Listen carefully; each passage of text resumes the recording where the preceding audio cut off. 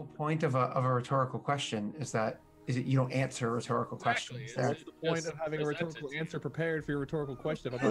You don't prepare Why- answers for yeah, rhetorical why would you questions. The whole point of having a rhetorical answer is in case someone asks you a rhetorical question. Yeah, hey, Tyler, please give the But example. that in itself is rhetorical. Hello and welcome back to the return to Faerun. There you go. Hey everybody, There you welcome go. back. I was just gonna let Welcome that. back to the land of Tieflings. I was just gonna the let land that of go. Tieflings with all of their tie and their flings. Do they have a lot of flings with ties on? Yeah. Well, hey-o. They got to keep it fancy. Welcome back. It's been a couple of weeks. I apologize. Last week was my fault. I had It is your fault. some personal shit I had to take care of, but we're back and we're moving north, I believe. So without further ado, since we're running a little, we started 5 minutes late on the show, we'll hand it over. Also your fault. Yes. Also, my fault. we haven't. Well, left partially. about Wade's lover. Partially Wade's fault because he had some audio things going on. We didn't want to broadcast it. It was just porn. That's what I'm saying. So Well, much yeah. Porn. Yeah. I was just playing all of my desktop audio through my new Go XLR. I think We were like, we're like, Wade, who's at your house right now? He's like, It's a rhetorical question. I think it was specifically elderly furry porn is what it was. So well, I I always- didn't play I that always one yet, but I do have a button for that. do we, I always wait, furry you have a button for elderly furry porn? Specifically squirrels. All right. hey, you gotta Teach get their these own. nuts. Teach their own. Gotta get those nuts. Yeah. Teach their own. Right. So, anyways, I think we're all regretting starting this conversation now. Wade. Thank you. You're Well, welcome. I believe Wade's character Weislor just encountered this young woman that likes older men. Oh yes. Trini was her name, I believe. You're right. I think that's I'm right. still high as fuck, by the way. True. IRL, let me put Or that yeah, on. no. Literally for a minute, my brain was like, he's talking about like is real life? No, like, no, is he just no. gone? Yeah. Welcome back, everybody. We all smoked waiting for heroin me to before the return. stream. Whoa. You smoked heroin before the Yeah. stream. I'm on the high life of Pringles, not sponsored, but Pringles. Matcha green tea lattes. Could be. Empty cup of coffee. Ginger Water. beer. Oh, Fuck you, hydration bot. So Scott, where did we last leave off? I could go for a cup of coffee right Can now. we just retcon rewind like 30 minutes and just cut off the last 30 minutes of the last stream? No.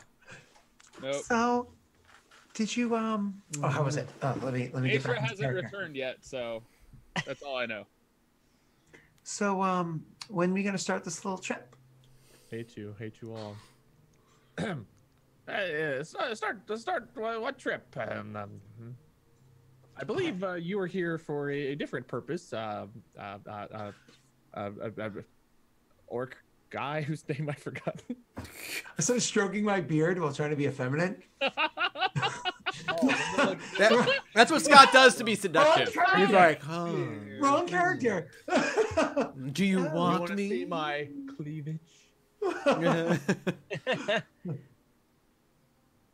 No. No. No. No.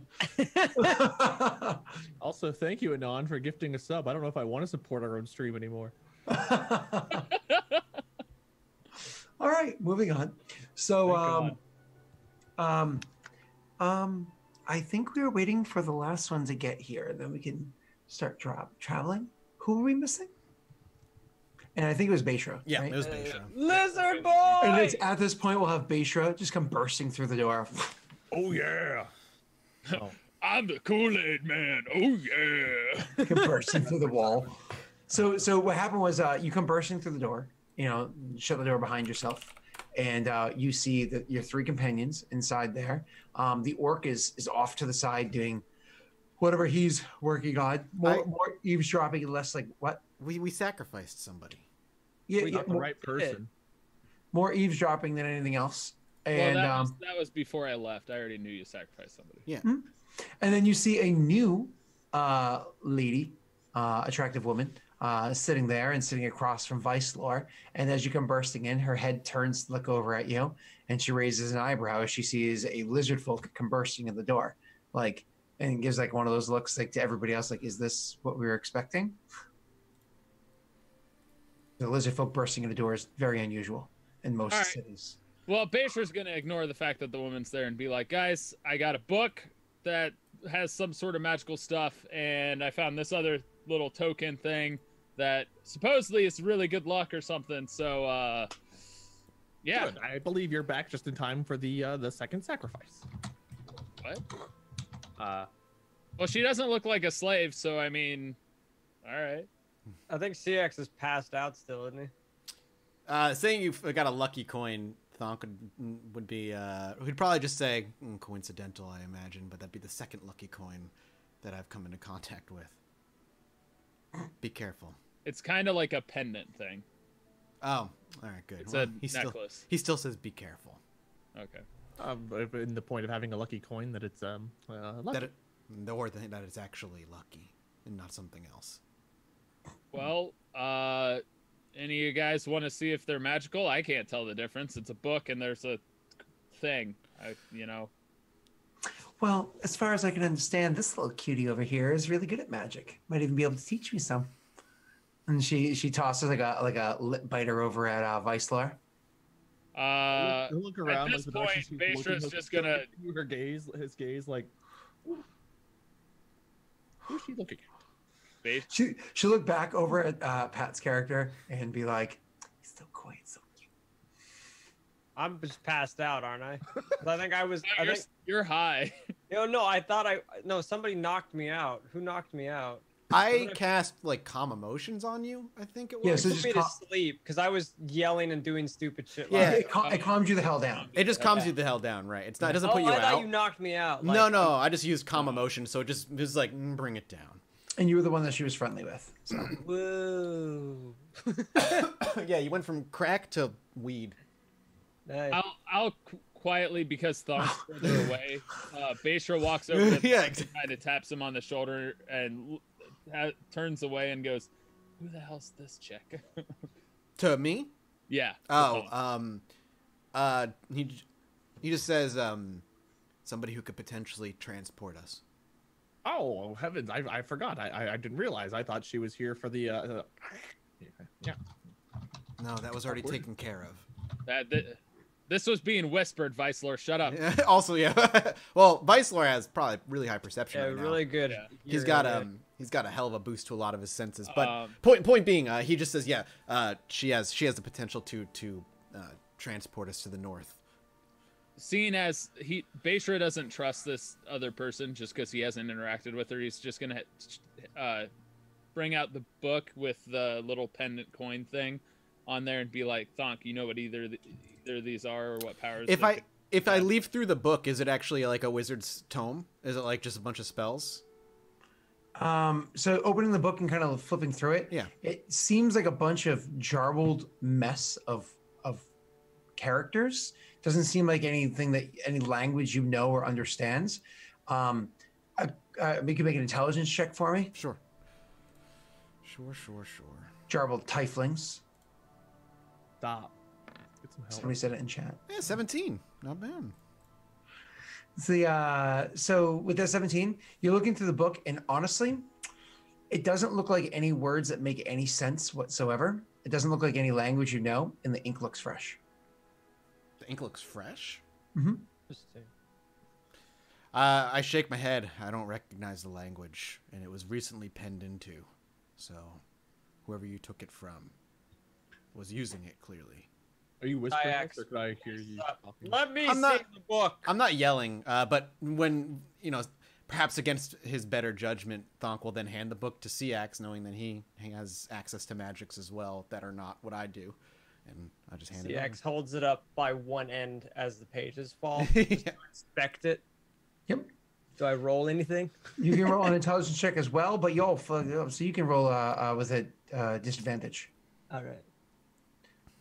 I'll have to practice not cussing on stream for the charity event. No, Shit, you're right. Yeah, right? not. Oh, wow. That was pretty That funny. That was a 7. For those of you who can't see the dice, it was a 7, and the other dice knocked it into a 17, and then also stopped on 17. That was pretty With sexy. disadvantage. Yeah, that was pretty sexy. So you are looking over the word, and once again, it does not look like any language that you're familiar with, any scripts that you're familiar with. And again, the ink is fresh. Okay. Because I thought. Never mind. Thonk Tell still. me before you burst the book into flame. Not let me. He'll kind of like try to carefully grab the book you're about to like you're dangling around. Just handing the book around. How about you? Do you know it? Other than that, the amulet. I mean, I could use detect magic on. Let me see if I have it. By fresh meaning it wouldn't be so thick for the ink for it to be dripping. No, by no, the way no. I'm We're talking like within like say the past few days, Okay. as opposed to like months, years, decades ago. Oh yeah, detect magic is a ritual, so I can definitely do detect magic. Just takes me. So you 10 just spend like minutes. 10 minutes or so and start getting it ready while people are Yeah, looking over the exactly. book. So I'd tell Beishra, give me a handful of. Each time. person's taking a few minutes looking over the book anyways, trying to see if there's any script or anything that makes sense to them. So Sure. it's not like it's out of line. I'm gonna assist Vicelor since Vicelor has the book currently. Okay, Vicelor, he's assisting you. You guys are going to try to like look through it with languages you understand and whatnot. Roll with advantage.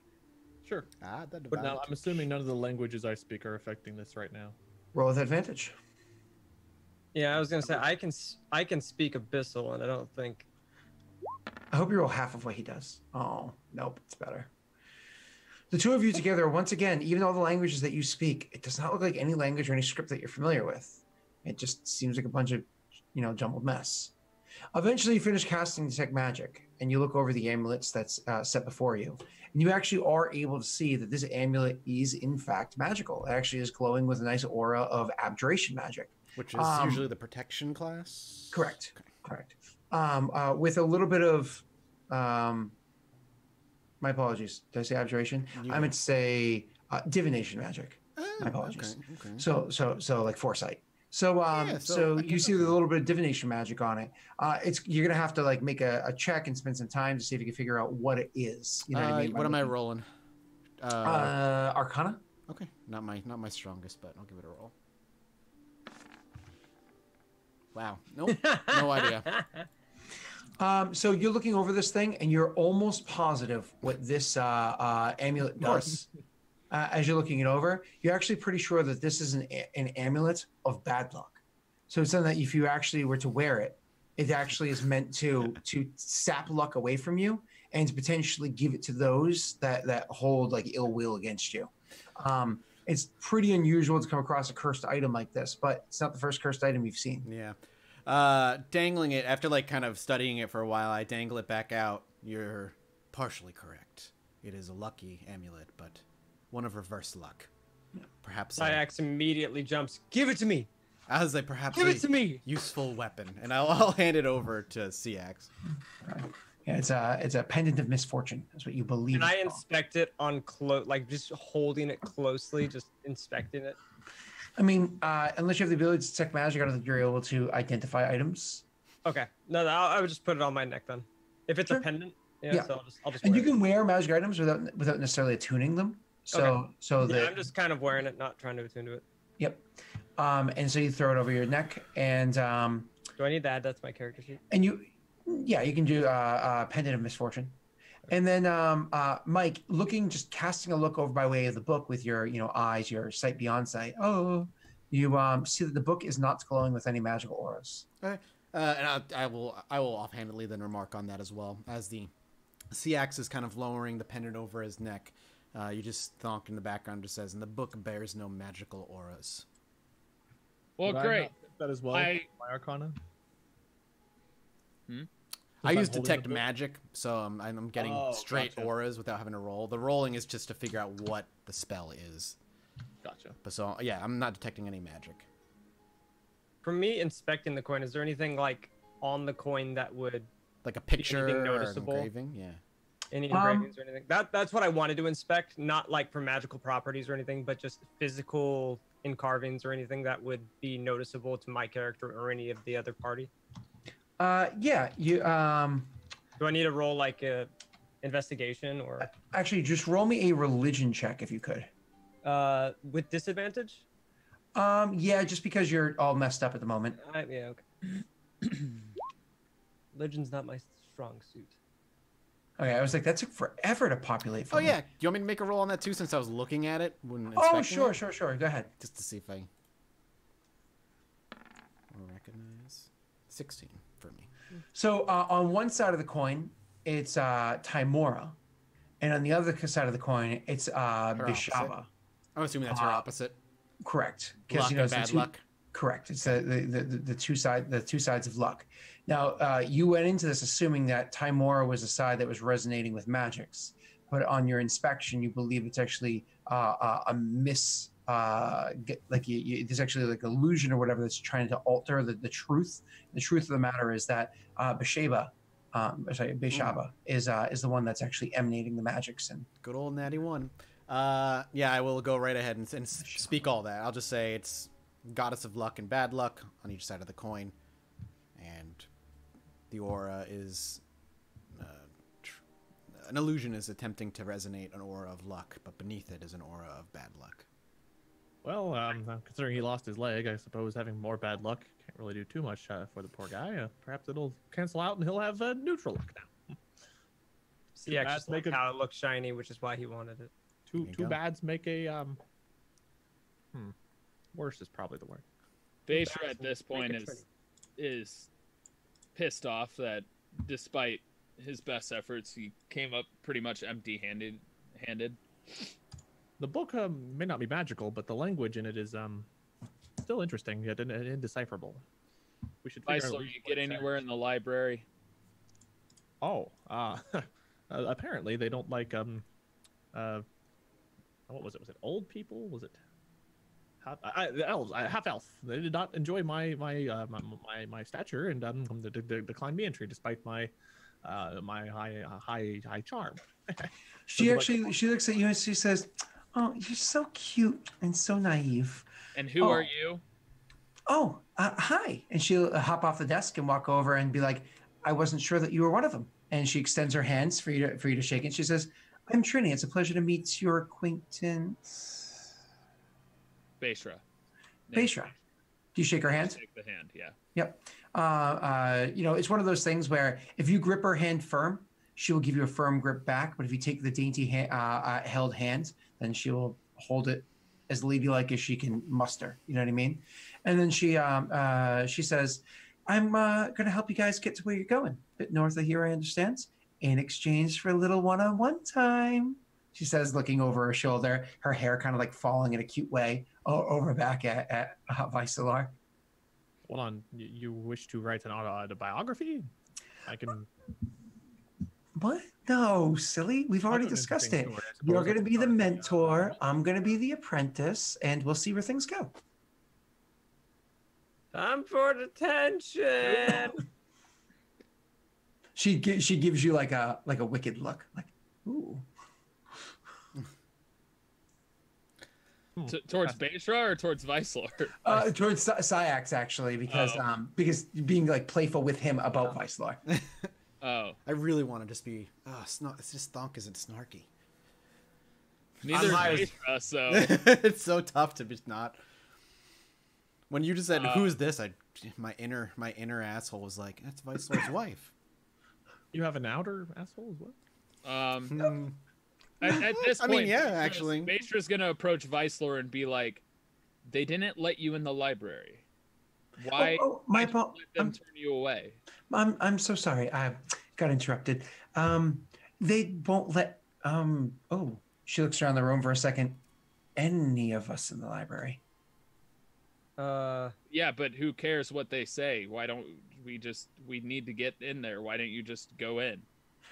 Oh, they're the guards here are well trained.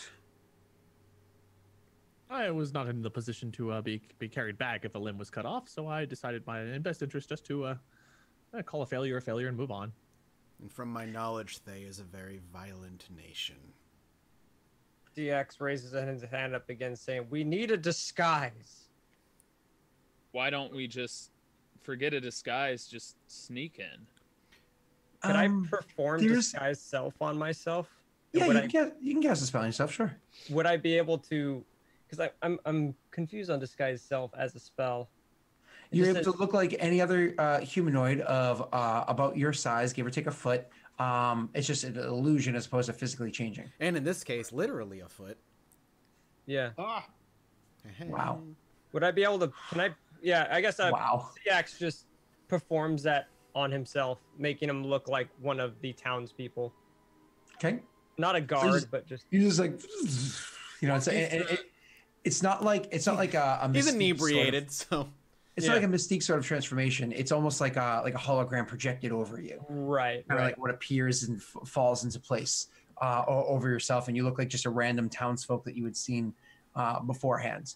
I'm And- rolling a perception check because I wasn't looking at him.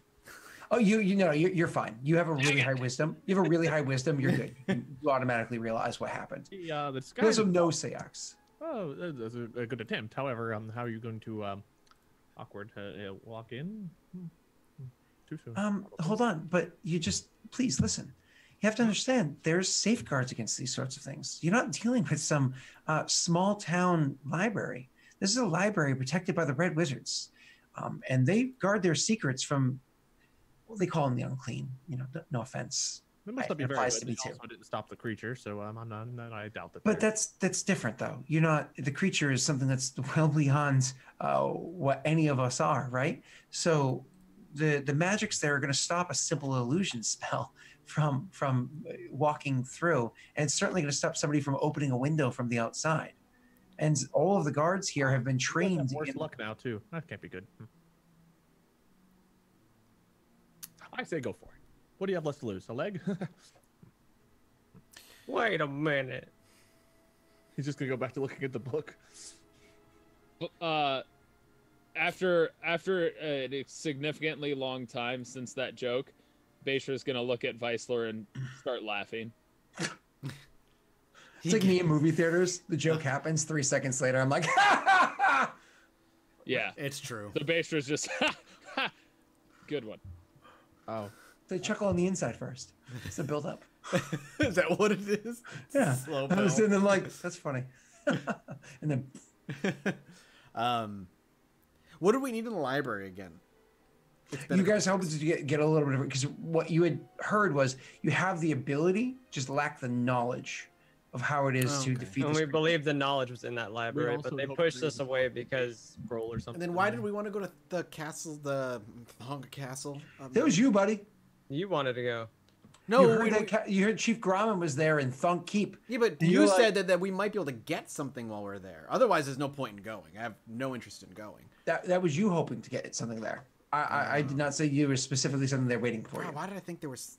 There was like Well, a reason to go? The spell for my leg. maybe wasn't it- regeneration or Oh something. yeah, it was the regenerating his leg. That was- Regeneration Oh, because they spell. might be able to owe me. Oh, powerful clerics. That's what you're looking for. That's right. Yeah. Okay, there we go. Kill him That's before you true. go on. That's why we were going to Castle Tonk. Oh, okay, maybe just cash Um, in on some clout. Baisha at this point is like, well, I did what I could and got nowhere. We might as well take a shot at breaking into this library. There's what else are we gonna do? If you do, the guards will hunt you till you're dead or enslaved. Yeah, I'm not used to that. Or I'm used to that. Sorry. But you might not be used to fighting the Eldritch Knights of Thay. These guards have been branded with certain types of magics that protects their minds from others being able to manipulate them. Anyone other than their, we'll use the phrase masters. And You've been branded.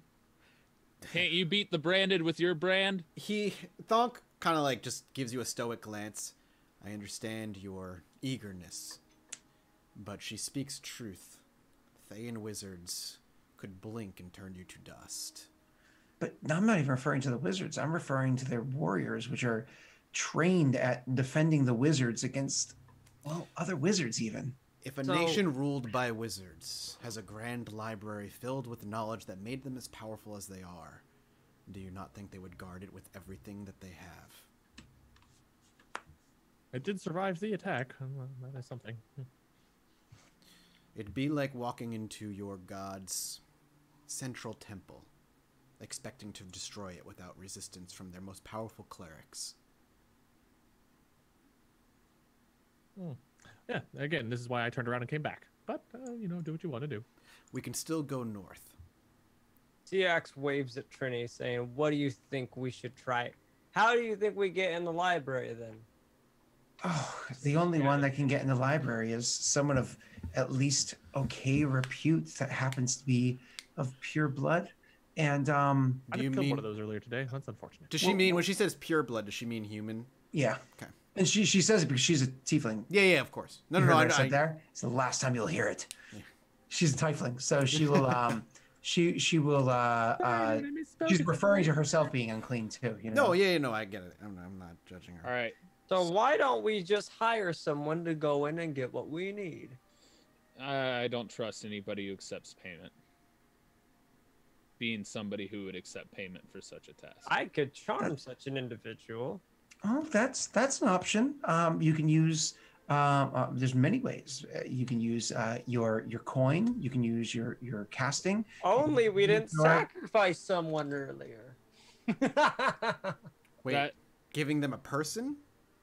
Sacrifice someone? Don't worry. She says, looking over. Actually, I'll just look to the church, like gesture to where we are. We stand in the hall of Grumsh. Watch your Oh. language and respect the ground you walk. Oh, you know, I guess an orc's got to do what an orc's got to do. She looks over at Vaisho like, Well, what do you need me to do? What we need to do something. I can't sit here. I can't stand here. There's a creature out here roaming. I feel inadequate as to my recent task. What are we gonna do? Oh, don't worry. The creature will keep killing, regardless of what we do. That's what it does until we stop it, kill it, banish it. So it will do as it does. In the meantime, we should form a plan. That's our plan. Yes. I think our first manner of business should be Ciax's leg. Without so one, he go- will be a hindrance. In order for that, DX exclaims, "Yes! I want Well, my leg." Looking to the Tiefling, you can take us north. I can get us all to travel. And she looks at all of them and she's kind of like thinking for a minute. She's like, well, luckily for us, you were all a bit scrawny. When can you take us? Like just cutting to the chase. She's like, I suppose we can meet outside the gate in less than an hour's time. Starting outside the gate is probably the safest way of going about things. In a form of payment. She, you see like a smile in her eyes and grow across her cheeks, and then that's towards Thon because that's what she's speaking to. And then she tosses like another cute little like over at Vicelor and says, "Just a little alone time to see what he can teach me." I look to Vicelor and without even saying anything, I just say, "Deal." You said, and I looking to her, I said, "Under an hour." I go over to pick up Ciax. And I was like, That's what Vaishra was "Oh, saying. really? Exactly. Yeah, I'll let. That's fine. Let Baishra Is do it it." fighting over him? No, One you're pulling at the leg. Baishra, exactly. So you pick one up missing 'cause Ciax. the leg's not I there. I literally, without you even I'm hearing, being tug of that, war out of the picks up freaking. CX and walks out of the room. That's fine. I look to the apostle and say, "Give them Picking him up. if he has one, give the two of them a private study. Paper, quill if they need it." She's like, "Oh, we can do things on the trek, and after, you know, I'll stick around for a little while. You can teach me. You can teach me. I just want to learn how to do a little bit of magic. I mean, it's in my blood," she says, and you know, you can see like fire starting to erupt out of her hands. I just You know, which is you could tell is just natural tiefling. You know, yeah, magics. of course. I just look to. I kind of dismissively wave my hand at her, and I just look to Vicelor. "She's your problem," and I walk away. So Vice's just gonna Vicelor's throw her out the all over. monster first chance he gets. Problem. Well, seems you're my problem, so I will have to solve the problem. Perhaps Ciax is the one you should be learning from. He also, yes, but not in his current state. I don't believe asking him to burn things right now would be a wise decision, especially with the necklace. Oof, can't end well. Won't end well. The axe yells, "Nope!" from being You're out of carried the room. Nope. No, I could hear that. But alas, to the outside of the gates we go. I've just got to gather my belongings. Could a strong man come and help me get that stuff? She says, yes, of looking course. over. Thonk, we need you for one more task. She frowns. No, he does not answer you. He's gone. He'll look at the what is it, Apostle, the other orc that probably is like an orc warrior. That's strong. You and yeah. She needs some assistance. If you could, thank you. He'll let us walk out. Oh, you go walking out, and she just shrugs and is like, I guess I'll get my own belongings. It's not like they can't carry themselves. And she walks out. She'll meet you guys by the north gate in like half an hour's time. Okay. When she arrives, she has a pack over one shoulder, and she has looks like she's walking over carrying maybe like a tube or something from the distance. But as she gets closer and closer, you see that she's actually carrying a rolled up large carpet, like in one hand holding the edge of it. The thing is so long, it's kind of going up fireman carry over her shoulders, kind of dangling off and like folded slightly off of the shoulder on the other side. Clearly the thing must be fairly heavy, but she's walking over nonetheless carrying this thing, and there's a bit of a struggle to it, but she gets there. She can show you the world, Vicelor. So If one of you don't kill her, please, for the love of God. Baisha, do you trust seeing, her? Seeing as she's just kind of dragging it along, runs over and tries to help. Oh, he's a good guy. Okay, so Baisha goes over and helps grab the thing like off of her shoulders or whatever. She's like, "Oh, thank you," she says, like tossing you like a Wait, are genuinely you appreciative. still carrying me, Baisha? I imagine you were settled waiting for her. Yes. Oh, I just I want to dropped be you on the your ground. shoulder trying to help hold the carpet up from your shoulder. So when you go over and you kind of meet up with the rest of the crew, she's like, "Thank you," and like says, "You can just put it right there," like gesturing to the ground. Baisha just drops it and walks back to where he was and picks CX back up. She's like, "I'm sure we're all about ready to get out of here." So, and then she looks up at one person who's probably standing like right in front of where the thing was dropped, and it was probably Thunks. And she's like, "Could you like just a moment?" She's telling me to go away. You like step back because you're like in her way. Oh. I eye her, but I step away. She grabs like one little corner of this like carpet that she brought over with her. This place, what is it called? A throne. What do you call it when you put it inside the center of a room? A center room carpet. No idea. My wife knows what they're called. I don't know what they're called. I just say yes, dear, and then I put things where she tells it to. What the fuck's it called? I don't know.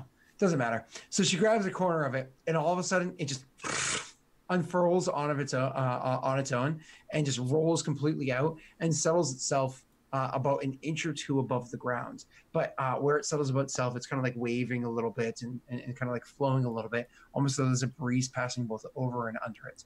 And the whole thing is floating just barely on top. Oh, She she's looks not at- teleporting us. Gotcha. She looks at all of you and says, "I think we're all light enough to fit on the entire thing. Worst case scenario, we choose one to stay." Well, we won't be needing your services, so I suppose that's fine. She chuckles and gives you like a you. Baisha is waving his hand underneath it. Is it real? Like, what is this? What is this? Stonk just steps on it then. Like he just walks past and just It stands. gives to the point where your foot goes almost all the way down. You expect it to touch the ground because of your weight shifting onto that foot, but it stops and almost becomes not solid, but supports your weight nonetheless. Kind of like standing on a mattress. Mattress never feels solid, especially if it's like a pillow top. Yeah. But not one of those like hard ones. That would be It's like a pillow top. Never feels quite solid, but it supports you nonetheless. It has that kind of like feeling onto it. That- We know you still jump on the bed, Mike. So. yeah, that would just be terrifying to fly on. Yep. And so I don't think I'd Vicelor want to. will Baisha's probably gonna use, like scuttle across underneath it. Just like Vicelor's check. gonna He goes put his under- staff it's on not- there and it's- help lift himself up, and he'll put his other hand like on Thonk's head and use it to lift him up. So you put like your staff, and your staff actually does pin it straight to the ground, and actually pins it to the ground, which gives you like a good solid hold. And you use Thunk's like shoulder head, whatever it is, and you step But up definitely onto the the head, area. probably like that awkward like.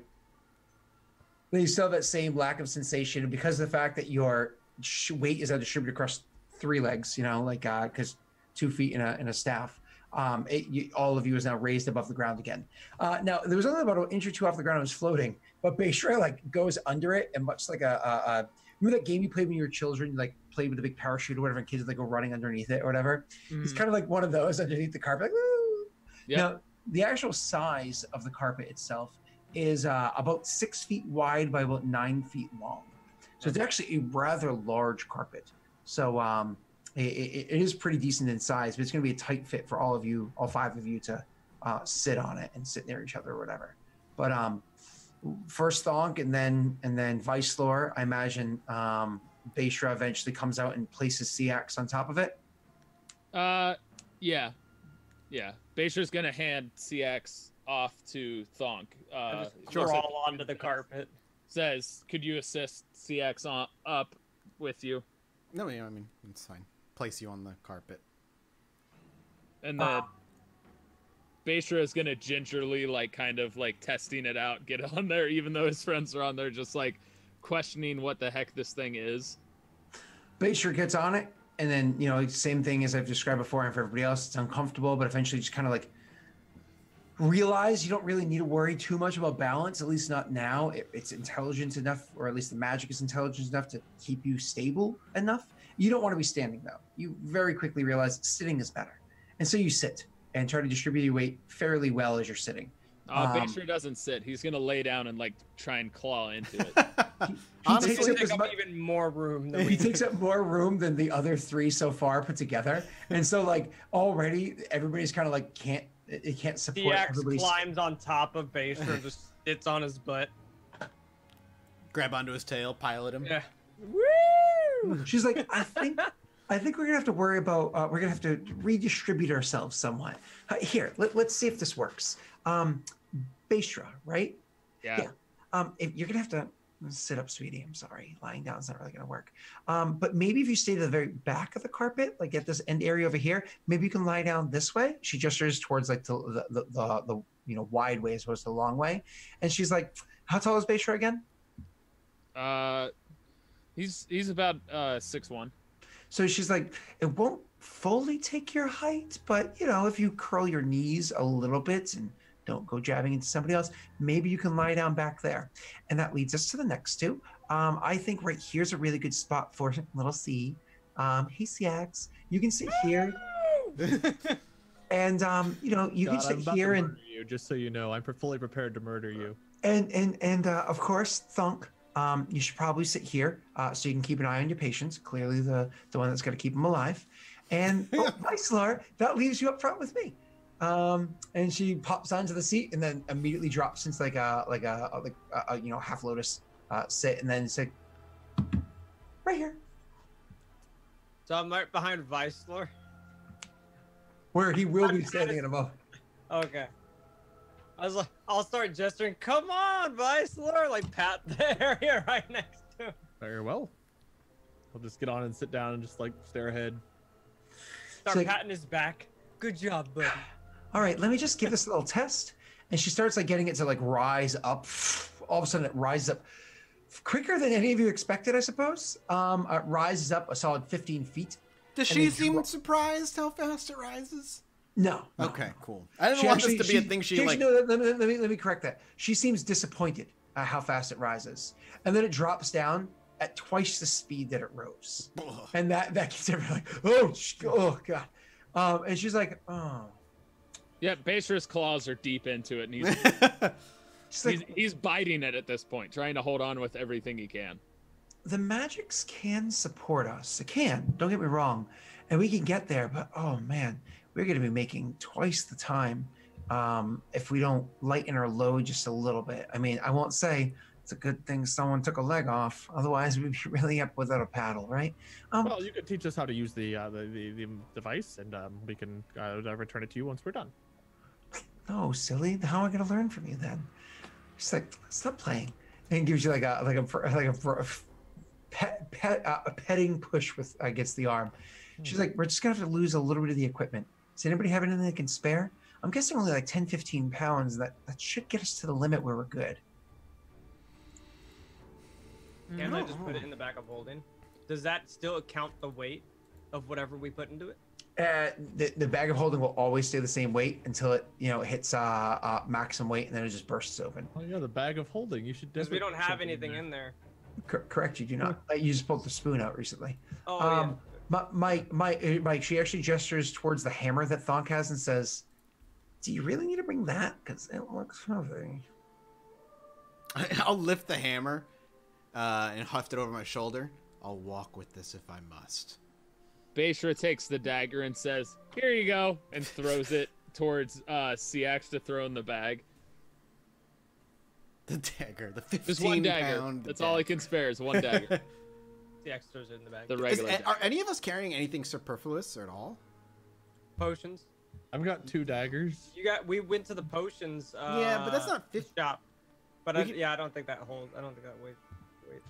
2 daggers is all I've really got that's extra, I think. I got rid of one dagger. If I'll ask her if we're able to lose this 15 pounds, how fast can she get to the north, and how fast will it take? She says, God, I can tell you that it'll take twice as long to get to where you're hoping to go if we don't alleviate Right. some of our load. But I'm asking for an estimated amount of time. How many days does she think it'll take? Give me one moment. What's in her pack? Baishra yells. I honestly, I did check a map, part of, kind of getting things. I have and you said that. She's like, actually, I have a map in my pack, but I want to say, by way the carpet flies, assuming there's no issues along the path, 450 to 475 miles. That's a bit of a hike, if you know what I mean. So it'll take us a while to get there. Let me think for a second. But in the meanwhile, anything else that you guys can drop? No? Baishra kind of Nothing? looks at Thonk and goes, her. She does think, she's like, I want to say the carpet could bring us maybe 30 miles a day. So 30 miles a day. Oh God, that's so slow. Well, yeah, that's if we don't lighten the load. I asked if we lightened the load. I'm curious. Oh, I'm so sorry. Then we could push the thing and travel a bit faster. We could probably get there at about 50 miles a day. 50 miles a day. That's still like 5 days, Yeah. 4.5 days. And what's the estimate if we were to rent some horses? How fast can we push horses usually, Scott? Horses, you're going to travel, same general idea, but you're going to be going over terrain, which can slow it down Significantly. And we're Yeah. also paying for them. Yeah. And- Yeah. But we keep Right them. now, we're just paying Vice and you Lord. could get attacked. Yeah. Fuck. Worth it. Let's do it. Baishra remembers quickly that the guy he stole from earlier had some potion that made a really big fast horse. Yeah. It won't last is the thing. It's probably a potion of Phantom Steed. How heavy is the bag of holding? For me, on my sheet, it says 15. Can we fit his hammer in the bag of holding? That is not going in there. Can we fit her in the bag of holding? She'll die. Because Oh, even no. with without the knowledge of what this bag actually is, shoving someone into the bag of holding is shoving them into the.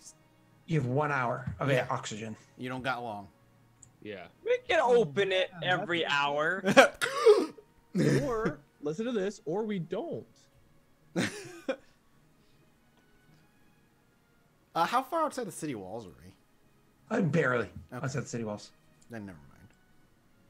She's like, so really, you guys don't have anything? And she like looks at your packs, and you have like bedrolls and stuff like that attached to them, and like basic traveling supplies. Nope. I already got rid of my dagger. Can I put my pouches and my thieves' tools and stuff inside the bag of holding? Absolutely. I don't think that will lighten the load, but I mean it'll lighten my load. You could take off like your whole backpack and throw it into the bag of holding. I don't want to do that. Just the thieves' tools, the component pouches, Dungeoneering's pack. The engineering bag's heavy. Is it? Oh yeah. How heavy is that? Jesus, where's my player's handbook? It doesn't say how heavy it is on my sheet. I apologize. Oh, it does. I thought it said somewhere. None of my stuff shows weight either, other than my armor. My bag of holding says 15. Equipment packs. SRD. Let's see, and its weight. I thought it had a GP value, but you said Dungeoneering pack. So the Dungeoneering. backpack, which is 5 pounds, a crowbar, which is like 2 or 3 pounds, a hammer, which is like 3 to 5 pounds, 10 pythons, those are each, I want to say, half a pound to a pound. 10 torches, those are a pound each. 10 days of rations, those are half a pound each. A water skin, which is 4 pounds. 50 All this pieces shit rope, I had, I which is didn't know I had. 5, 10 You're pounds. prepared for the worst. Like, I'm just, the weight's off the top of my head, but those are pretty accurate. Then So, I'll just put that in the bag of holding. And then we're good. so you open the bag of holding. This one takes a little bit more effort for you to shove your hand into. Can I ask for Thonk's help? Sure, I'll help you. Oh, hold on. Yeah, I want to hear what happens when you guys shove your hands. Yeah, no, I know what's gonna happen. Go ahead. So he holds the bag open. You start shoving in. Oh, is that what I'm doing? What were you doing? Am I holding or am I shoving? All right, it's up to you, man. CX, if you ask for help, are you having me hold it or are you having me shove it? I was gonna ask if you could shove it in there. All right, I'm rolling. You've got more of the strength, which is why I was gonna ask. Roll me a D100, Mike. D100? Yeah. I thought it was just a 50% chance. D100, man. Go big or go home. 26. Okay.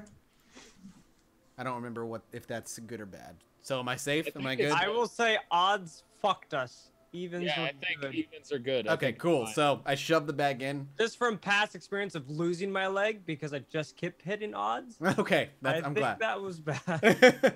All right, good. Then I'm good. God damn, we gotta figure this out at some point, motherfucker. Now you guys roll well. It'll Now. be the next time we use it, because right now, like, our characters, we opened up a hell portal, basically, like a portal that wasn't meant to exist, so we have no idea if it was that or something more. Have we inspected the bag of holding? I mean, Weissler stuck his hand in there.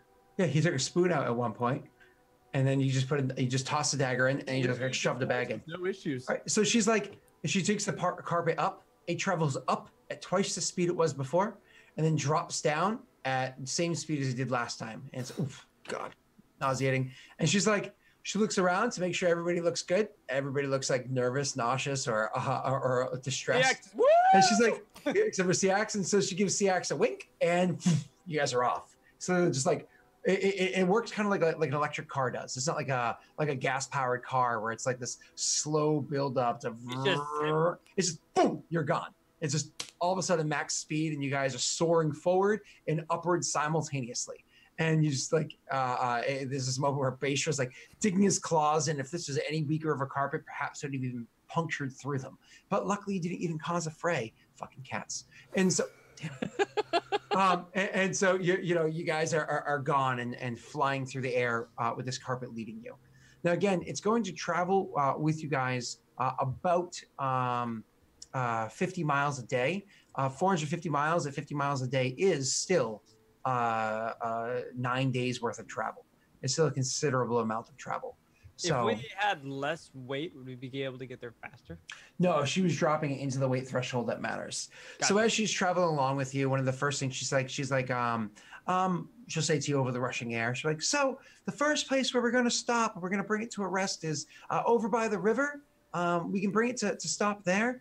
If everybody's feeling like, screw it, we can keep going, then we can always push this further each day. But just understand that the further we push it, the more tired each of you are going to be. And the magics of the carpet itself could get a little skippy. And just hold on tight if that's what you choose to do. But honestly, seriously, Weissler, look at that sight. And she says, kind of like pointing at something, like leaning over into your lap area. I'm like, do you see that? And it's one of those things where she intentionally has like the wind is taking her hair and kind of like slightly blowing it into your face, but not like so much like He will take it Just like very a little literally. bit, so it What tickles. is the site? CX crawls over Weissler. Where? Beistra yells from the back, get in your normal places and pay attention. It is funny because when he does that, you do feel the thing dip and kind of like fly slightly for off key for a moment. She's like, whoop, and kind of like grabs the front edge of the carpet, not hard, just like needs to hold it just between even two fingers, and from there she can guide it back into a more balanced course, and keeps pushing on. So with that, I do have to ask: did you guys want to try to push this thing further each day to travel further faster? We're in a I hurry. say we but push. I would be okay pushing it once. Sure. To double the. So would we go 100 miles? So or how much is pushing it? So more or less, We do 50 a day. if you assume traveling, make sure I said this right. Sorry. If you assume you're traveling 50 miles, you know what I mean? Kind of like assuming like 10 hours of travel, you're doing about, what's that? 5 miles an hour, right? So you're actually traveling a considerable speed at 5 miles an hour. So for every additional 2 hours, you guys would have to make a check. So for every additional 10 miles. You guys have to make a check for each day that you do that. And So now I wanna- Baistra would be against it just because he likes to feel the ground under his feet. That's what he knows. That's what he feels comfortable with, and he hates being in the air. Question. How long did that drug help keep me pain-free? Would it have worn off by now? It wears off somewhere around when you guys, because I mean, it's one of those things they hit you with a hard dose and probably did like what they could with magics and whatnot to make it last longer. So we'll just say that it lasts until that first night when you guys are going to be camping, whenever that happens to be. So it's not like after you wake up the next morning, you wake up to pain, which would be almost better than this. CX You're will trying to go to sleep to pain. CX will comment that he could feel the pain starting to come on, so looking for herbs or just something medicinal would be nice. So voting against, basically. Yeah, we should probably just take it easy. We're not like we're not like on a time limit. I mean, we are, but we're on this nebulous time limit. We don't really know. Yeah, we don't know what's going on in the world that we need to worry about. So I'm down to bring it down and just kind of travel regularly and take the 9 days it's going to take us. That's fine. Then what I want from each of you PCs is one at a time. We can start with, let's do this round robin style. We'll start with Wade. Roll me a D100, followed by a D100, and then it'll be Tyler, then Pat, then Mike. To roll D100, then do it again? Correct. So each of you are going to do it. It's going to Wade twice, then Tyler twice, and so on. Big numbers from a big man. So, roll one more time. Patrick, roll again. Mm-hmm. That's funny. Pat went out of order, but that's okay. Oh, my bad. Yeah, I'll go now. Okay.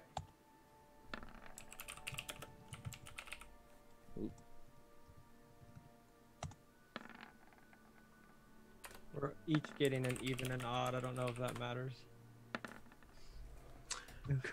Okay. All right, and then I will roll the last one. And we're all fucked. Okay. No, I have an idea of what this might be. That's 2, 4, 6, 8, 9. So Ah! it's every day. It's something every day. So what happens is each day that passes, I was like, everybody's rolling well. I say hi. Each day that passes, you guys are traveling through the air, seeing various things flying in the sky, usually birds. Seeing the ground whip past you down below. Occasionally, the thing will come to a rest, so everybody can kind of like regather their senses in the ground, eat their food, relax up a bit, and then take to the skies again, and up and down. You know, perhaps 2 rests plus overnight each day, making this trek goes for as far and as long as it possibly can. And each day, you guys set up a camp in a way that's going to protect you and keep you safe, and et cetera, et cetera, et cetera. Finally, you guys are bringing you away down to the region where it is close to where you finally have left the region of Thay, and you finally passed, or you're coming over to Thesk Mountains. Now, I don't know if you guys have the map open that I shared with you last week. I'd be more than happy to share that with Twitch chat, the map that I often use. And a reminder as to if you want to follow along with where we are on the map, after you open that ginormous map, and it takes however long it takes to load, if you go stick to the northern half, but not too far north, and you go all the way to the far, far east, there'll be a little area that says Thay. It's kind of like over by the mountainous regions, not quite to the green area called the Endless Wastes. Anyways, just northeast of Thay, there's going to be a place called Thesk. There's a region called Thesk Mountains. As you guys are approaching the Thesk Mountains, you're going to make your way, kind of like as you approach the mountains, you're not going to try to fly over them or through them or whatever. Not northeast. Yeah, that's northwest. My apologies, northwest of Thay. My apologies, thank you. So as you guys are approaching Thesk Mountains, you're going to stay on the southern edge of them rather than try to fly over mountains at a really high altitude, which is dangerous for a whole bunch of reasons and stupid to do. So as you guys are approaching the Thesk Mountains, you're going to stay to the southern edge and start flying west around them. I don't know if you all recall or not, but on that map, there's a word that says Fent. That's the name of one of the cities that were important long, long ago. But that small little hill that the letters E and N of Fent are written on actually happened to be the region where Black Hill Mountains, so the Black Hill Keep was. The area where Thunk Keep is currently. So you're traveling around that region, but you don't know the mountains well enough.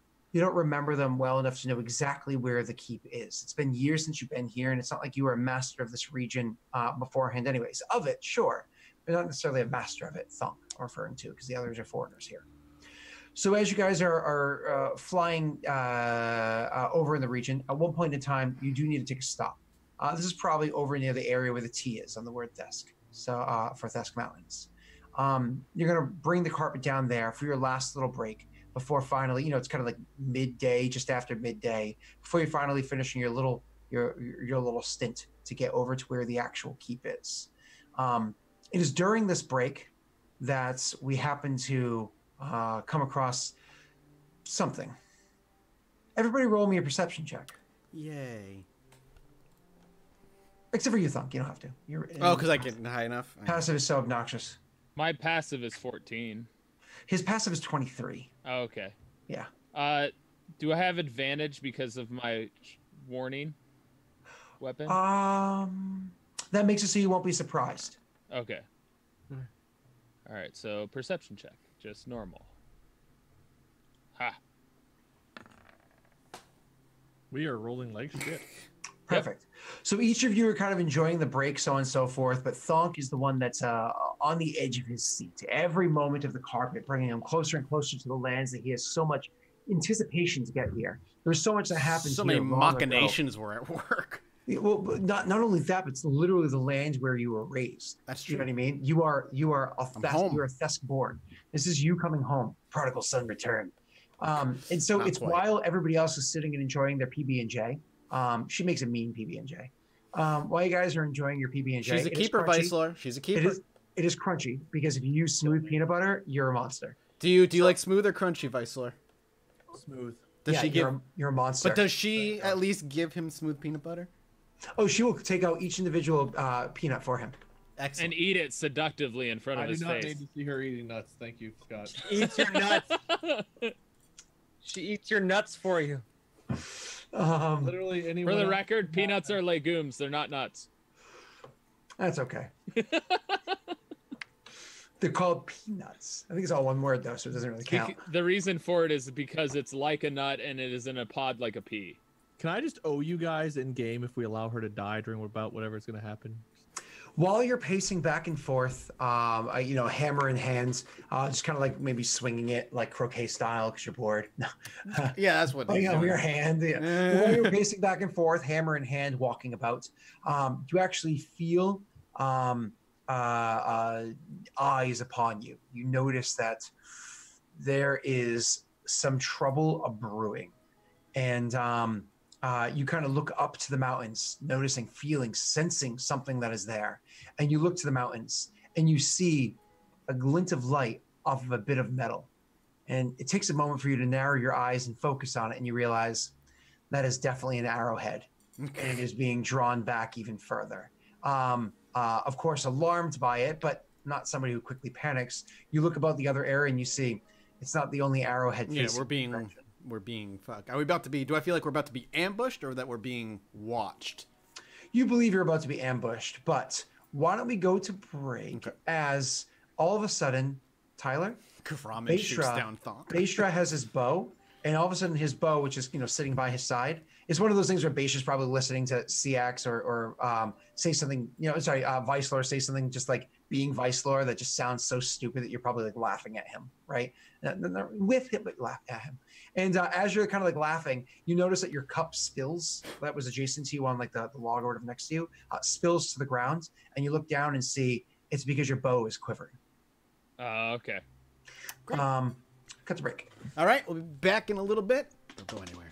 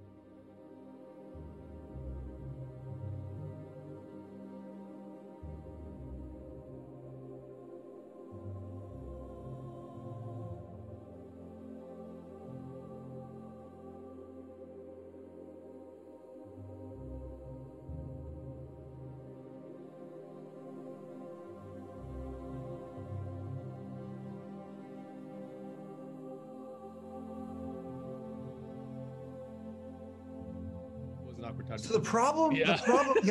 the problem with that, Pat, is that if you do that, then Thonk will really know what you're up to, and so you have to. I've got good sleight of hand. I didn't think me putting my hand up is. Oh, we That's the direct portal to Grimish's realm.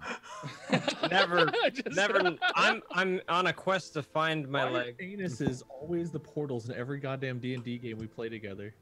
It's just with Mike. What other game has an asshole been a portal? Dark Sun. It wasn't a portal. He was hiding a switch. Okay, well, And it was and how and it was just a doorway to another realm. not only that, but Wade, I will ask you this question. You can tell me if I'm right or wrong. How sexualized was that queen? Well, with Scott as the DM, Whoa, above average. that's canon. That's canon. I believe it's also canon. Oh, I believe that. I'm just saying that Yeah, but queen. Scott, well, there was unnecessary dripping, and there was all kinds of stuff we didn't need to know about with Scott leading the way. Canon. I like how so Scott, in some book somewhere regarding her lore, there will be copious amounts of dripping. Moist. Well, Wade said dripping. I didn't say dripping. Why are we The talking about this, painting we had to guys? look Guys, at. guys, guys, guys. This is Faerun. Bedroom. Listen, This is my Faerun, bow not is Athos. quivering. We're about to get shot with a bunch of arrows. Let's pay attention. Honestly, right now, I'd be okay with my character dying with what I would give it on my birthday. Is that what you call it, Tyler? Your bow? Don't resuscitate this time. My Just- bow is Like, quivering. that's what Scott said. I looked down. My bow of warning was quivering. We go to 'Cause it locked my drink Dripping over. Queen, Tyler's bow is quivering. Yeah, after the unnecessary dripping, Tyler's bow started quivering, Excuse you. It's not my arrow. and he got some goosebumps and parched his lips just a little bit. So, anyways, back to the fact that there's a bunch of arrows trained on you.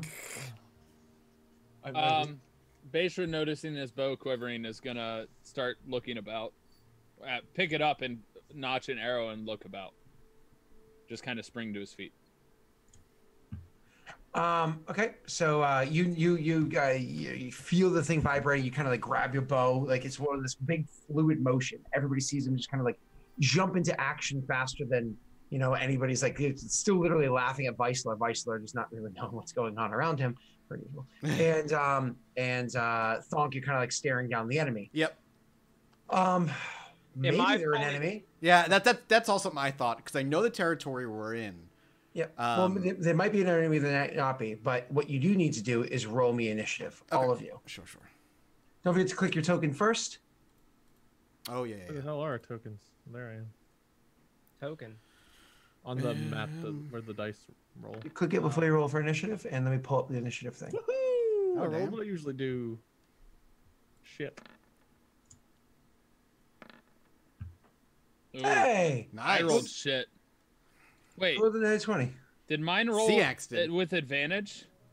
Where are you, Baysha? You usually do. Let me just double check. It didn't show if it did, but I don't know what it Yep. Question. I'm fully conscious now, right? I'm Yeah. not It doped up. says 1d20, 1d20, keep higher one. So you roll the 6 and the 7. Yep. Oh, okay. You are I'm sorry. you are fully conscious, yes, but you Okay. are I'm missing just a in leg. an excruciating amount of pain. Yeah. Yeah, I can't put you out. I can't put you to sleep. Technically speaking, you should be having like missing constitution and stuff like that. Like it's one of those things. Did I have rolled that with disadvantage then? More or less, your character can't walk right now. If That's you, all. assuming they fastened, because I believe we did fasten you some sort of sad peg leg It before. was a wooden peg leg. Yeah, it was like a splint. with a crutch. You know what I mean? So your character would have a. Did I a reduce my speed then? correct. We'll reduce your speed to. Like 15 or something. Yeah, I was actually going to be meaner than that and say reduce Oh. your speed to 10. That's fine. Yeah. Should I make that change on my sheet now? Yeah, you can, and it's only for now. I was at 30. All right. So CX, however, as a reminder, the way my homebrew works, something I just love doing. If you roll a natty 20 on initiative, then the first round of combat you get 2 actions. If you roll a natty 1, the first round of combat you don't get an action. It's my way of being very nice and very mean. This works in the favor of the party because you have somebody in your party that rolls advantage on initiative. Anyway, so CX, not only do you get to go. I didn't put bad guys in here for you. Not only do you get to go first, you actually have 2 actions, which means theoretically you can cast 2 spells if you wanted to. What would you like to do with your turn?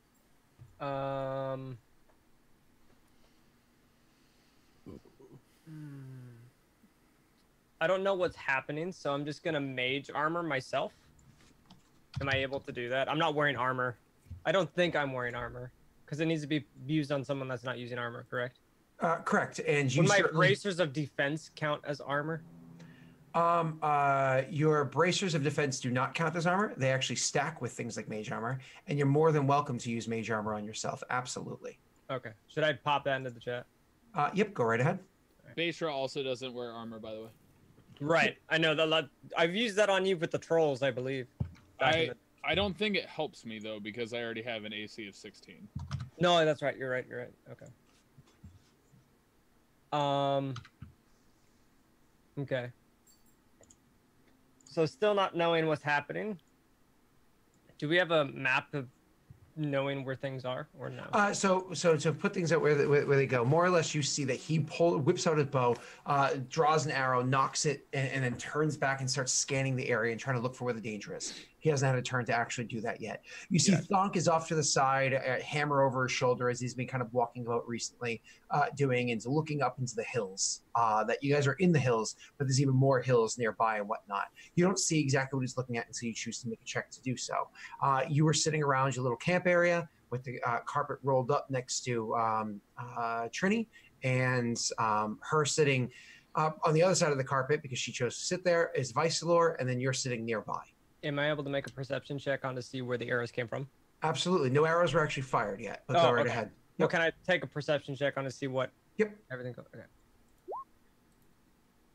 Cool. So you're looking off in that range, you unfortunately have no idea what's going on. So it's kind of like as you're looking up and going that range, you just instinctively cast your spell and throw mage armor on yourself. Okay. What do you do with your other action? I don't know what to do. I can't move very fast or very far. Well, movement's different anyway. You have another full action, so you can cast another spell if you have something else that protects you or tells you something, or... I don't know what I would do. Does Trini wear armor? Trini does not wear armor, as far as you can tell. You don't. You truly Vicelord do is not like, believe she use wears her armor. as a shield. Yeah. Oh, for the love of God, please. Okay. I guess for my shoot, I don't know. Are you gonna go cast mage armor on Trini? I was thinking that or cast. Well, because it doesn't do anything for Beishra. Or And I offer believe her as a sacrifice to whatever's attacking. Thonk, do you wear armor? Yes, but I can also give myself armor Right. I as figured well. you'd be good because Give it to Vicelor. I have armor on. he has armor. Can I try? Can I ask for permission to cast mage armor on Trini? Would she be able to tell me or no? Well, what would you say to her? Ask her. Yeah, just You ask. don't want to Like- take another perception check? Just RP it, Pat. Just what would you say? CX says, "Hey, can I give you some armor, some mage armor?" She looks at you. Yes. She's like looking over at Beishra, who she's grown to be friends with because Beishra's genuinely a nice person. Okay. So CX touches her shoulder, giving her mage armor. Okay. And so you cast it upon her, giving her a boost to AC, and that's kind of going to be the end of your turn because that's all you could have come up with for now. Right now. And now it's going to go to Thonk's turn. Thonk, you're able to see 3 arrows trained on you. If there's more than that, you don't know right now, but you know that there's 3. And you know that with there being 3, either they're very sure of their skill, or there's more than you're aware of. Yeah. Because currently, why would you ambush people that outnumber you? Yep. I will actually. You'll see Thon kind of hoist the hammer over his shoulder and kind of plant it into the ground by his side, and while placing a hand on my chest and casting Shield of Faith just to keep myself safe, more or less, the other hand goes up and just shouts to them like, just shouts, "Halt! We mean you no harm. We have injured, and we're looking to go to Thonk Keep." You say, "We mean you no harm. We're looking to go to Thonk Keep." So And we just kinda have like, injured, and I say we have injured. So you're just hoping that you know who it is that's up there. Appealing to them, hopefully, but if they do fire after me saying that, then no holds bars. If they're not playing nice or not playing. Of course, roll me a persuasion because you believe you're trying to persuade people. Persuasion. Okay, not terrible, not great, but That 18. It was it's unfortunate. It was right there, yeah. Yeah, it happens. So they're gonna open fire basically. And with your turn, that technically what? Well, I suppose persuasion is an action, isn't it? Yeah, I So, mean, if I'm making a die roll, you figure that. Yeah. So I just don't always do that for perception. You know what I mean? So I have I just increase the DC if you're not spending an action doing it. Shield So. of Faith. Throw that out for people. Oh, bonus action. Bloop, Yep, it's increase fast. AC. Yep, I just So bumped you my say AC the up. words, but as you plant the hammer, you throw up the incantation quickly, defending yourself, and then say your words, more or less showing that you're willing to fight if need be, but you're also trying not to. Correct. That's what happens. And the immediate response to that is thunk thunk. Yep, here we go. Thunk. Yep. As crossbow bolts are let loose and firing over in the direction of the party.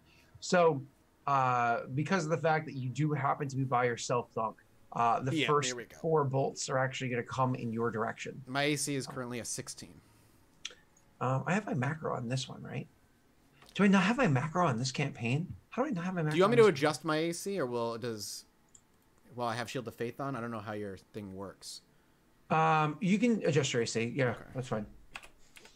But Did I also adjust mine? no, yeah. You can add major over to yours. So I won't lie, I'm starting to fall in love with the Pathfinder character sheets that we use for our Thursday game and I use for my Wednesday morning game. I'm starting to fall in love with them.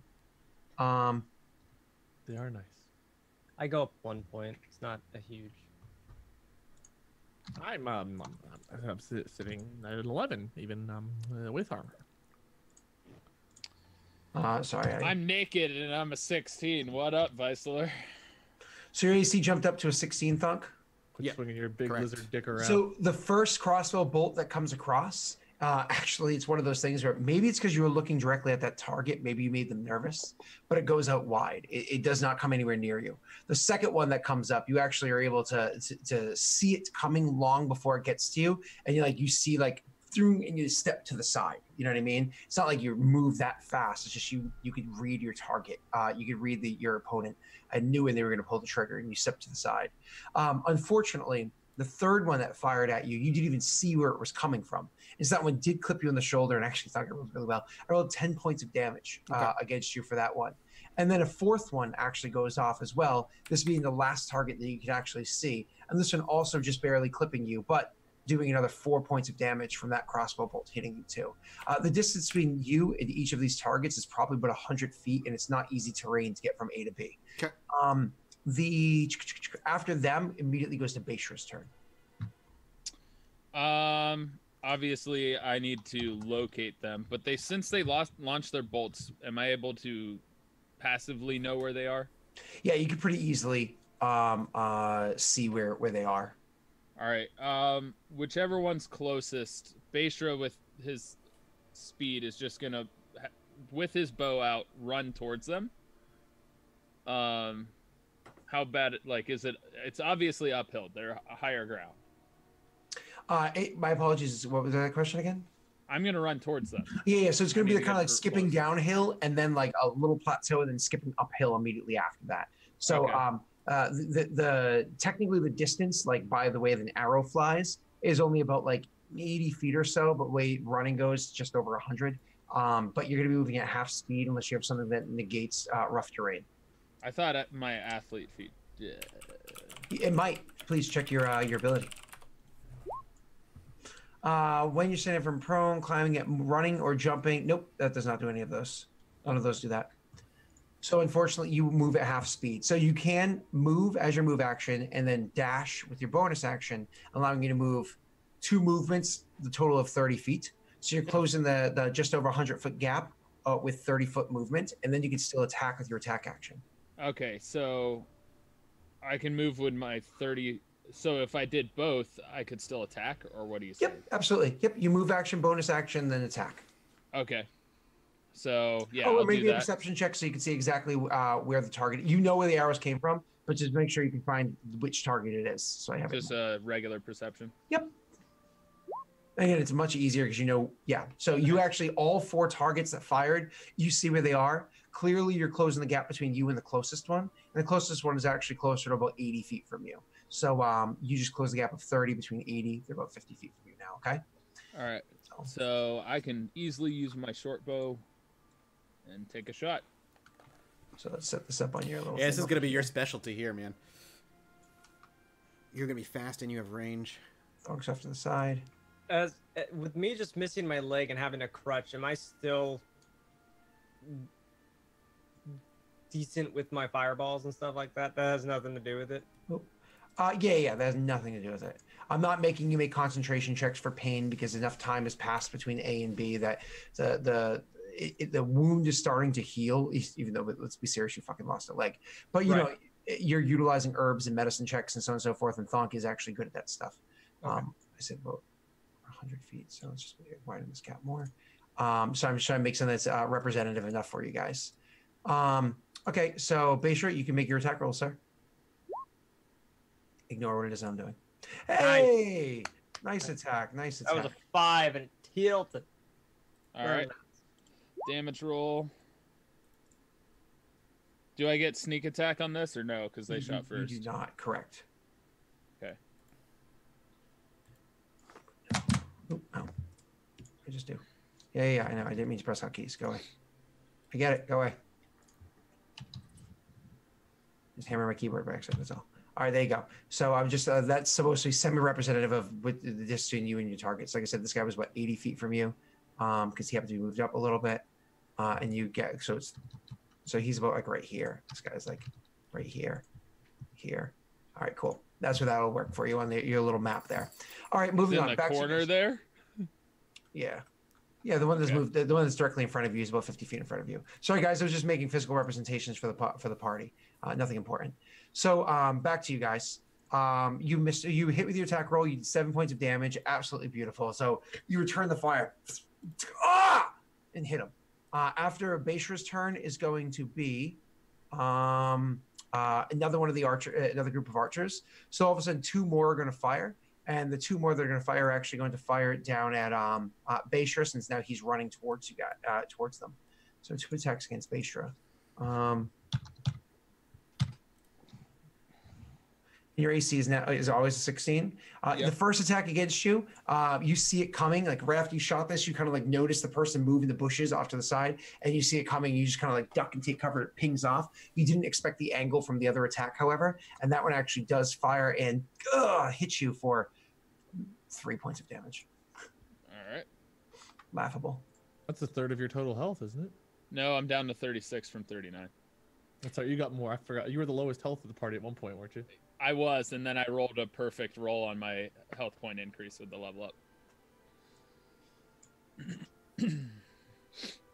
Okay, so 2 more people, of course, jumping into it, and that's going to be that. All right, so bringing us back to the initiative. After it's finally going to be Vicelor. Get him, big guy. Well, do I have to roll perception to see where they're at before I can do anything? Again, yes, but the DC is so incredibly low. Hey, listen, I set a low bar, and I usually hit 8, and I didn't know. I have no idea what's going on. So. But that was before anybody attacked. Oh, that's right. So Vicelor, you can see all 6 people that have fired their crossbows. You can see where they are. Okay.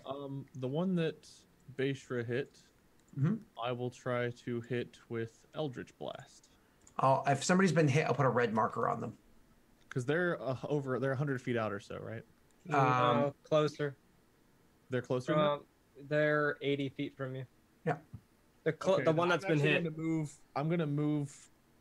Well, I'll say my full move. I'll move 30 feet in their direction. So you move half that, so 15 feet in the direction, and then make your attack. So now I still can't. Okay. Yeah, I'll still have to Eldritch Blast this turn. So I'm gonna go ahead and Eldritch Blast, which I think attacks is either multiple enemies or 2 beams. Yep.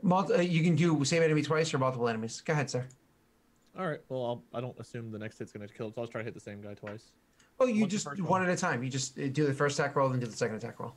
All right. You don't have to announce first. And a blast for you. No, I mean, you still have a high bonus though. That's pretty good. Yeah, unfortunately, you rolled like Wade, so it did not hit. I'm sorry. You have a higher armor class than me. That's bullshit. You did not hit with your 12. The next one. There you go. Whoop-a-doop. All right, cool. So you do definitely hit with your friggin' 19. That's sexy. And so go ahead. You hit him. All right. A whopping 3 points of damage. Good job. Nice job. Thank you. Hey, together we made 10. You're right.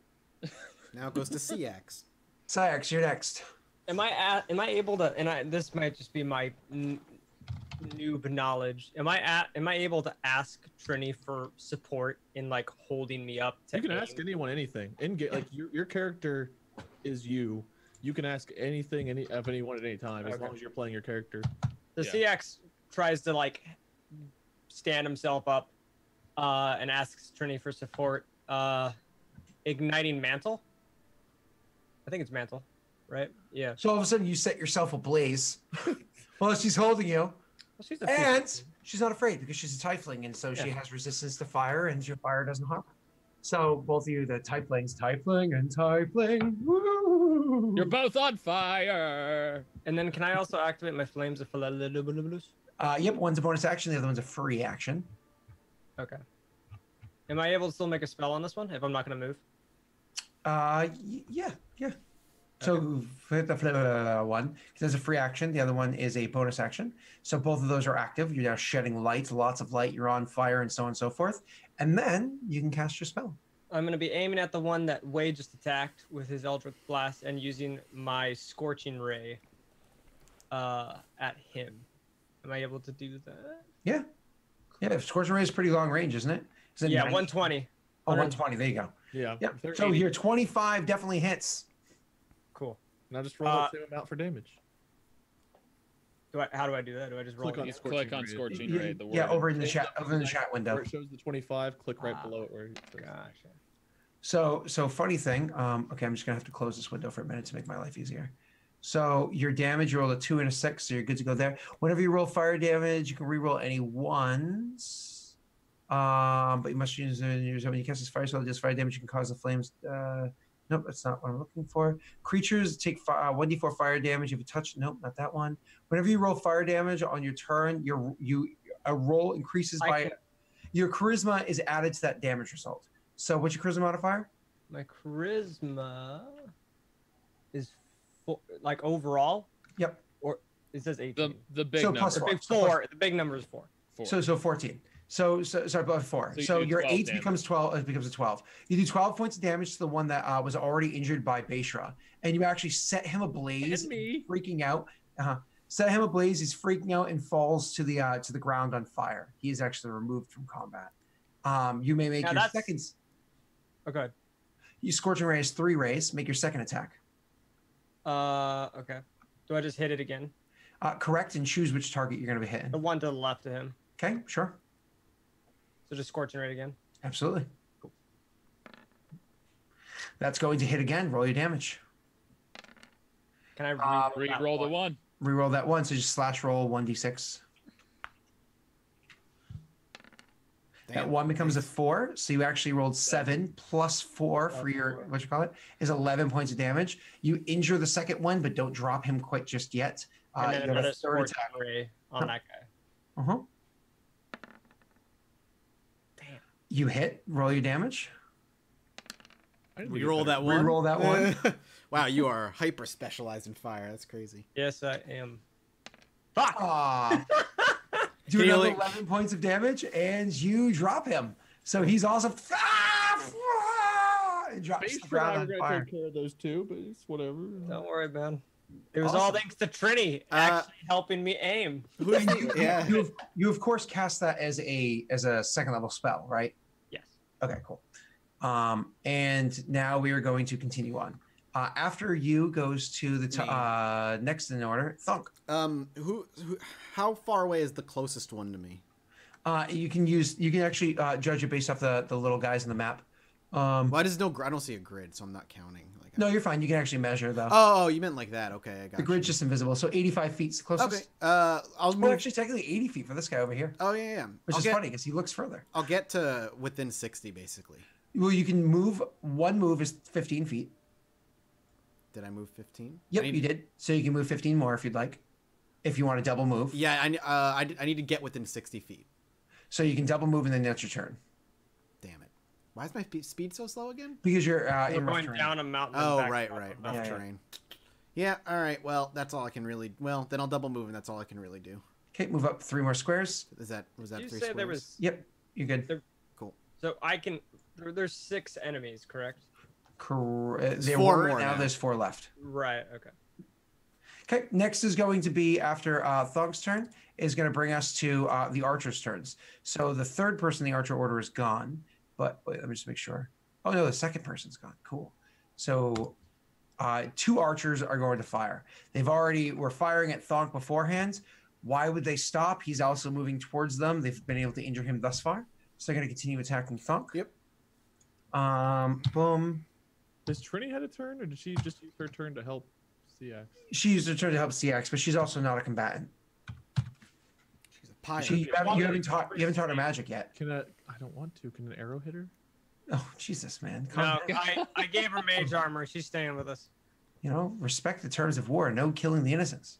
So the first attack shot at you, Mike, hits you, and actually 12 points of damage with that attack. It was a Jesus. pretty hefty blow. Man. It literally is an arrow that catches on the fat of your thigh, through and through, but is still sticking in your thigh. The friggin' bolt is actually in there. Ow! The other one, maybe it was because you flinched and ducked from that first one going through, but the other one narrowly misses, whizzing over your head. That is their turns. After them, after them is going to be Beishra. All right. What's my next closest dude? On the map, it's going to be guide to your, we'll say northeast of where you are, so 60 feet away. All 60, right. 65 feet away. Once again, you can move and then bonus action move to move 30 feet. So having the distance between you and him. I'm gonna move the regular 15, no bonus action, and I'm gonna take a shot and then hide. How far can their bolts travel? 100 feet by the way the bird flies. And that's for no disadvantage. They can take a with disadvantage much further. So I'm just out of range of the guy. Well, the archers that attacked me earlier, I guess. This guy is, I think the furthest one is 100 feet away, so Oh, you're just perfect. in range. Just in range. Okay. All right, so I'm moving towards the green one, correct? Correct. So you Move just 15. Yep, 6 squares total. Taking my shot. Hey! Nice Must shot. be the money. Beautiful. Nice. So clearly I hit. You crit? Very nice. Sexy, sexy, sexy. That was gorgeous, darling. Gorgeous. Headshot. Yep. So you do your attack against this guy over here. It is a clean connect. You hit him with a crossbow. Oh, sorry, with your arrow into his head and drop him dead. All right, and then I'm gonna hide, so I'm gonna kind of disappear from sight. So is that a stealth roll? You, if you were moving the full 30 feet, you've already move action, I bonus only action. moved 15. Oh, okay, my Oh. apologies. I thought you could only move 15. He at can half bonus speed. action dash. Don't forget. Yeah. Oh. So instead, I'm taking a stealth so that I can hopefully get a sneak attack on the next person I go after. You can try, but it requires them to not be able to see you. So you wouldn't be able to hide from all of them because if any of them are actively observing you, it won't work. But any of them that aren't actively observing you, it will work on. I mean, Because they like if were I'm staring, focused if I'm staring at you, and you all of a sudden go, I'm behind a rock now. I'm gonna be like, dude, I saw you go behind that rock. Well, as far as I know, I dropped the one that would have been looking at me. The other ones are looking The other at ones were shooting at Thong. Bonk. Correct. Which is why I was saying if they're focused on you, If yeah. they're So you're welcome to try. All right, yeah. So roll a stealth check, correct? Correct. Oh my God, Tyler! Tyler, bring in the pain. At all, or he's gone. He's gone. Jesus. He Oh moved my like a God. ninja, man. Dude was he like sprinted up, knocked an arrow. Guy took an arrow in the eye, fell over, and before anybody could see what happened, he's gone. Yeah, seriously. It was like a fucking ninja. Tyler, for no reason whatsoever that I'm asking you this, but I wonder if you roll physical dice this well. For no reason I'm asking this. I mean, I wonder if you roll physical dice this well. it's been a long time, but I played a game called Nemesis recently, and I drew a blank out of the bag 3 times in a row. Is that a good Which is really good. All right, so your luck is incredible. Yeah. Great. So Well, So, now it's that whose was- turn is it? Jesus. After Tyler's turn, it's going to be actually he killed one of the no, the other two archers are still there. The second group still has both their archers. Both of them are like, oh fuck, like they're realizing that they're dropping very quickly. Perhaps they dealt with the wrong group, but they're also seeing that Thonk is very, very, very injured. So it's one of those things you can literally see one of them. They're kind of like looking at each other and speaking to one another. Again, for the higher perceptive people, you notice that they're kind of speaking to one another. But there's like, no, that one. And it's like walking there and then firing at Thonk again. You make me burn a cure wounds. Such a pain. Jesus, I'm rolling so well. It helps that I have a 50-50 to hit you. You know what I mean? But Jesus, I'm rolling so well. So the first attack hits you again, Thunk. You're taking another crossbow bolt. This one is literally, it just barely skims you, sliding along the side of your neck, leaving a deep cut along the side of your neck, but whizzing past your head, right? 11 points of damage. The last one actually clips you, hitting into your shin where you just happen to have a bit of armor there. It gouges into you before being deflected off, like doing a bit of damage down almost to where your ankle is, right shin, before it being deflected off 8 more points of damage. Ouch. Sorry, Mike. I just happened to focus on you this time. Mike, you have to have a lot of HP compared to me, because I would have been dead down. in that scenario. Yeah, Yeah. Are you still up, Mike? I have 2 HP. What? You're still up? I am still up. I was just looking to see what your max health is. 47's your max. Oh, Jesus. Christ, 47. Oh, I was so hoping that would drop you. You have potions, right? I have He healing. doesn't- I have not only healing has potion, he has spells. healing Passive spells. healing. He's a life cleric. All right, Vice Lord, it's your turn. Great. I should put my- Great. Just gonna try to do a little bit better than last. Are any of them injured right now that are No. left standing? No, I clean killed one. Okay, and so none of them have been hit by anybody else, and they are. All right, I'm gonna Eldritch Blast. Starting, I guess I'll keep working my way over. So I'm gonna start from the far right because I want to get rid of that stupid South Park character, whatever the hell it is. I put him there forever ago to creep up on Thonk. I don't remember why. Well, he's good. I'm gonna get him fucking first. If I can figure out how to attack again. There we go. That's a hit. Good. Oh, it was teetered Nice. on the one. Teetered on the one. That's a significant amount of damage, sir. Yeah, absolutely. Sexy. All right, and number 2. That's unfortunately a miss. It was a 17, just so you guys know. But apparently the scroll bar at the bottom of your screen is a fucking wall, and it bounced off. Yeah, I Anything, saw that. anything that's visible is a wall. So no, make you that bounce the a dice bigger bounce off each other. You saw that earlier. So I had to so yeah, maximize my window. you get only a 12 and you miss that second attack. That brings us after. Do you move up at all or no? Yeah, I'll move 15 feet further up. Go 3 squares. You can highlight your mini and press up and right 3 times, whatever. CX, it's your turn. What do you do with your turn, buddy? Go boy. CX props himself up and tries to gain balance, asks Trini to step back really quick and gets ready to hurl a giant fireball. Because I think I'm within range of both of them, right? Fireball is 20 feet, which I is can't move my character. if you put it here, you can hit all of them and still be clean, and you can definitely get it closer. So you don't even have to try. You don't have to worry. No intelligence checks. You can easily get them. Okay, cool. Easily get them. Enjoy that fireball, homie. That is gonna Yeah, feel buddy. good. So you should be able to click your character if you What is the if you terrain here, by the way? Is this all click. wood? No, you're in the hills, the hillocky area. Wade, remember, click the cursor, not the measuring thing, to be able to highlight your mini and move them. I was able to. I got it. Okay, cool. Nice. Okay. You got one. You got to roll the 1. I have 1, yeah. And re-roll your 1. 1d6, yeah. Yeah. Yep.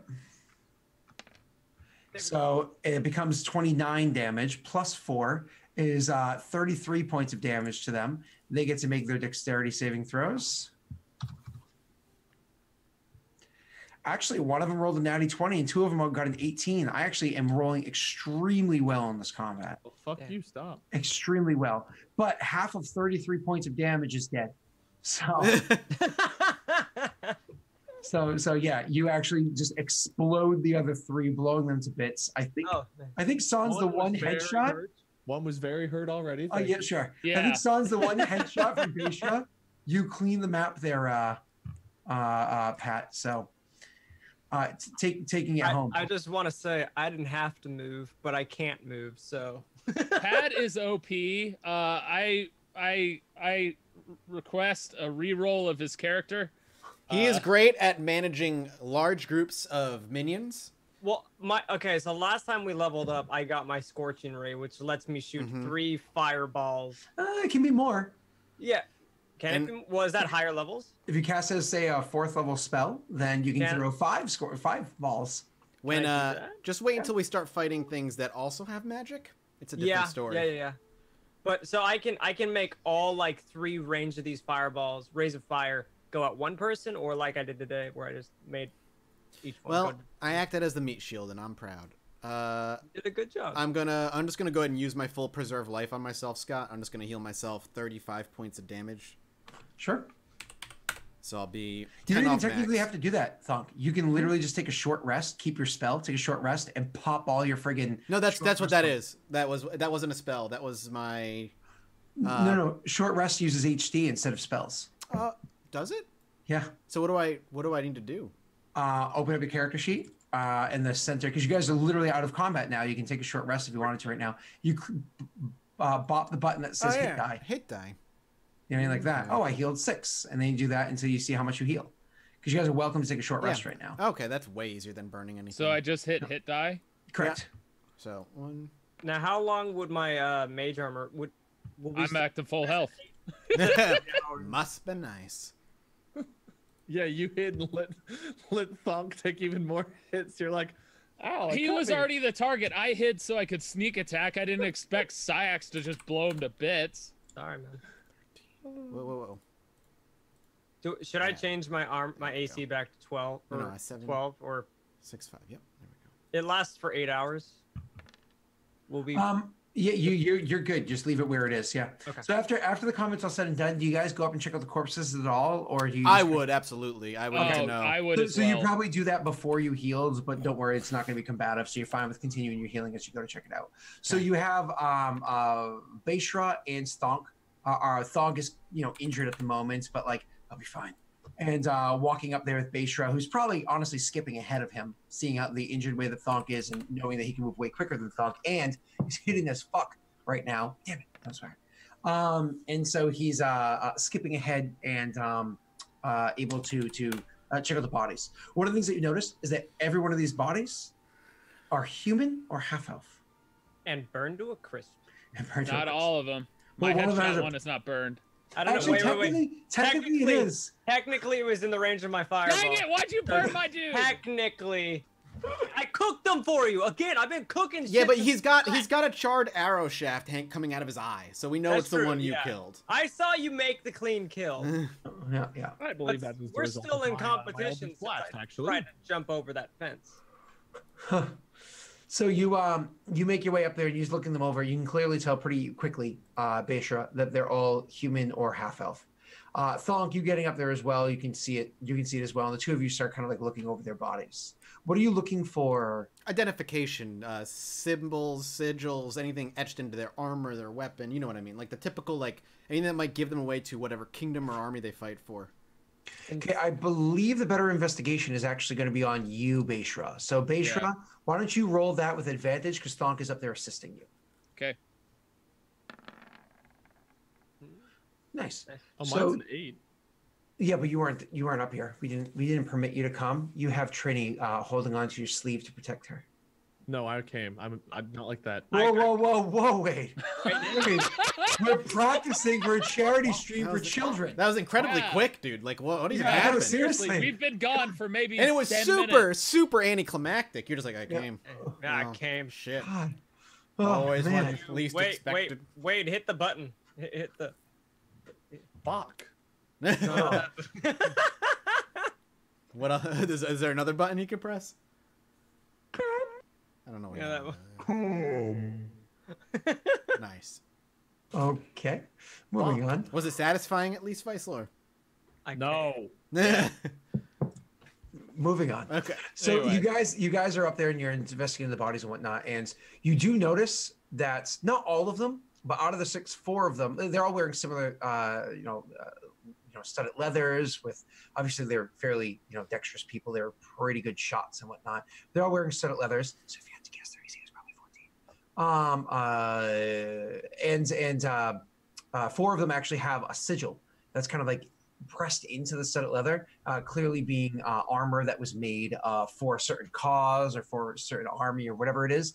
And you're looking at the sigil trying to identify what it is. So it's, it's Beishra that sees the sigil and then calls Thonk over, and Thonk's looking at it.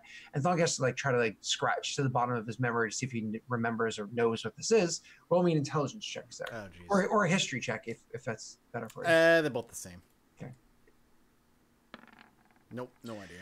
So you're trying to see what it is, and you're like, it looks familiar to you. You know that the sigil looks familiar to you, but honestly, it's kind of bothering you. You can't remember exactly what it is. You're bleeding all over the place. Your mind's somewhere else. Wait, if I'm assisting him, does he get advantage? Not in this, because you can't Sorry. offer any aid on this. Yeah. So looking at the rest of their bodies, however, you don't see anything else noteworthy aside from a couple of. They have a bunch of silver and copper on them, but they don't even have a gold coin amongst them. So you do find, it's like 42 silver and 17 copper amongst them. If somebody cares to write that down. I mean, I'll take it all. Yeah. All that equates to technically less than 5 gold. So 42 silver and how much copper? 17 copper. Would it be the sun sigil? The sun? The sun I effed over? Very possible.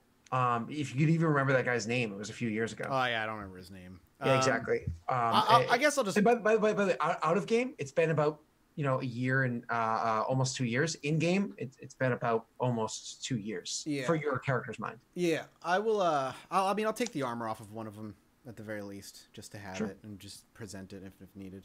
Sure, the one that's the least charred, least. Yeah, the one that's most visibly. Yeah, the one that's most readable. Better Probably the one I shot in the head because he was down before probably. fire hit him.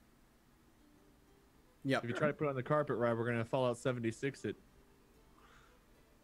So you guys rejoin the rest of the party. Next, wait. You rejoin the rest of the party, and you kind of aren't able to get anything else. I'd show what's her face a symbol. Trini the symbol. She's from around here. At least she's from Thay. So maybe she's traveled north.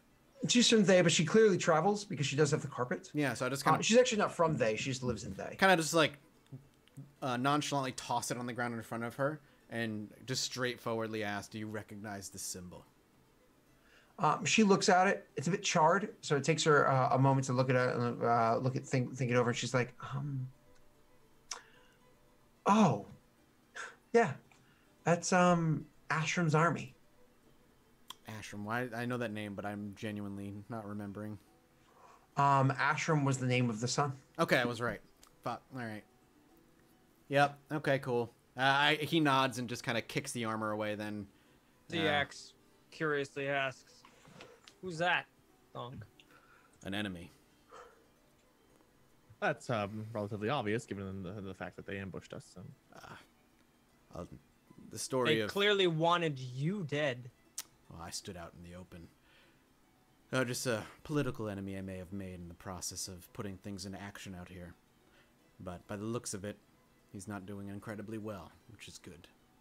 No, but it looks like dead to me. Yes, quite dead. Got enough money to get back that 1 gold I used to trick the guy I stole from. There you go. Beishra mutters under his breath. We should proceed with caution. There may be more. Beishra acknowledges CX and is basically runs up ahead to scout. Perhaps we could leave behind one of our companions as a sacrifice to them. Trini? It's not gonna happen, Wade. Mike, are you done spending your HD? Yeah, I'm gonna stop where I'm at. 1, Okay. 2, 3, 4, 5, be all 6. of You it. spent 6 out of 7, right? 6 out of 7, yeah. Oh, I so spent you have, one you out have of one 5. left. I have 1 HD left, yes. You have 6 now because you're level 6. So I have 5 left. Yeah, exactly. So, because Mike, you do have 1 left. That's why I'm asking. Yes, I have think 1 you missed- left. Yep. Okay, cool. So you're just fine with missing some health. Cool. Yeah, I'm fine missing like a handful, basically. No, you're fine. That's good. So you guys are so kind of like one of those plucking things out and then waving your hand over it and saying a prayer to Grumsh and, Yep. and so on and so forth. So you guys finishing up gathering the information, whatever you do from here, and then eventually unfurl the carpet, and everybody hops on again. And she says, "Viceler, can you sit a little bit closer just in case more arrows come flying?" We spread out, less chance they'd hit. She's like, thanks, and she like inches closer to you. You know. How far are we? I mean, right now you're Basra still mutters ground. to CX. Would "You I have die a rope." quickly or slowly if I jumped off? Hmm? Would I I- die quickly or slowly if I jumped off? I would literally bring you You back to apologize. life. Please don't. Like we'd this one. land, and I would just bring you back. I forgot. I have another D&D campaign Wednesdays at 9 now. I'm really busy now. I'm so sorry. I gotta go, guys. So you hop on the carpet and you start flying that last little couple of hours to get you finally. And this is when you finally arriving there at the newly dubbed Thunk Keep. And it's not like you can just, you know, as you're approaching, the sun is off on the horizon. It's low in the horizon, but you still get another hour or so before it really starts to set and really starts to get dark. So you can feel like those evening winds are starting to pick up occasionally with the gusts. You can see the light will be dropping in the next hour or so. And so she asks, as you can see the keep over yonder, you know, a good distance off. She's like, Thunk, we're not exactly dropping into the middle of the camp, are we? We're gonna land outside of the keep and walk in. That would be ideal. I'm sorry, I can't hear you. The wind's really loud. That would be ideal.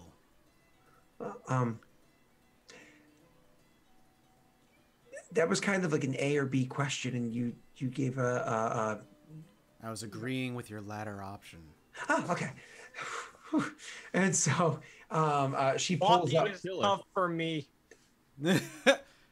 She He pulls doesn't up like like a to solid mile away from where it is that you're going, but you guys aren't stupid. I mean, you're level 6, 7 characters. You're not dumb. You have high wisdoms and intelligences somewhere in the party, so you do choose to, you know, look where it is that scouts might be about and whatnot, and find an area where you believe it's safe from those said scouts, and land the carpet about a mile away from the keep. Basra has to taste test the carpet before it gets balled up and stored or whatnot. I hate to be this guy, but we've gone 9 days and I haven't done a daily roll. True. Oh yeah. Oh yeah. It's because we skipped. I wasn't doing them one at a time. I didn't think of it. Oh shit. Yeah. Do you wanna just do, like- the D100s? Do you want to do 9, or do you want to do like 1 representing the time and just assuming? No. What did I have you roll firsthand? Wisdom? I don't remember what I was rolling. I just remember I had to roll something. I believe it was. I think it was a wisdom throw. I think it was a wisdom saving throw, yeah. Yeah, I'm almost positive. So why don't you do me a favor? First roll me an intelligence save. Thank you, Wade, for your honesty. Kill me! Kill me! Kill me! Just like foot to his back and just shove him off the rug. Oh, I'm sorry, Wade. What's your intelligence score? It's 21. 21. I think you meant 20. Oh, you just lose 1. Could you make me a charisma save? What did you just say? I made it. What about 20? Your It got intelligence is 20. Yeah, it got bumped down 1. Can you make me a charisma save? Oh, that's the danger of this thing. You get boosted stats until they sap them completely from you. Okay. Could you make me a wisdom save? That's hilarious. Oh, Could you go to a 20 wisdom, please? That's still really good though. Once a day though, that's a lot. No. I didn't even make that one. That just Intelligence save next. You have to do that trio 8 more times. I only did wisdom the first few times. First time. Oh, So twice. you're gonna do wisdom. Sorry, intelligence save. Thank you. Okay, you're fine. Now it's gonna be charisma save. No. That is actually okay. Cool. So we did 1, 2, 3, 4, 5. Could you roll me a wisdom save? These are your best ones, Wade. Wade, could you go down to a 19 wisdom, please? Yeah. That was 6, right? I love how five, Scott six. was like, you guys have intelligence and wisdom somewhere in your party. Wade is just not that one. Hey, You make an intelligence and all the save. rest of you. Intelligence save, please, Wade. You've literally been getting dumber on this trip. Your wisdom is just, where am I? oh my God, Wade! Could you go down to a 19 intelligence, please, Wade? You got it, buddy. Could you roll me a charisma save, please, Wade? Oh, good, good. You haven't lost any Charisma's charisma. great. You're such a charismatic guy. But And for day number 9, could you roll me that wisdom save? And drop one more wisdom to an 18. Hey. Wade, why do you suck at rolls? So it Thanks, should, man. I believe, read 19, 18, 21, correct? It sure does. Okay, there you go. Ah. That's not that bad right now. I mean, it's gonna be Right worse now. as time goes on, but No. I wonder if there's a way to get rid of the cursed aspect of this. I don't know. Let's cut your ear off again. and yeah, we could just literally lop off your earlobe if it gets too bad. I mean, it's not gonna be super noticeable to us right now because those are still incredibly high scores. Yeah. So you're Would still we gonna be even notice very. it? Wouldn't we need high? At this point in time, you guys would notice it. Weissler might be starting to realize that the understanding that he had beforehand, starting he to just only diminish. dropped by a modifier of 1 so far, right? What The would other- I roll to see if I realize it? Honestly, nothing yet. It's too small of a gap at this point in time. If it continues, Okay. then you start. But you're still well beyond your normal threshold, like well beyond your normal threshold. So, because your original intelligence was what, an 18? Yeah, as I say, it was, I don't think my intelligence was that high. No, it was wisdom and charisma. Oh, your charisma was super high. That's right. That's right. So, either way, so you're still Your well charisma, I think, was the same as mine, wasn't it? Like a 18, 8, yeah. and his wisdom, I want to say, was a 14 or 16 originally. I So. wrote down my original stats somewhere, but I don't remember where I wrote them down. It's probably in like the bio tab or something. One of the bio tabs. So Yeah, moving my on. intelligence only at 12 originally. And what was your wisdom originally? 14 or 16? 16. Okay, it was high. 18. So you guys are going to be making your way towards the camp. Now, of course, you're not. Are you trying to walk up to it and who cares if they notice us, or are you trying to be discreet on your approach? I would want to be. I mean, Thonk would just be like, I'm fucking going. Like, I'm gonna be open. This is my about goddamn castle. it. He'd be cocky enough to walk up. Basher would stay close by Thonk, but kind of stick more to shadows if he could. Okay. She's just trying to Jax stick would like to not be shadows, but more to like the nature off to the side, stay out of sight. You know, kind of stick to the hills. Out of sight, but like still up front near Thonk, if not ahead. Is more of So, what I was- so you're actually leading the party, but out of sight and still within bow range. Gotcha. Correct. Gotcha. Cool. Cool. Jax will be joining whoever's carrying him. Well, actually, say like you're a solid 200 feet total distance, including off to the side and up ahead, to make sure that you're like they're well within range that you can easily see them. That's not even a football field. You know what I mean? Mhm. So or you can even make the 100 yards. You know, the full football field. What were you saying, Pat? Whoever wants to carry me. That's Not it. Well, You're on the carpet. You would just be on the unfurled carpet, you alone sitting on it, or actually you and her sitting on it. She'd be flying side by side with you while the rest are walking. Make way for Prince Iax. Do you want to take a break, Say, Scott? Before we hey, go. one-legged Syax. Oh. Can we just fly around the keep just shooting fireballs at people? You'll run out eventually. No, I won't. Scott, do you want to take a break here? Yeah. So as you guys are approaching, making your way towards the keep, and of course, Thonk being, I'm going to be ostentatious, and making your way towards the keep. It is, of course, inevitable before you even get to the keep. You can see it round the bend. You can see off in the distance, still several hundred feet, maybe like 1,000 feet from where you are. You can see the keep's walls. You are going to be approached by a marching group of orcs. It looks to be a score of orcs marching. So Now, impressive. when I say marching, it's an orc army, so they are walking, in formation, and It's and they formation are- enough.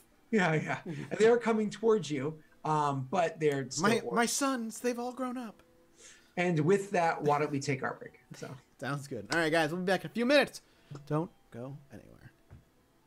Yeah, it's like a blob that changes shape. yeah. Keeps the enemy guessing. So the session I did this morning, the cliffhanger ending I did. Wait, do you want to tell the story on stream or want me to go off on break first? Oh, I thought we were on break. No. Okay, hang on. And break.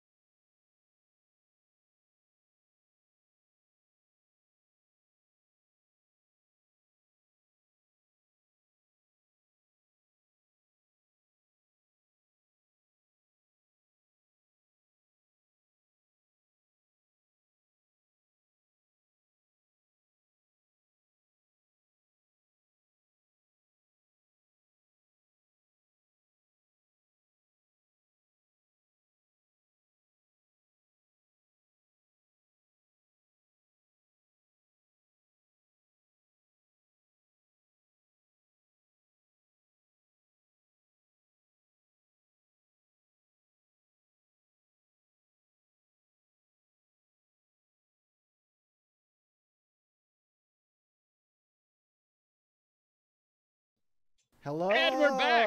Yeah. Take it away, sir. Take it away. Give it to Scott. Newscaster Tyler. Thought we were going on break. Yep. All right, we'll be back in a few minutes, everybody. No, I'm going. Nice try. Nice try.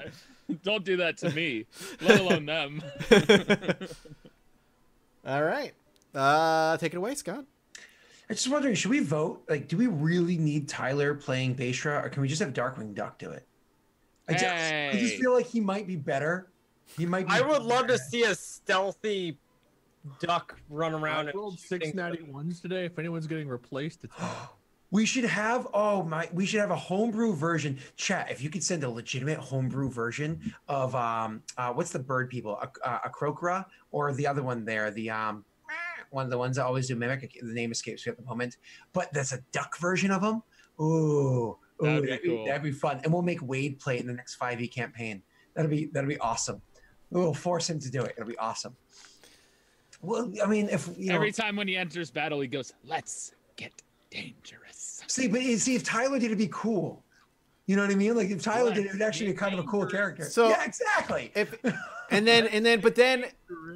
But then natty ones for him should be like crit successes, but in like he accomplishes a task, but in the dumbest, stupidest, most embarrassing way that's possible. right. That's so like, he kills something, he characteristic. like stumbles over his duck feet and Yeah. like, stabs the sword into a guy. It's like ah. And when he natural 20s, he actually like punches the guy right in the jaw, but like breaks his hand because he isn't strong enough to do it. That's awesome.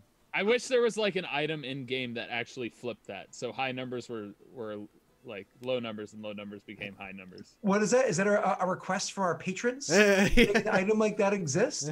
Okay, an sure. item that changes the odds, not at all. I was gonna say literally doesn't change the odds in any way. It's an actual dark winged duck. It's a Yeah.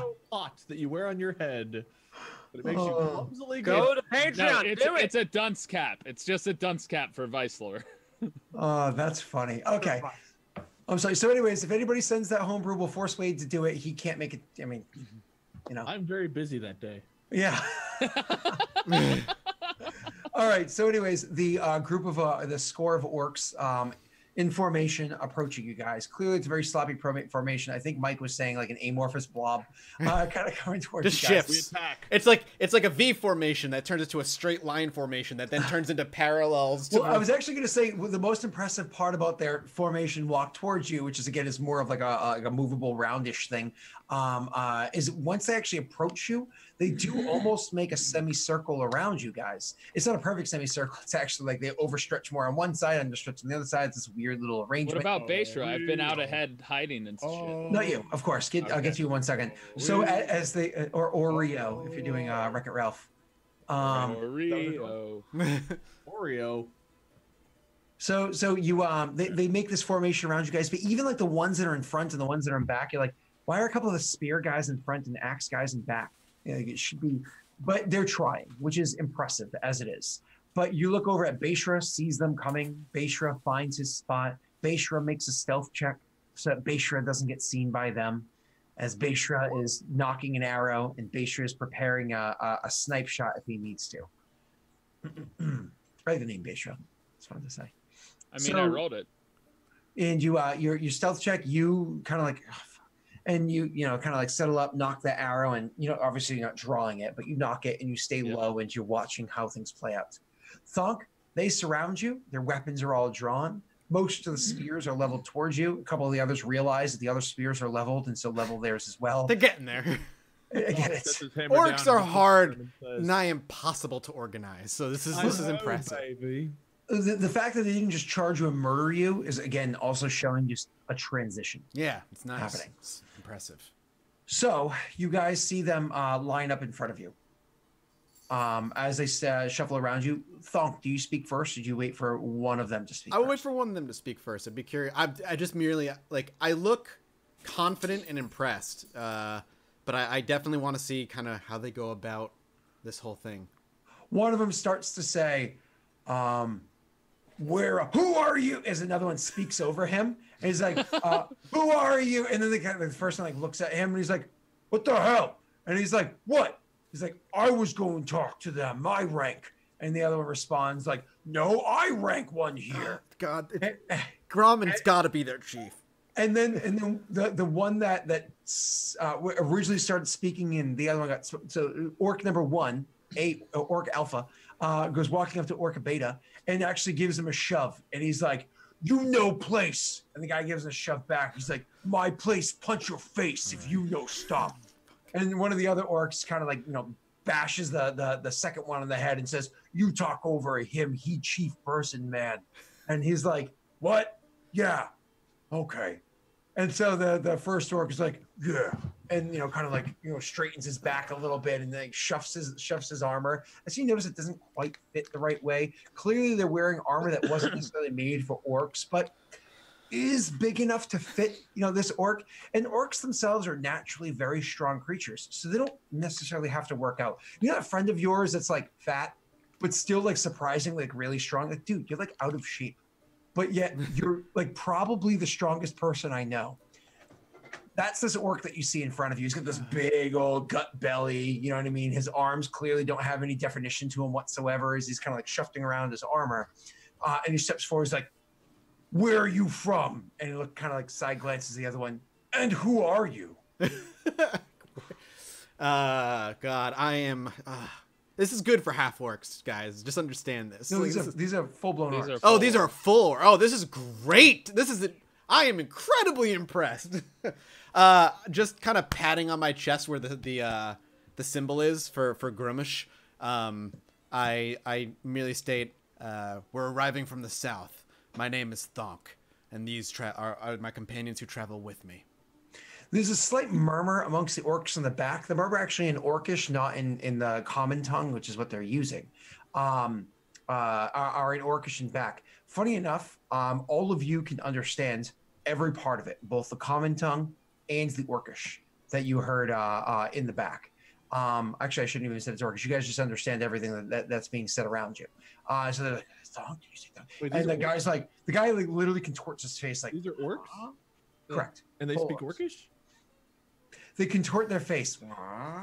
And he does. And he's like, "You know Thonk? That Thonk!" And he says, and he almost like bashes the one behind him in the face. And as he points back towards the keep behind him. Oh, okay. For a moment, my brain was like, he's pointing at the guy? You are half orcs. That makes sense. Thonk Keep, yes. We are... Yeah. Thonk Keep. Who you from south? You cast wizard man? And he says, looking at the rest of them, seeing if anybody's wearing any inkling of red on their clothing. No. I don't think so. I think actually, does a fire mage have any red on him aside from his own blood? Black, tan, and maybe a really dark, bloodied, Yeah, okay. So none of you are wearing red. not bright red. No. And he's like, not Thaycaster, man. We have the ashram. Did ashram armor? Did we take that or would you leave it? I can't remember. You kicked it aside. kicked Kicked it aside. Then never mind. It's not there. Never mind. I mean, they're debating about what we No, said. he just more or less told Who you. were you? Yeah. Oh, Like, no, "Who are wait. you?" And he's like, Oh, "You're not- I was like, you're not my Thayan." name. Mike, I think you said you'd keep it just in case. I don't remember. He didn't. Yeah, no, I don't recall it at least. It's I'm fine. pretty sure he I'm did. not. That's not that. Yeah. I'm not that concerned. I'm just saying. My name is Thonk. No, you mind lost fused. You wrong in head. Dumb I man. believe you might Dumb be a little man. bit off because of this gentleman's name is Thonk, and we are going to his castle, which is Why it talking? He says, interrupting and pointing at Vicelor and looking at Thunk. I'll fuck. I'll take because I don't. Drastic measures don't need to be taken yet. I'll place the hammer before him and just like firmly place it into the ground. When you place the hammer on the ground, it's literally just as you do the action of place it on the ground, there's almost like a wave that spreads immediately from the first one closest to you to the very last one. You can literally see all of their attentions change. Every one of them alters the way that they're looking at you. May our three casters each roll an Arcana check, please? Specifically, hold on. Syax, you actually get advantage on this one. You want me to roll? Yes, all three of the casters. I was like, I don't know what's happening. I need to roll. 17 for me. All three of you look at this, and it's almost as though the spell Enthrall was cast. Ooh. They don't know what Enthrall is, though. So. I know what Enthrall. I know. Yeah, Enthrall. it's on his spell list, and he's a sweet. sorcerer, so he knows. You want to throw that into chat so the people who are new to D&D can take a look at the spell? Yeah. There you go. So, Enthrall, yeah, that's right. It's intrinsic to your. I knew it was good for you. That's why you would have an advantage on this. You weave a distracting string of words, causing creatures of your choice that you can see within range that can hear you make a wisdom saving throw. Any creature that can't be charmed succeeds this automatically. If you were whatever on a failed save, they have disadvantage on perception checks made to perceive anything other than you until the spell ends, or the target can no longer hear you. So more or less, you have their undivided attention. Okay. So just kind of seeing their demeanors change, placing the hammer in front of them, I said, "My name is Thonk, and this keep is named after me. We are passing through with an injured companion." One of the other ones raises his hand and just waves. One of the other ones, seemingly, they don't even notice it because they got tunnel vision on Thonk right now. One of the other ones, moving almost in like I don't want to say quite a dreamlike state, but sluggishly, smacks the other one on the arm. "Look there," he says, and points directly at the mark on your chest. Mm-hmm. And the other says, "Nipple." Honestly, listen, if you want to know anything about nipples, ask Dean Cuddy. He will tell you all about monster nipples. There you go. So, but in the interim, you see the leader one, Orc Alpha, whatever, is like, "Yeah, just like told in story." Ooh, Another one story. says, "He is Thonk," and then you hear, "Thonk, Thonk, Thonk, Thonk, Thonk, Thonk, Thonk, Thonk," as like all of them. The axe is like, louder and "Thonk, louder. thonk." Kind of not one for celebration. I don't really revel in this. Once I realize they're just going to let us through, I'll just look back and just like, let's go, and just kind of leave. You walk through them, they Yeah. part their way to let you through, and then they follow after you, chanting, but not loudly and as often. So it's kind of like almost becomes like a quiet chant behind. Thonk, thonk. Weird. CX is also chanting with them. God. As they're following behind you for the trek over to Thunk Keep. Orcs, man. As you approach Thunk Keep, the guards that are outside of it, these guards are better trained than the squadron or whatever it was that you had come across. Yeah, out whatever. here. These guards out here, first of all, one of them, there are 4 of them. 3 of them are full orcs. One of them is a half orc, right? How many of the army is there? Like 40, 50 of them, or less? There was 20 behind you as a score. 20. Okay. Yeah, 20 behind you. Now following you, but they weren't in front of you. So the four that are at the keep, and so you're watching this in Baystra, and you're, of course, as they're moving ahead, do you try to stay ahead of them still, or do you now hang back and follow behind them? Seeing as their attentions are guided forward, I kind of stay behind. Okay. And so you, when you guys get to the gates, all of you except for, of course, Baystra, there are 3 orcs, 1 half orc, 4 guards approach you. Each one of them has armor that fits them. Each one of them has weapons that look new. Each one of the weapons that are crafted look strange in craft to all of you, but one. Thonk, you've seen this kind of weapon crafted before. It's very rare you come across an orcish a weaponsmith or armor smith that actually has a skill to work with in the assets to work with raw materials and not fix something that's already there. These are orcish made weapons and armor that are on them, and each one of them has a symbol of Grumsh placed just over the chest, just over the heart, in the exact spot where the brand was placed onto Thonk's chest. Hell yeah! And so, as Holy they approach, warriors, let's go. As they approach you, the 2 of them are spear fighters. 2 of them hold, orcish double axes as they're approaching. The spear fighters drop their spears and immediately fall a half step behind the other ones with the spears over the shoulder, showing as though they have some degree of, if you had to place your thumb on the type of training they have, it almost has a taste of dwarven phalanx. Though their approach is a bit different than theirs, the angle's different, so on and so forth. As the 4 of them approach you very aggressively, looking a little perplexed by the others behind, but not being too distracted by it. One of them calls out, actually, the half-orc calls out at a very steady, ensured voice, and simply says, "Halt! You are trespassing on lands that you do not belong. What enchantment have you put on them? And why should I not murder you where you stand?" I will simply just say, "I trespass in the no land. This land belongs to me." He looks you up, down and up again and says, "Then you are a fool. You will be tried as a fool and executed as a fool. You will be murdered for the delights of Chief Grommen." And he looks to the others behind and says, I wish I could clap in game. and says, "Arrest this fool immediately." I'll put the hammer down in front of me again.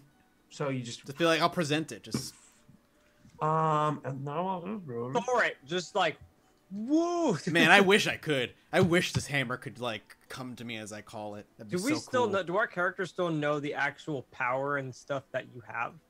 I don't even know what this hammer does. I have Okay. no we idea. Just know that it has pain tied to it, right? Because that's what we found with the cleric back in the town.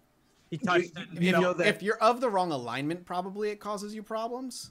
I would imagine. well, you feel the torture and pain of dwarves. right, which Yeah. is what I'm guessing the orcs that fall under Grommish love, like Dwarves and half-orcs don't really, or ecstasy, orcs. almost kind of like for them. Or orcs love the pain and suffering of pretty much everybody. Yeah, But also especially dwarves and especially dwarves and elves. Yeah. and elves. Kind of like Wade has that with like any bad harming of training.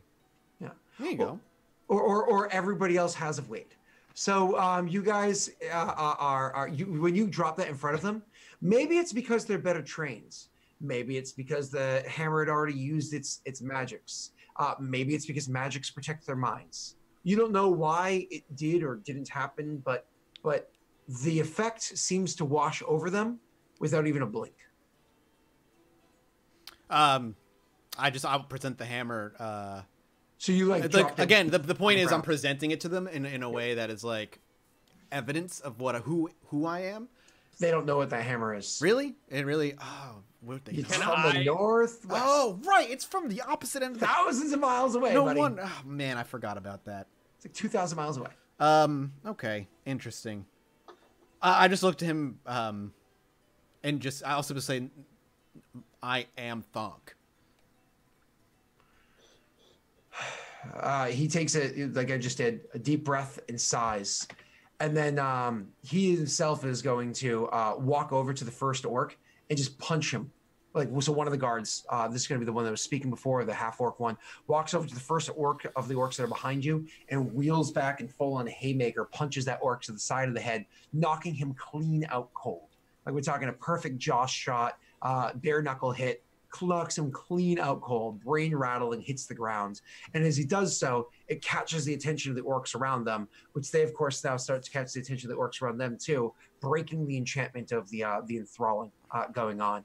And he says, "By order of Chief Grommen, arrest these fools, or be sentenced to death alongside them." How does the party react to the fact that they're now I mean, starting here's the thing. If they put us in a prison, we're not going to be in there long, especially once Grommen shows up or somebody I know shows up. Because if we start a fight, this is a fight we could only win temporarily, if at all. We can't fucking beat 20 full orcs and, the more well-trained guards that also approached. A fireball, as damaging as it's going to be to an orc, orcs don't go down when they go into the negatives. They stand and they keep fighting. I imagine in the 9 days of travel, we would have decided to follow your lead here because these are things you set in motion. I just imagine we would have done that. So The enthrall spell doesn't work on these 4 guards, or did the It hammer didn't not? work. It didn't work on these 4 guards. for whatever reason. We don't know why. Could have just been like literally the magical item might have 1 charge a day, and we just discovered that Can that's what I it can try to enthrall one more? Like, can I try? Oh yeah, you could absolutely, like, as this is happening and things are kind of going sideways and the orcs are starting to. Can I just start mumbling to myself just- like the spell of enthrall? do. Yeah, Yeah, give so it a you shot. cast enthrall, which you can do once per long rest yourself. It's only an actions do, so it's literally just start weaving your And hands it's and all whatnot and creatures that I can see, correct? within 60 feet of you. Yeah. And I'm Yeah. I'm surrounded by. A lot of them. Yep. 20. Okay. I'm gonna say 23 orcs because one of them's unconscious. Okay. Or 22 orcs and a half orc. Okay. So you pop it. I'm gonna make some saving throws. This will be representative of. And they will all their focus will be on me, correct? What's your DC? Correct. What's your DC? Where do I see that? Is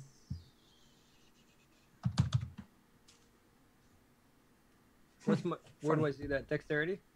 No. Your DC spell save DC is probably over in the if you're on the spell tag, like the spell page on the top of it. It'll say spell save DC is like 16 or Spell save DC is 15. 15. Thank you. So all the orcs are surrounding you, okay, making their way about, trying to get their weapons out and blah blah blah. As they do that, even the 4 that resisted the hammer magics, kind of like something washes over them.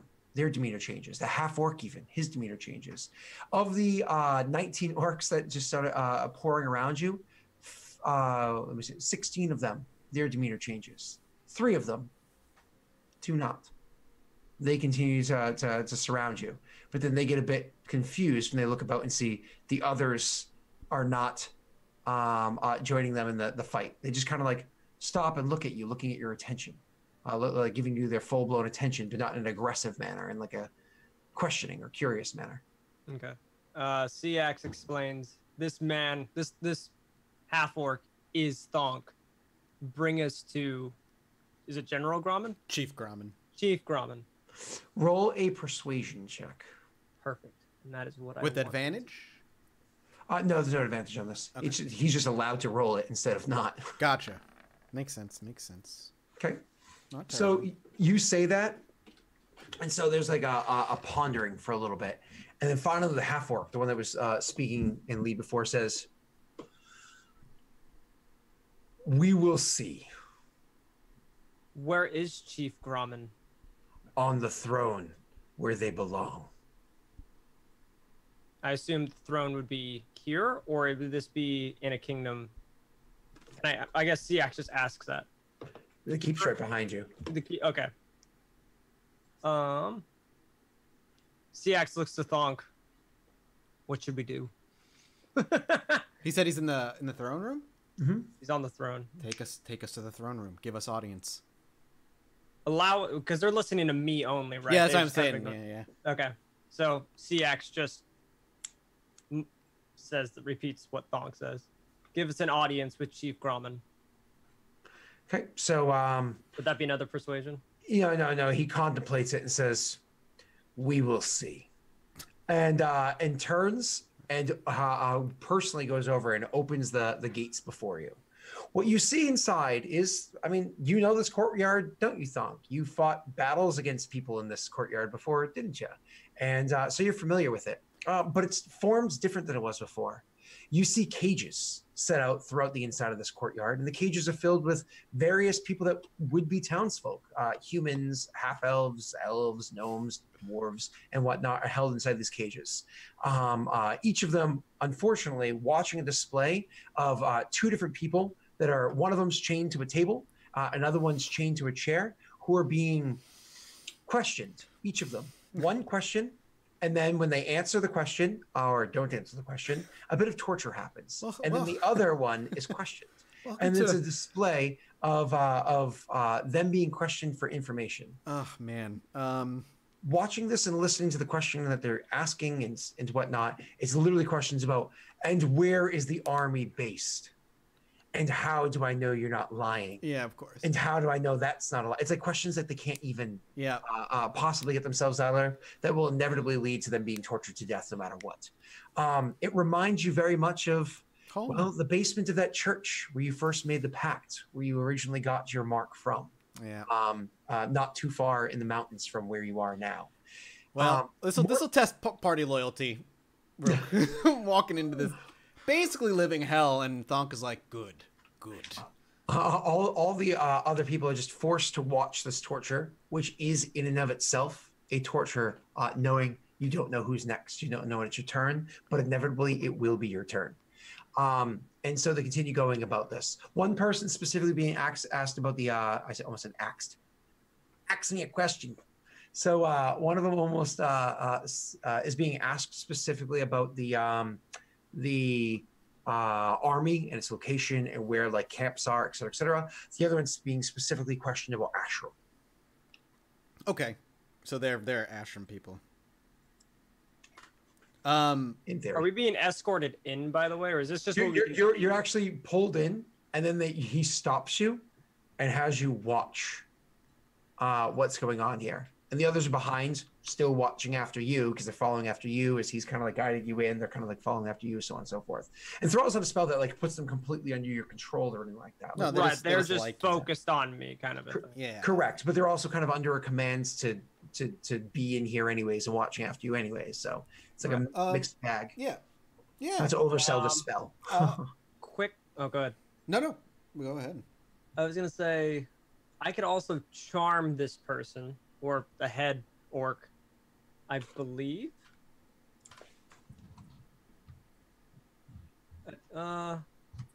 And I could just make him take us.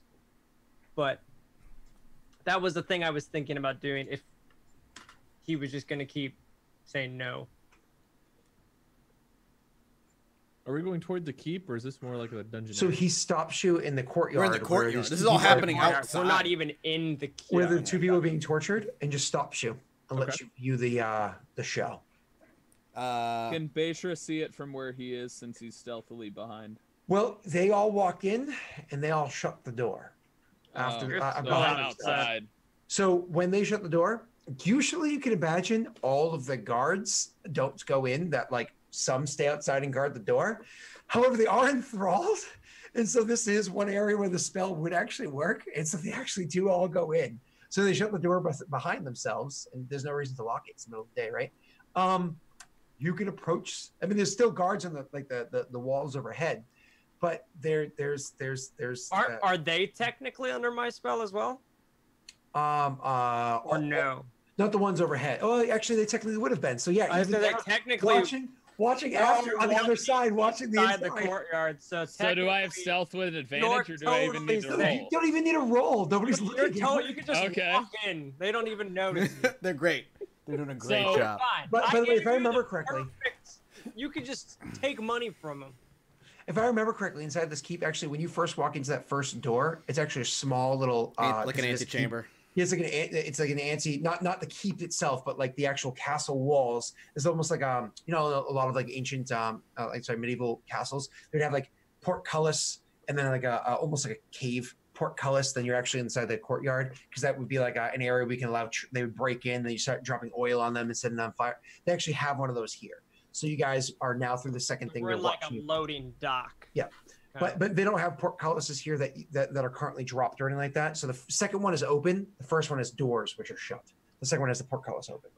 So, moving on. So you have closed the doors that aren't locked, and no guards watching between you and where they are. Does Beishra. flamethrower continue to work as I'm Beishra- continuing or no? Lasts for up to a minute, dude. So how long has this been? 30 seconds ish. At the point where I'm saying, how are you guys reacting to what's going on So- here? And Beishra is skipping towards. Okay, so as we're walking in, do all the people and all the torturers, are they all fixed on my command, my spell as well? No, because they didn't see you at the time that the spell was perfect. cast. Okay. I was gonna be like, if they're just stopped mid torture and all the people are like being tortured, like what? No, they're all looking. No. I wanna know. Okay. Weislor will get down on the ground and look to see if there's any floating dust, and he'll do what he always does. Yeah. Thank you, Viceler, for being so accepting. Beishra is going to be too focused on He's keeping his seen head worse. low to do anything. Weislor is probably seeing worse than whatever's going on here.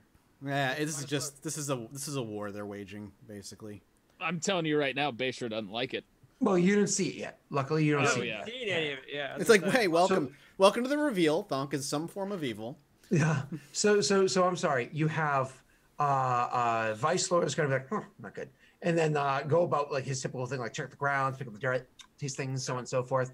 You have Thonk, who's like, crossing his arms. Yep. He himself curious as to whether or not information's working, proud of what he's seen accomplished so far. This isn't directly his approach to things, but he knows that this is the faction of the temple that he had joined with here. This is their approach, and he accepts that and Pretty much. thinks that it's We functioning sacrificed right. an innocent life in order to gain information. But that's different. That's a sacred act. Yeah. It wasn't just murdering for the sake of murder. Like, Yeah.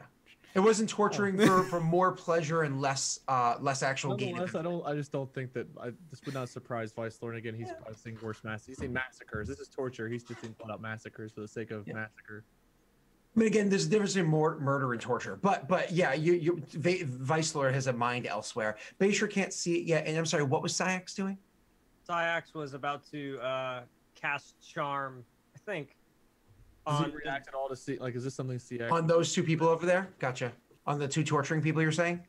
No, are they questioning us, or are they still just No, focused no. on their- They're just going about the torture on these two people. Got it. no one's questioning us. They're just basically, while somebody goes off and deals with officials, they're intimidating us the best they can without That's what I actually doing thought. anything. Yeah. So is the person that escorted us in? Did he leave? Nope, he's still standing there. Still Nobody's standing going right off to deal with officials yet. They're just standing there with you, watching this whole thing. or Syax watching growing it. up on the streets has seen not this kind of torture, obviously. Yep. But he has seen people with knives and just totally gut people in the streets and stuff. So he's seen Some bad shit. stuff. Not this kind of shit. Yep.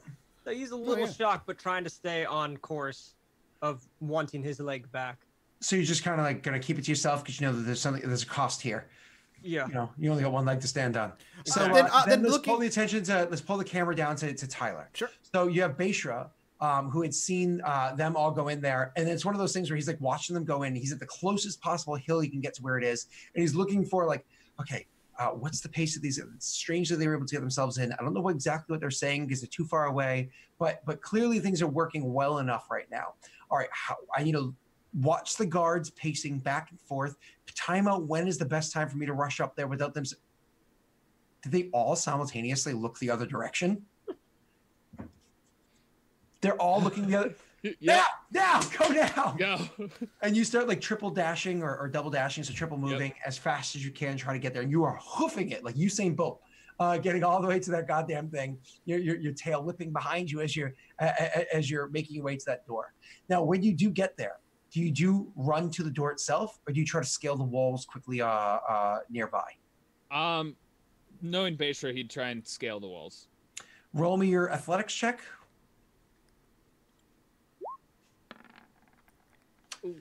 Oh, and see your total. All right, so you get over to the walls, and immediately when you get to them, unfortunately, it's one of those things where it's like, oh shit, these walls are clearly designed to not allow people to scale them. And you're like, your initial attempt to try to climb up them has unfortunately not really worked in your favor. You can spend an additional moment to try to find a different spot to climb up, or maybe try to use your claws and actually dig into the wood of the door itself and like the natural like reinforcements of the door and use that to climb up maybe. But your first attempt did not succeed. At that point, he's going to be like, his best option is the door, and he's going to try and just slip through the door. Okay, so you go over to the door itself. The door's heavy, but Bayshore is not weak. He's just not strong. So, grabs his hands on the ring of the door, with his full might, pulls and leans backwards, and is able to get it swinging open enough, not swinging open, but like wide enough that he could slip in and somehow get his big old tail inside there too. And then once you slip on the other side and you turn and you look, you see, oh crap, there's a bunch of people in here. There's like, you hear torture, which you didn't hear out there as easily, so you didn't really notice it. You see there's a bunch of, all of them are right there. Every single one of them has their back turned towards you. How fortunate. Able to turn around and grab that door and pull it shut behind you as quietly as you can. Stealth check.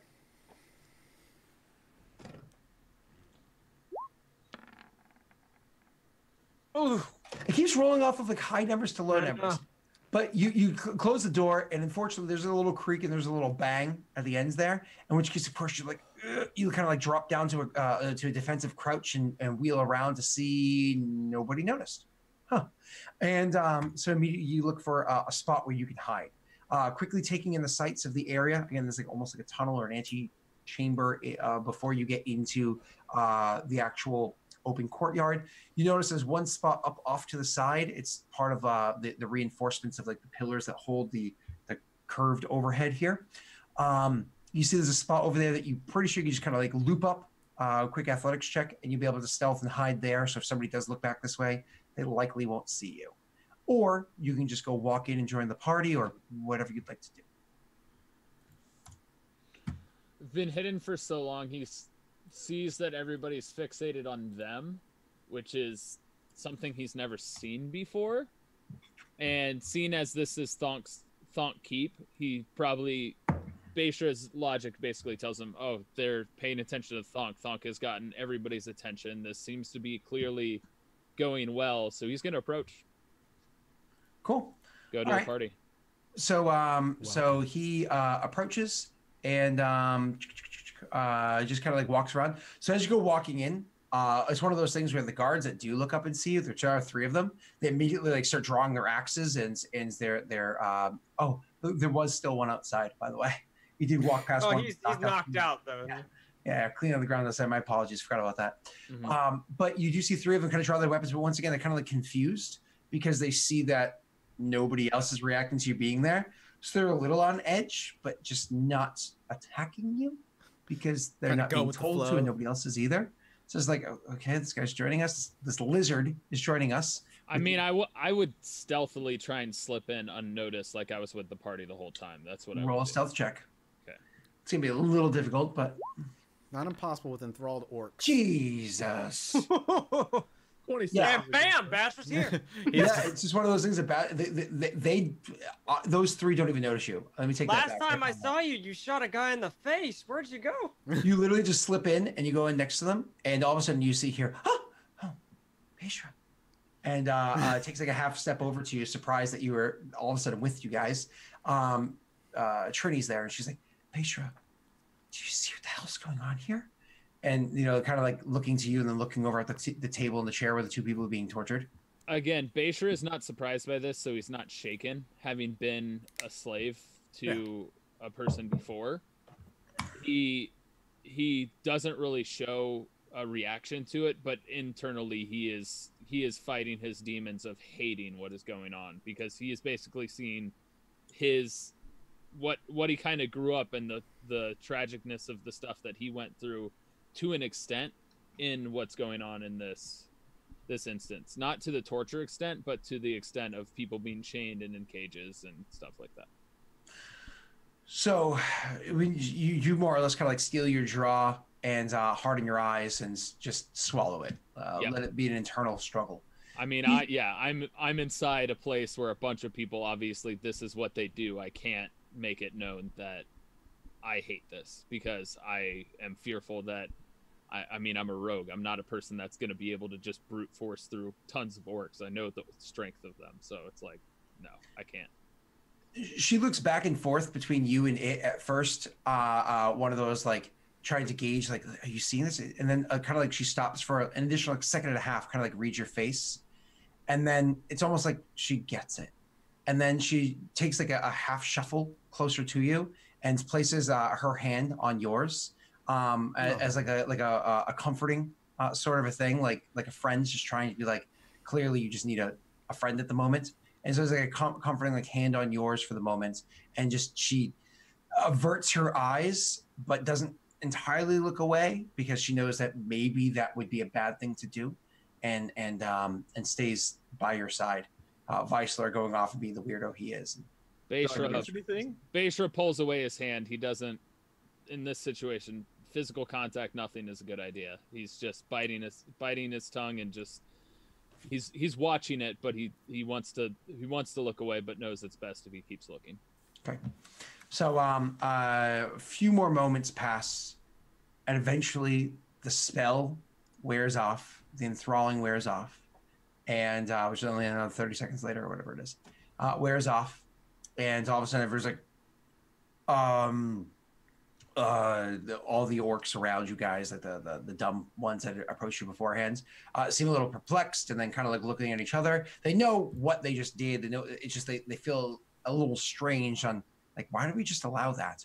And then the one that was speaking to you beforehand, the half orc, looks to you guys and says, "Enough of this. You will wait here in that cage." And he gestures towards a cage that has a few others in it. And you will enjoy your show, and we will see if Chief Grommen will grace you with their presence. Can I cast charm as like how does Sayax just casts charm by kind of touching him on the shoulder? You don't have to touch him; it's range. Okay. And just so you know, you can cast it as up to a 3rd level spell to affect 3 people if you'd like. Yeah, that's what I was actually thinking. I was actually thinking about doing because there's 3 of the heavy armed guards, or was there 4? There were 4. 1 was half orc, 3 were orcs. The half orc is the one that's doing all the talking, but they all seem to be of the same mind. Okay, so but there's no distinctual rank of any of them. One's doing the most of talking, but you imagine maybe because he's a half orc, he's the one that's most adept at talking. But you can't tell a rank amongst them. Okay. Yeah, I'll do it as a. I'll cast it as a level 3 then. Okay. So, and you're gonna cast it on which 3? The half orc and the 2 holding the spears. Okay, sure. And so why don't you bop that? And what's the DC? It's a 16, correct? 15. Isn't it 16? Your saves? My spell save is DC. My spell save DC is 15. Oh, why do I think it was 16? I thought you said 16 before. No, 15. So the 2 holding the spears succumb to the spell, and they're clearly charmed, and actually start to look at you with a bit of a smile. Great. On their There you face. go. Continue. Just say, hey, can you bring us? How about you bring Chief Grumman to us now? He looks at you and says, so the 2 of them are kind of like, yeah, probably should. And the other one's like, the other one's like, at the time, one of them's like, yeah, probably should. Almost simultaneously, the half orc one is like, I've already told you where you're going to, what? And then he looks over towards the other 2. Do you have discreet spell? I'm so sorry, Sayax. Discreet spell? Or whatever it's called. You have twinned and empowered spell. So actually, he would see you casting that spell and see you failing it because that has a verbal and a somatic component, and it fails. So he would actually see that happening. Oh, okay. Do I have to do it without them seeing it? He could make a stealth check. No, it's specifically a meta magic. Okay. But, Yeah. So, well, so he he's would see it, right? But not the other 2. not the other 2 that are charmed. Yeah, they're fine for an hour. They're good. So he's Also, like, with when he initially reacted, Basher would have his dagger in hand. By the way, so he says, needs to be known now. he says, no, the 2 of you be quiet. Magics are being used here. One of them's like, no, magic no one mind. He not bad guy. Look, like demon. Demon sometime do things for Grumsh. And the other one's like, he's Grumsh demon. See, he give cost and gestures towards your lack of leg. Then my symbol's out. They can see the shit on my chest, right? yeah, but they're talking specifically about the one that they're just charmed by. And he I know turns to that. them and says, to compare the loss of a leg to the loss of an eye is heresy. And he literally looks to the several of the other orcs nearby and says, take him to the cages and have him executed immediately. And so a handful of the other orcs are grabbing him. He's like, hey, no, that does not. And so that does not. Friend, is this not what should happen? And looking Sayax. Sayax immediately says, no. Why would you? No. No one should be executed here. His axe is now out, and he's holding it, gesturing it towards you. And he says, the other leg can come too. Is it made? How hot can I make things by touching them with ignite? Can I like melt the? If I touch the axe, can the handle he's holding just burn? There's a spell called Heat Metal that does specifically that. Okay. Yeah. So he does. I was thinking with my ignite by just touching stuff. That one heavily armored orc with the spear is being dragged away by the other orcs now to go and literally be executed. Because he And compared you his guys- missing leg to Grimish's eye. Correct. That's fair. And so, and you guys are being guided over to a cell. You guys fight against that? No, there's nothing we can do. We Sayax- we can Sayax fight, turns but to Thonk, and Thonk. yeah, Thomp just kind of gives you a stoic, like just like a shake of the head, just like let it go. Just play along for now. If need Thonk, be, are you looking at Basra because he already has a dagger out? I mean, I'll gesture to not, but I can't. They might be asking for weapons anyway. But yeah, basically, just like I put it away. They're not gonna kill us, not right now. And when they bring you guys over to the cell, before you walk in, of course, Mike knows me as a DM. Yeah. They immediately start trying to take all of the supplies that Wade, you went through this a couple weeks I ago. literally am happy to give that hammer over. Take it. Okay, and so you literally just try to hand it to him specifically. Yeah, I want him. I So want you them hand to the touch hammer it. to him specifically, and he grabs it from you, and he's like, and he's get this like angered look in his eye, and he grabs the hammer. Yeah. And as soon as he grabs the hammer, you can see just like his eyes just get heavy. Clearly, he's seeing or feeling or something deep in his mind, and he's lost for moments. And then finally, it's like his mind seems to come back as he's continuing to hold the hammer, and he like is looking down at the ground, and he almost has tears welling up in his eyes. And then he looks up at you and says, "You do bear the mark. Are you?" Ends this! Ends this now! And he even looks over to the two that are doing the torture. "I said end this!" And he looking over to the two giving the torture, they stop like literally digging a dagger into somebody's shoulder and like look up and pull the dagger out. I was like, oh, thanks. Yeah. And they look at his direction, and he's like, "All bear witness. We either have a messenger of Grumsh himself or a heretic whose display will be beautiful to see. There is a way to confirm or to deny what he says. We have evidence." And he places the hammer gingerly down on the ground between the two of you. And he doesn't gesture to it or anything, but you get the idea. He's expecting you to pick it back up. Yeah, I'll kind of just hoist it back up over my shoulder. "You will follow me to the throne room now." Diaxis. Yes. You guys then turn and follow him over to the throne room.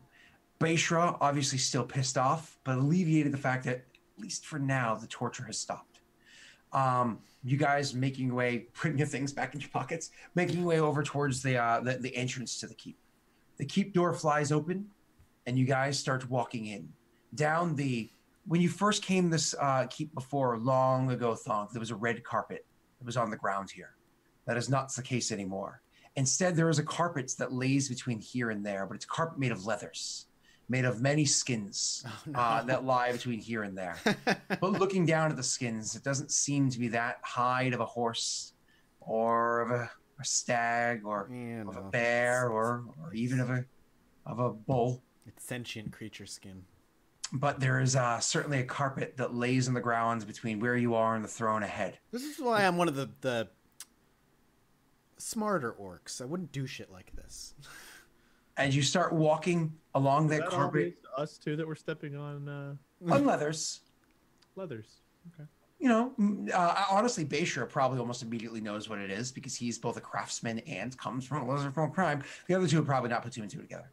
And as you guys are walking into the keep, into the throne room, which the keep, if you don't recall, opens almost immediately into, why don't we cut to our final break? All right.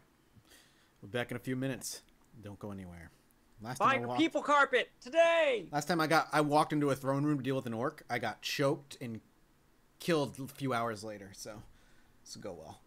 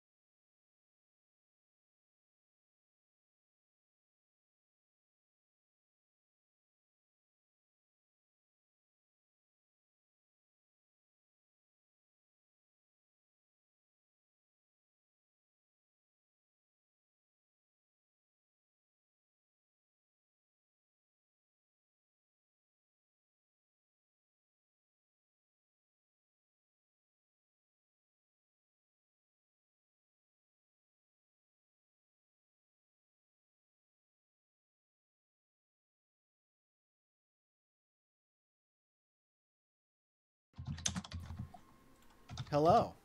Last hour. Let's go. All right, so you come walking into the throne room. Mm-hmm. As you come walking in, again, walking along those skins that you see before you, and let's not be lacking detail here. The skins themselves are well trimmed, well crafted. I mean, you can see the thick stitchings that you would typically see in like crude leathers and whatnot. So or crude hides. You can see the thick stitchings inside there, but there's no tufts of there's no like tufts of like fur in some areas and not in others. It's not like it's misshapen or malformed. It is a solid straight line on either side, just with the thick lace stitchings that go between it. So it is well crafted, what's set before you. It's meant to have a civilized, barbaric look to it. It's clearly the intent. As you come walking into the throne room, you see it very similar to you did beforehand. There's an arch to your left, and there's an arch to your right, and there's an arch over the throne room, that throne ahead of you. There's a throne that sits on the far end on an ever so slight step up to where it is, and there's guards that are along the corridor down either side as well. Now, the art has changed. The guards have changed, and certainly the person sitting on the throne has changed as well. Well, that doesn't really matter because there's nobody actively sitting on the throne at the moment. To the left side of the throne and to the right, you see that the guards look very similar to the ones that you had just seen, and one being executed right now, to the ones that you had seen outside. Orc-crafted weapons, orc-crafted armor, crafted for their size, their weight, so on and so forth. You see a ratio of a 3-to-1 orc to half orc in here, acting as guards, as the actual royal guard. Total of 10 of them inside this area, not including the ones behind you. The artwork that is on the walls to the left and to the right and above, this artwork is also familiar to you. You had seen this art before, though in the past, it was once set in the basement. It is now set here in the throne room, depicting you and your companions on one of the picture frames and what have you had done, but mostly several depictions of Grommen all around the throne room, because the people here, both the humans when they controlled it beforehand, and the orcs that were here prior, all venerated Grommen. They actually thought of him as a goodly person, strong warrior, strong of heart, good sensibilities. So all the artwork that you've seen is well preserved. Honestly, considering it's being maintained by orcs, it's well preserved. It's up here on the walls. All this pomp and circumstance, this tension, this torture, all to lead to Grommen opening his mouth. I can't wait. And so as you come walking in, the throne is currently empty. There's no like seat to the left or seat to the right. It's just the one throne. That's my apologies. There is a seat to the right of the throne, because remember that the wife used to sit adjacent to the what's his name beforehand, the Lord before. So as you guys are approaching, both the seats are empty, and so you're led in there. And he walks in with you, and he turns to you and he says, "You will wait here." And then he looks back over at that portrait depicting you and your companions. Then he looks back at you, back at the portrait, shakes his head with his back still turned to you, and then walks off with an extra step, hastens pace as he's making his way out of the chamber, the door that's to the side of where the actual throne seat is, and heading his way to. You've been all throughout this castle beforehand, or this keep beforehand. To the chambers that would have belonged to the Lord and the Lady in the past. So finding his way down there, he's gone for several minutes. The rest of you taking in the sights of what's here. You are still flanked behind you by the one guard that was charmed by you. Still charmed, right? For an still hour. Charmed. She's still charmed. And the other guard that you did not cast the charm spell on. They're still behind you and following you in. So surrounded around you is the 12 half-orc guards. Can Ciax turn around and ask what the artwork depicts? You don't need to. You can't. You can see. I don't know anything about this. You see one orc for the most part depicted several times over and over and over again. Right, but I don't know who that is because I've never. Of course. So you turn around and you ask one of the orcs. Probably your friendly orc. Yeah. Can I just whisper like, "Hey, what's all the artwork? Who is that? Who are all these people with this one important orc?" He says, "You do not know?" and he says, "Friend," and he claps you on the shoulder. All the orcs and half-orcs in the room look at him. Like, you need no problem. This is Grommen, friend of Realm, friend of Thunk Keep, friend of Thunk. This is Grommen. Grommen, greatest warrior ever. Grommen take 50 arrows and keep on running. What? Grommen killed Knoll, one swing of axe. That I believe. Grommen, big and tough and brave and strong. Grommen, soft with hands, nimble with touch. But Grommen is Grommen. Grommen have little man that sing praise of Grommen because little man's servants to Grommen.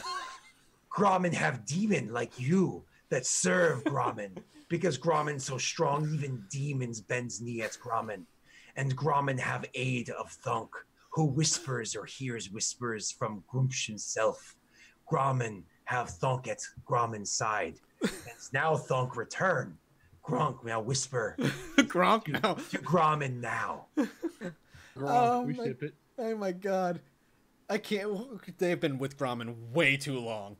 They have had no good influence on them beyond Grommen. That's very clear. 50 arrows. Maybe 3. Vicelor, I imagine, starts walking off to the side, trying to sniff the paintings and see if anything dust. All kinds of weird shit. Immediately, that you have to imagine almost like, what do they call the Royal Guard of England? You know what I mean? Like the what are they called? The Beefeaters, or the hell they are? You know, the people with the big goofy hats. You know, as soon as you start to veer off path, and like, oh, I'm gonna check out over here. Like all of a sudden, spears dropped in front of you, and like their heads don't move, but their eyes go towards you. Clearly, these are guards that have been trained. You could almost, I mean, the rest of you guys are seeing very well-trained guards. Thonk is almost hearing the crack of every whip on each one of their backs as they learned this type of discipline. Through pain and suffering, they learned this discipline. And it's almost pulling him back to his own childhood. Through pain and suffering, learning that discipline. He can almost taste the blood and loves the taste of it as he's imagining this and seeing Viceland be like, oh! Well, you'd thank me later if I had, but alas, I'll leave this risk up to you. Instead, he'll look at he'll like lick the flesh rug. Oh no! He would. Your lineman. Mom? So anyways, you Things you never expect to say in life. He'd lick the flesh rug. Maybe in Dark Sun. you could say lick the flesh carpet, but never mind. That's a whole different conversation. No, I don't want to get banned off Twitch. So you guys are standing there, and a bit of time passes. About 2.5, 3 minutes pass before you hear as the clinking of iron on wood is the door swings open, and he comes walking in, and behind him comes another orc, large in size, standing well over 6 feet, extremely broad shoulders, very dark green skin that has an even tone to it, many scars in that skin. The hides that are on them, both well crafted and well fitted. Each one of them perfectly showing all the best details of the orc before you.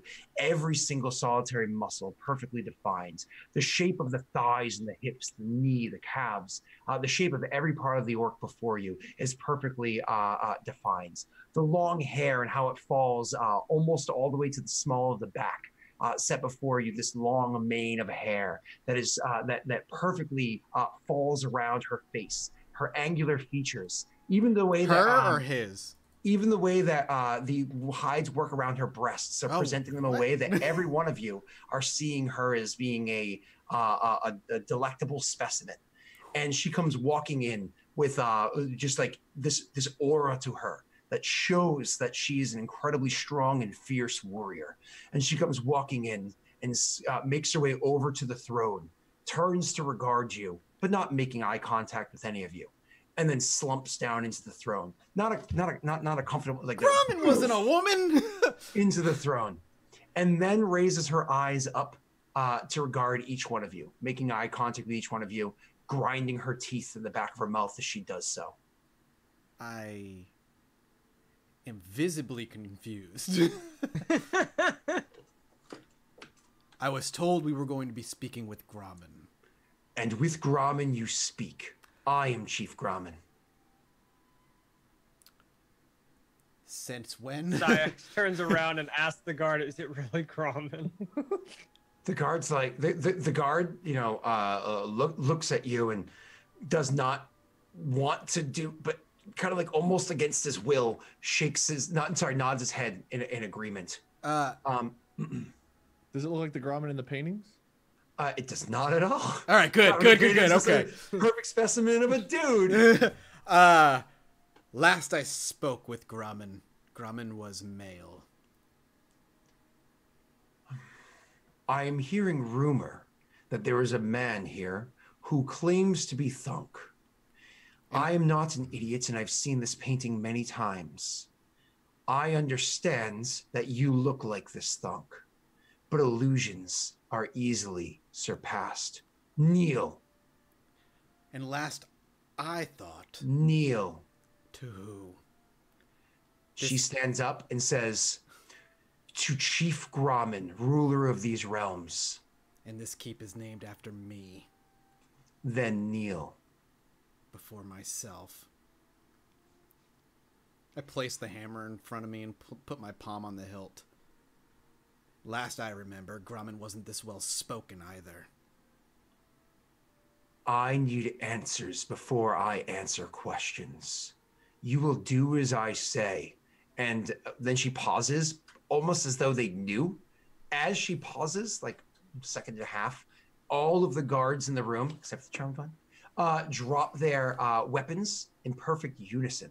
Like their weapons out and drawn, and their attention turns towards the party of you. The other one does so as well, but like we're talking like a 2-second delay. Her eyes actually break contact with yours and look over towards that one, and then looks at the one that saw speaking to him beforehand, Syax.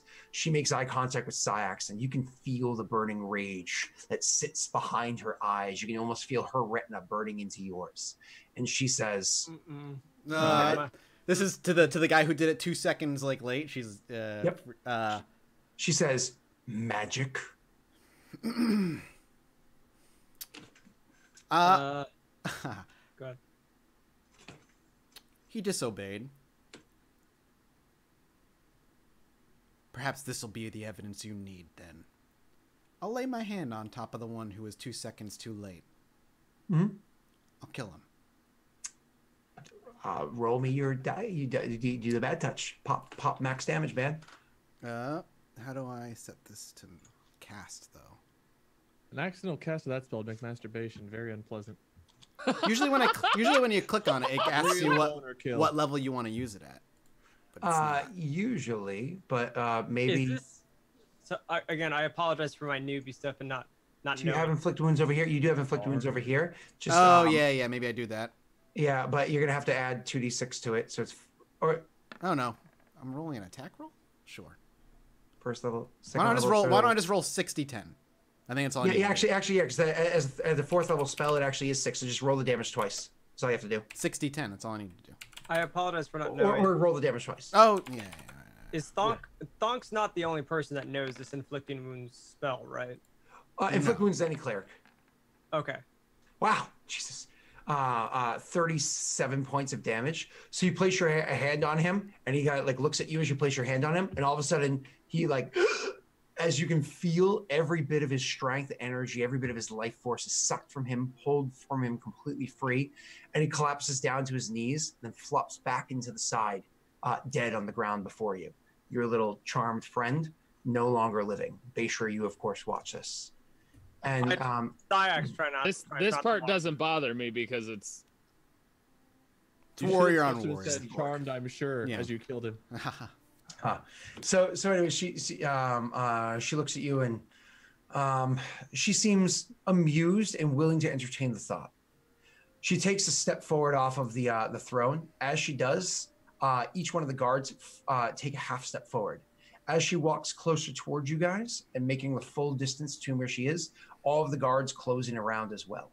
All of their weapons out and all of the weapons trained on the party. We're talking spears or within inches of your face, or spleen, or heart, or wherever it is that they might be positioned. As Grommen is walking, as this is all happening, Thonk will have maintain eye contact with Grommen, and as I'm placing the hammer forward, he will regale the tale of the time, like there once was a time where myself, Grommen, Otto, and Rai ventured to a mountain to take care of creatures causing torment. In that mountain, we discovered a hidden artifact by the dwarves to their gods. We retrieved that artifact, and in time, in the north, we reforged it to something greater. This is that thing that was taken from us. Are you gesturing for her to take it? Yep. She will look at the thing, and she reaches out for it at first, but then instead she stops and reaches out and literally grabs your face, like full on fingers, palm, everything completely covering your face. And she places her hand on your face and takes like an extra second or two, even goes so far as to close your eyes, take a deep breath, and then open them again. And then as she runs her fingers down like your jawline and feeling like kind of like the crook of your nose with her thumb and your jawline with her fingers, and even like her pinky kind of running along the side of your neck, she drags her fingers forward off of like your chin, and she nods and says, "So there are not magics hiding who you are. Yep. Very well, I'll play your game, Thunk." And she grabs the hammer by its hilt. And as soon as she does so, same as everybody, the orc and everyone else so far, you can see her eyes widen and narrow. As you can see, like she's having these visions and so on and so forth. She can feel the pain and the suffering of the dwarves and the cheering and the rage of the orcs. You can see the rage behind her eyes starting to well up, and she herself is one who knows how to rage. And she is fighting back with every fiber of her strength to not give in to that rage, but at the same time wants to so bad. But on the flip side of that, she's savoring a little smile and curling up on the side of her face, on the side of her mouth, as she's rejoicing in the suffering of the dwarves that's coursing through her every fiber of her being. This is definitely not the Grommen I remember. Grommen enjoyed life. She's enjoying every part of the suffering. Yeah, that's why I'm so. This is not the Grommen I remember. And after it all ends, she finally blinks and looks at you and says, "So you are Thunk. You do carry with you the will of Grumpsh and the whispers that he brings to you in the night." And you? Are you Grommen? Third of the name.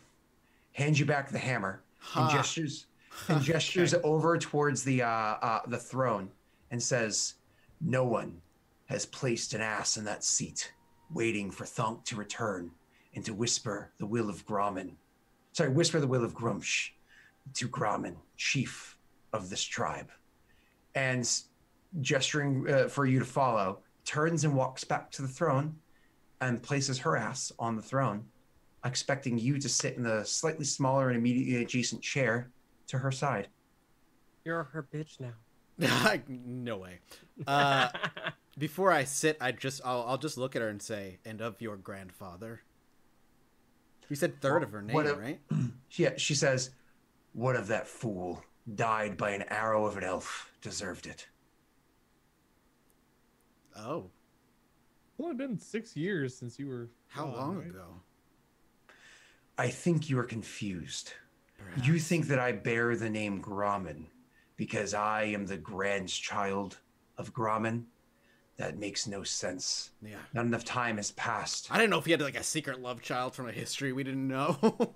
I expected Thunk to be a bit more wise, she says, playfully. And you can tell that while others would think that it's meant to be an insult, you know the nuanced difference that it's meant to be playful. Yeah. She says, "Every chief of this tribe bears the name Grommen. I am the third chief of the tribe. Where is the first? Dead, as is the second. You are again confused. You assume Grommen, your companion, and the one Yes. by which we are named after was the first to be the chief. You would imagine that's exactly how it would go. Grommen has never returned after he left with you. Where did we go? To the north? Hopped on a boat, shipwrecked, and teleported. So the north. So he hasn't returned from the north. He's not returned from the other fucking half of the planet, Fuck. or the continent, I should say. Or who knows where he is? Maybe he's like 100 feet away. Walking Oh it. God, Who I was knows? so Who knows? confused. I Maybe thought there was he's some. dead with a spear in his chest. Yeah. In stone on a bridge. So We can go looking for bridges if you want. so Grommen hasn't returned in 7 years then. None of them have. That's not entirely true. Rye. Nobody's seen the demon, but the little one came in, almost had his head chopped off. And where did he end up going? Came in, asked questions, and left. I was not here at the time. It was before I killed the chief and took the title of Grommen, a third of her name. So that's how you operate. Keep that a little tighter lipped when you have company you don't know. Looking behind. Raises an eyebrow, not knowing what you mean by that. She literally just let loose how the political spectrum works here. Kill the leader, take their spot. Oh, that's how it is in most orc tribes, anyways. But now they're playing a different game, or I was hoping they would be. True. And that's why they need the whisper of Grumsh, right? Just so shaking my head then, just kind of clearly losing himself in thought for a moment. I do not return to be your guidance. Does Grumsh will still need you in other places? There is a creature not of this realm, reality, that is running amok across the continent. Nothing that has attempted to stop it has succeeded. We are attempting to. Nope, failed about 5, 6 times. 7. It took me leg. That's why we came here. Can they fix the leg, Thonk? Oh yeah, I forgot about his leg. Oh, that sucks. Should probably take care of that. Yes. And I think, them kind of saying that, I turned back to Grom, the chief. Chief Grommen. Chief Grommen. It's very confusing, and just say, and just nod. We come looking for healers to see if any have the skill to regenerate. There are shamans, and there are holy men. There are war priests to Grumsh. Of course there are. They all are on the field of battle and is not here to watch after those that might catch a cold in the castle. But none of them are capable of doing what you ask. For that, you'll have to get back to the Holy Temple. I believe you know the way. Which holy temple are they talking The about? one that you originally made the pact with and got the brand from, that's in the mountainous region. And Oh, yeah. Then yeah, I can lead them there. I'll nod to that. That's not too far, right? it'll be a bit of a hike, but you have magic carpets. Yeah, so we that, have magic carpet. That's good. Okay, we can definitely cash in there then. We'll get him his leg back. And a brand new brand. so then the will of Grumsh wishes for you to not sit at my side and guide his kingdom to his full ferocity. It The will of Grumsh has you doing has you doing his tasks elsewhere. this creature I speak of. To put it into perspective, it ran through Thay and destroyed all it touched and left alive. Then it weakens our next foe. Once these lands are secured, we have a weaker enemy to defeat. Those damned wizards will all burn by their own spells. My thoughts were going along the same route. Unlikely they'd burn by their own spells. You'd probably have to kill them with your own or with weapons. DX slaps Spiceland. I'll guide them to the temple then. Seems to be happening a lot more lately. But I will request shelter for the evening. By the will of Grumsh. And in perfect unison, all 11 guards around you stomp 1 foot on the ground and shout out at top of their lungs, by the will of Grumsh! Oh, indeed. I like that response. And I'll look back to her, and it's like, and in payment, you have my ear in my guidance for the night. Ask questions. She looks to the others that are past you, the other companions, say, "Are these like the ones before? Like the little one, the demon?" And she looks specifically at the other two demons she's battling with. I kind of will actually, you'll see Thonk smirk and say, "I guess I prefer a very specific company, but I do not know them nearly as well." Strange. I'm not generally preferred by other people. Islor, shut up. They are serving the will of Grumsh. In their own way. No, by the will of Grumsh. Once again. In their own indeed. way. Yes. Will they be joining us for our council, or shall they just enjoy this? Or shall they enjoy the Shrine of Grumsh? They're welcome to join in the council if they so choose. I meant to say. So I would say the Shrine of Grommen. They're welcome. I kind of turn to them like they're welcome to listen in the guidance should they so choose, though it may not be to some of their taste. If you have A lot of strange tastes here. anything for some of them to enjoy, I'm sure they would. There are some they may take you up on that. She nods and looks to the orc that's not belonging in this room at the moment and says, "Take them to rooms, make them comfortable, give them baths. If they wish to join us for council, they're welcome to do so. Each of them will also join us for dinner. If they choose not to join for council, bring them below. The Shrine of Grommen should be something that they will find quite enjoyable." Council sounds good. I think I will join for the council part. I don't know. Shrine of Grommen? Beisra and Sax? Syax utters, out of pure curiosity, "What is the Shrine of Grommen?" And kind of a nervous. Thonk is quietly curious himself. Yeah. You ask Chief Grommen that? Yeah. More of towards Thonk as well as Chief Grommen. It is a place where we venerate Grommen, the true Grommen, and we venerate him in his incredible might and his physical perfection, and all that other orcs will marvel and try to be, and all that the muddled bloods will try to be. We venerate him with all things that orcs enjoy. It's like these orcs were like, what's really cool about Grommen? Everybody's just like, he's strong and he's kind of hot. Make him a god. God damn. It started when there were humans running the kid, dude. It it's started like- back then.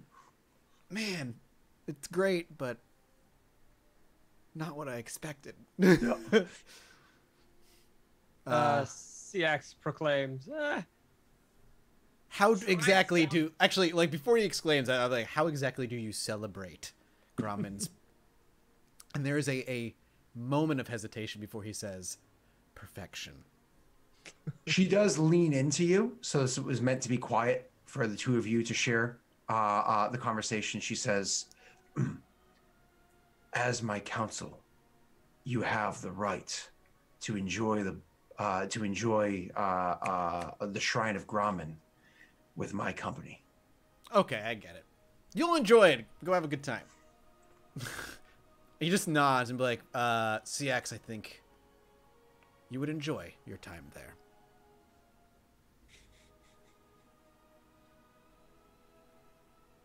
Have fun, Pat. yeah. Beisra, you're a lizard thing. I think Bayshore would enjoy it too. I don't know where it slithers out of, but you can put it to use. Beisra's not gonna respond to anything. You're a lizard. You guys like, don't you like spew on eggs or something? Like, how do you guys do it?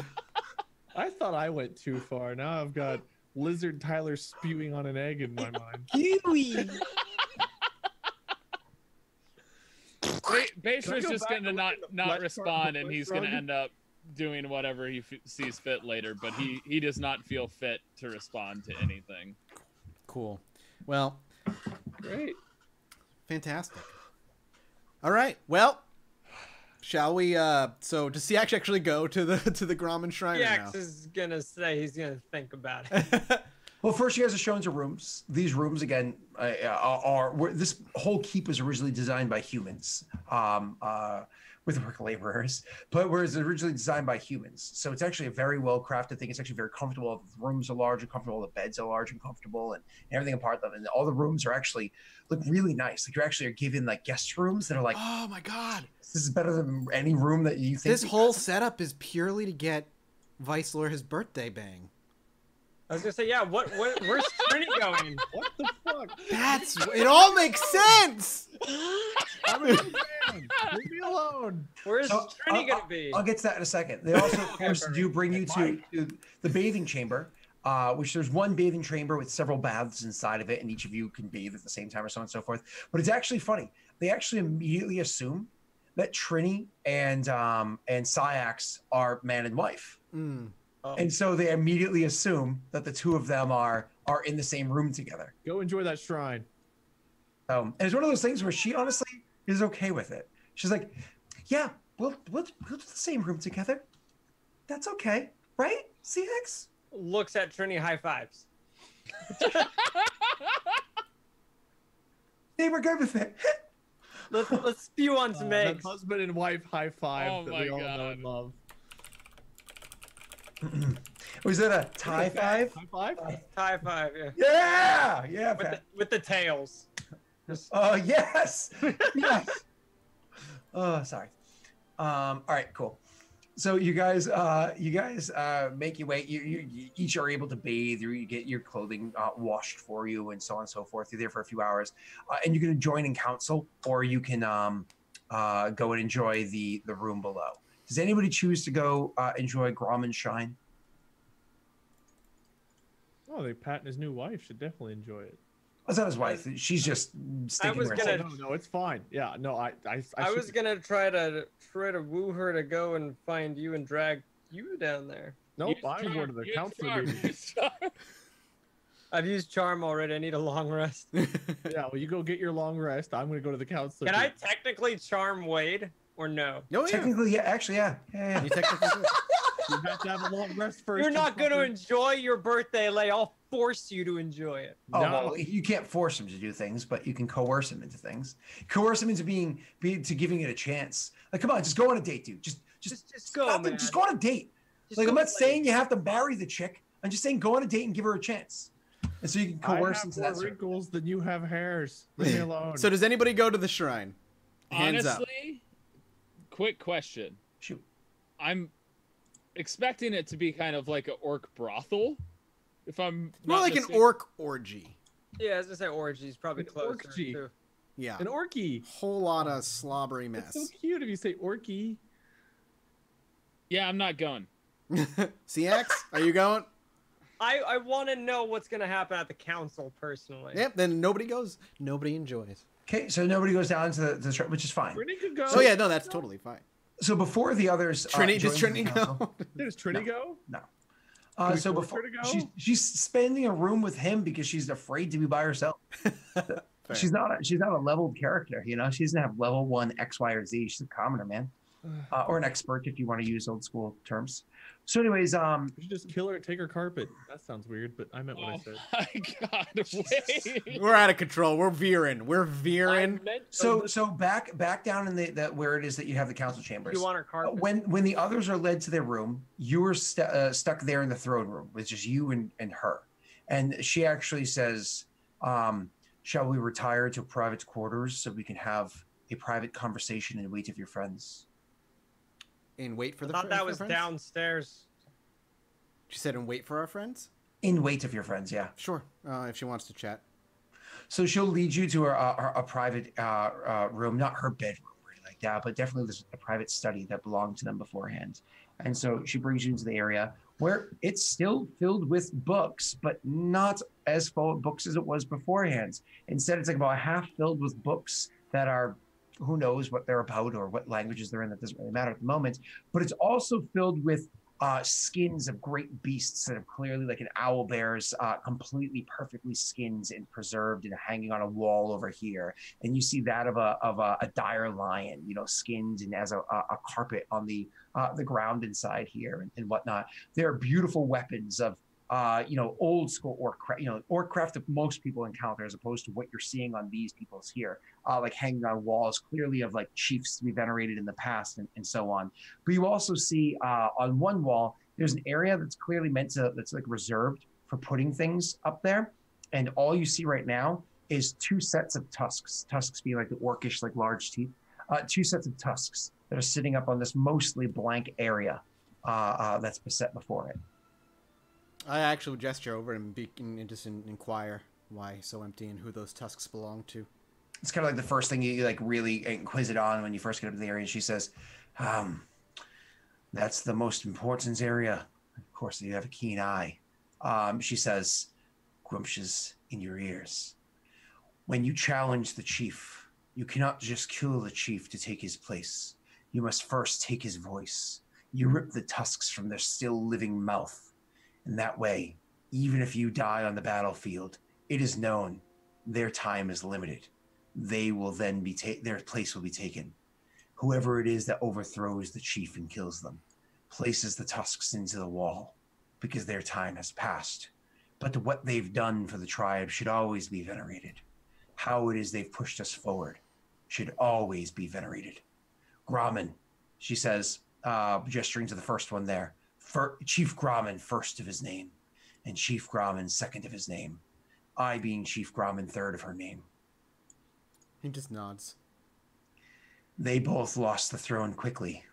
You will find this time it does not play that way, especially if you do find Grumsh's will placing you at my side. That is for Grumsh to decide, not I. But now that we are separated from the servants and the guards, the slaves, and those you travel with, a more formal introduction should happen. She gives you a typical orcish greeting, as would be normal to the orcs of this realm prior to whatever kingdom is being raised here. It's that kind of like bang of the chest, I don't know, like a part shoulder bow with a grunt, you know what I mean, that you would have done beforehand. And she says, "My birth name is Maggie." I simply nod, and mine is Thonk. That wasn't your birth name, was it? I'm pretty sure it was. Oh, yeah, it was. Yeah, your father named because my dad is an idiot. Yep. And she it's his favorite noise on the battlefield. That's right. Now I recall the story now. So it took me a second, but I recalled every part of it. So she says, "It is a pleasure to have finally met your acquaintance, Thonk.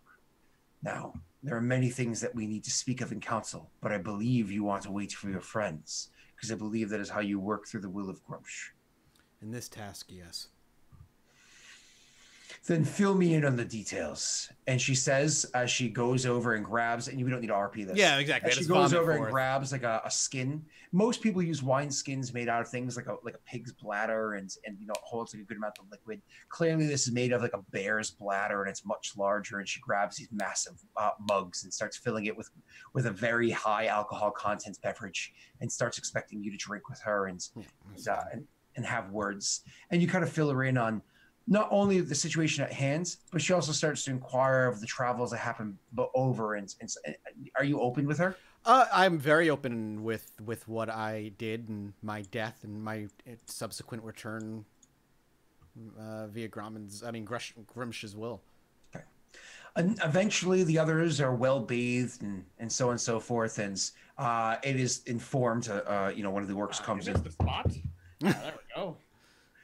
One of the orcs comes in and knocks twice and opens the door, and she just like looks over in the direction. He says, everything's in Orcish, but says, "You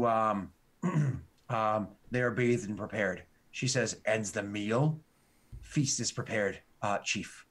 Then we will feast in honor of our guests." And you guys get up and you're led to the kitchen, so the dining area, which you've been in before. And you guys do enjoy a delicious feast. This is, again, Orcish prepared foods. Prepared, but still Orcish prepared foods. Their foods are very delicious things, like served mid-rare to rare blood sausage. Yeah, you'll enjoy Orcish cuisine, absolutely, Beishra.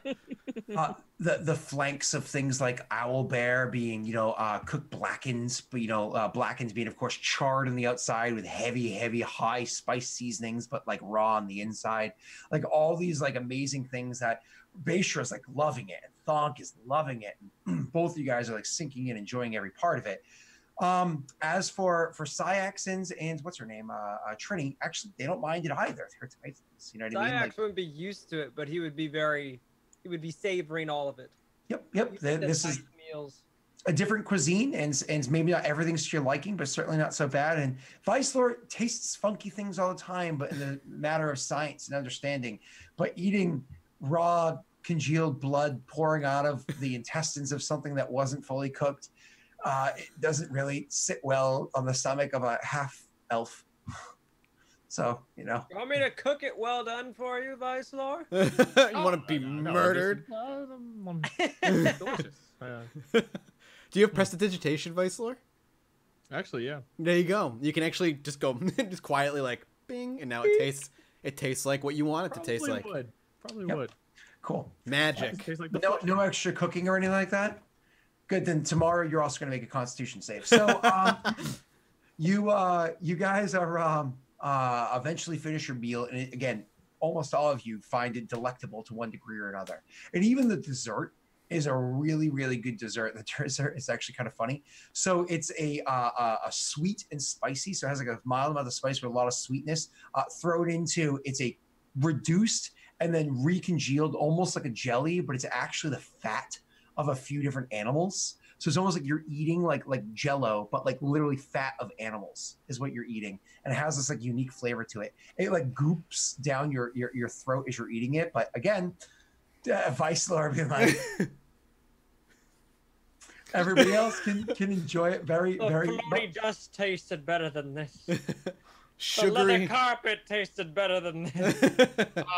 At this meal, Beishra would cheers to Thonk and Oh, God, I hate it. to the people that made this food, just because this is the best meal he's had in a long time. Probably the The best benefits. meal Seax ever had. Seeing how much you enjoy the meal, at one point in time, Chief Karan would even look across the table and say, you gathered your names by this point from small talk and whatnot, saying, Beishra, companion of Thunk, I think that you, enjoying everything that you've enjoyed up here, would also enjoy what we offer down below. Perhaps you should think of visiting the shrine. Talk about an all-you-can-eat buffet. Jesus. Oh god. They got a different kind of Jello down there. Oh god. Blood sausage. equally- Okay, all right. We only have 10 Equally minutes. gooey. We only have 10 minutes left. Let's. Come on. Oh God. Oh, It is just a She's not trying to universal. convince Say you. it's also congealed. Oh, she's not trying to convince you to go down now. She's not trying to convince you to go down now. She's trying to Oh, you can go down later. Oh, No, she knows that all of you guys are going to be there for the council. So eventually you make your way from here. Everybody's a little like tipsy to half cocked, and you make your way to the chamber of for you guys to council, which is not going to be that library as before. Certainly not her. It's actually going to be back into the throne room, where you guys can seek her counsel. She sits in the throne and expects Thonk to sit at her side. I will. The four remaining of you, because of course Trini is with you as well, being like, I'm not sitting alone in my room, and I'm not going down there alone. With you, the four of you standing opposite them, which is not fully comfortable because some of you are tipsy and one of you has one leg. You are actually given a seat. The one-legged one is actually offered a chair. Trini's given a seat here. I She's- don't like that. Trini? You are sitting at her side as everybody's coming to the area. What do you mean she's giving us? I'm giving a seat.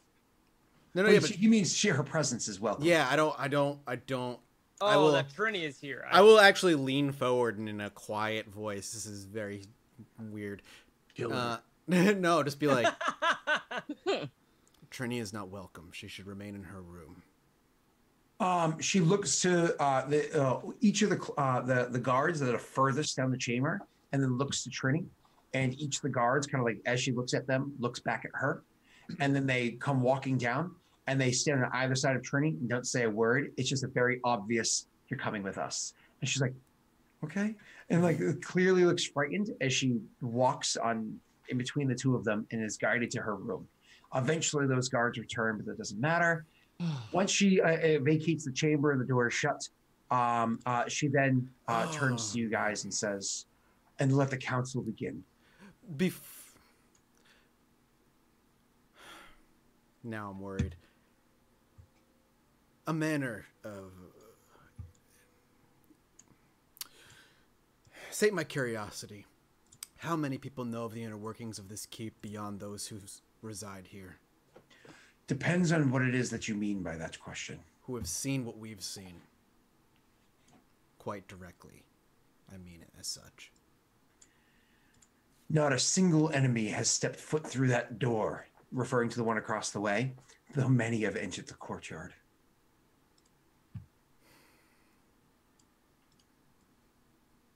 God, that worries me. I don't know, Trini threw a hole in the wall, and she's seen a lot. I'll just say understood, then let the thing commence while I mull it over.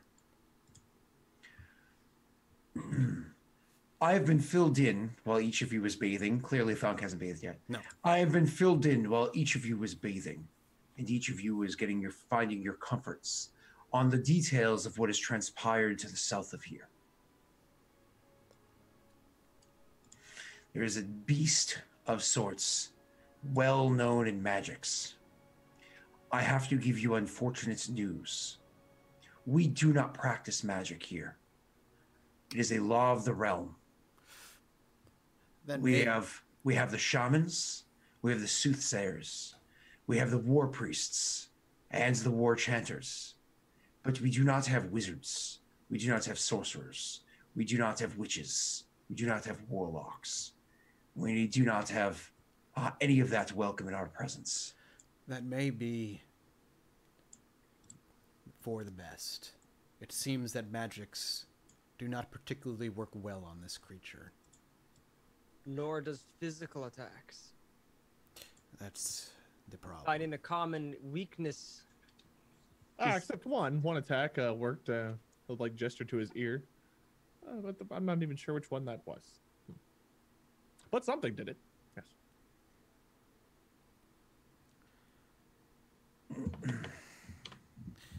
It's of grave concern to the realm. What this creature wants, and then he kind of looks to both, to the three of you, is beyond my knowledge. The old man and the little demon, as you call them, would be the most knowledgeable in what this thing can do and what it potentially could want. I would pick their brains, in case you end up running across this thing before we can get a hold of it. It's not meant in a physical manner. I will just clarify. I'm intelligent enough to know what he meant, and I will just say picking is a metaphorical for speaking. A chief should know their strengths, and a chief should know where they appoint others to do the job. I imagine Thunk is far better at discovering information than I am. Same as I am far better at murdering everything than Thunk is. Fair. That being said, all that Thunk has told me that he's discovered from the two of you, I imagine is all I will discover, if even that much, were I to question you myself. I'll not waste your time.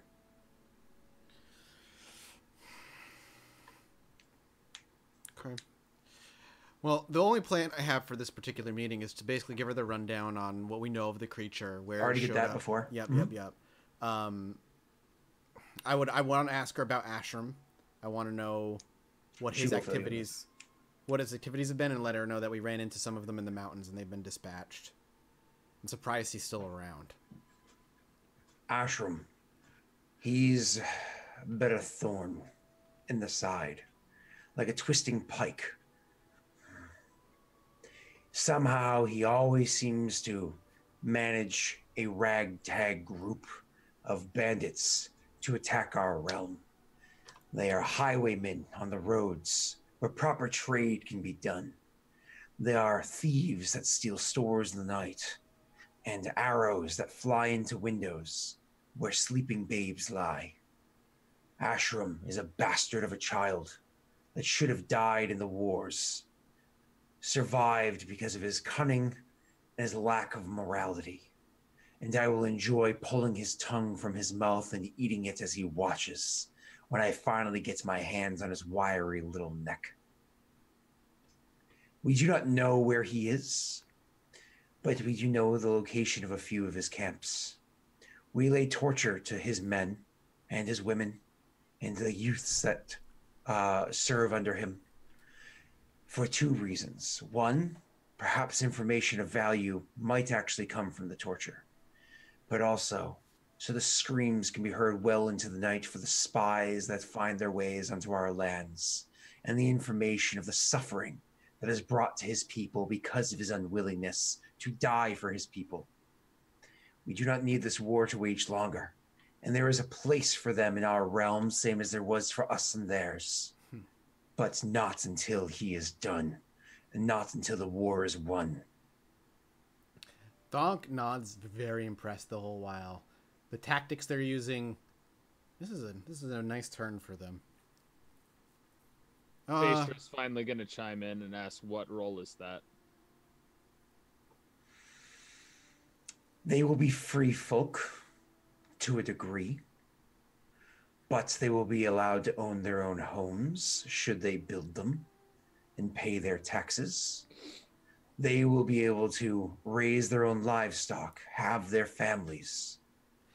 But when banners are called for, they will serve. They will have the position that they forced our kind to serve under for generations. And they will be thankful for it, for they will be safer than they have ever been.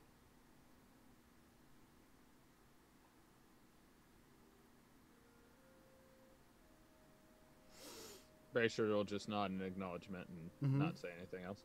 Governments and hierarchies matter not while this creature is still out and about, so I recommend our immediate focus be more on dispatching this foe before worrying about ruling our subservience. From what I understand, from all that Thonk has told me, from what I understand, this creature is drawn to a certain type of person, someone whose mind is perhaps a little more clear. This goes after me enough. I know. By the will of Grumsh, and then by the will of Grumsh, or sorry, Grumsh, whatever it was, Grumsh's will, by Grumsh's will, so it was by Grumsh's will. I will offer to you 100 bannermen of the most ragtag, chaotic and unruly, moronic and insane barbarians that I can pull from the outer rims of this kingdom. And they will go where you tell them, and they will fight what you tell them. And they will die if need be to the will of Grumsh. You know, by the will of Grumsh.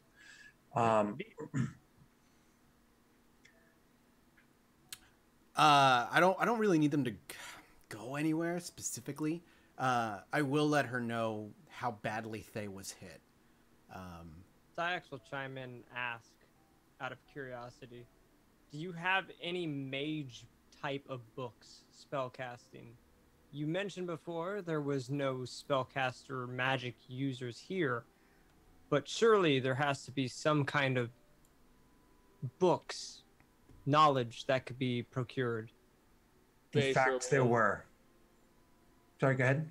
Basher will ask Vicelor with regard to the book that I had given him. What about it? Perhaps they could He read. recognizes it? Yeah. The writing. Yes, indeed. A book such as this one. She takes it. She leafs through the pages. Makes no sense to her. She closes it and looks at Thunk and says, "Is this a book of magic?" Not from my understanding. Then she hands it back to Vicelor. Says, "I do not know the contents of this book." Does she know of any location of any other magical books besides the ones that were left in Thay? So beforehand, she said there were, Yeah. and then there was Basher did that, and so you say, "But what of these?" More or less, like, what of these other books that you said? She said, "The law put in place by Chief Gromman, second of his name, was to collect and burn all books that had within it the contents of magic." Why? Oh, excellent. Well, that puts us back to nothing. Great. Why? Are there any books that have not yet to be burned? Because I can obviously do that for you, and as I ignite my hands. But before, obviously, I'm going to look through them before. I'm not telling her that, though. If there has been a book discovered, it has been burned. Viceroy like Sad, further pocket the book. sadly extinguishes his hands, just looking disappointed. Have they moved beyond here? Have they tried to expand their influence at all? So you say like asking her like what are the reaches of your kingdom? Yeah. Let me answer that question in a moment. Let me just look at my map. Syax. So Oh, go ahead. So answering your question, she says, the war against Fent is almost entirely won. We own more than half of the streets and all of the walls. There are those that are putting up a resistance. They will be crushed. It is believed they have some degree of agreement with Ashram, and for that they will be tortured to death.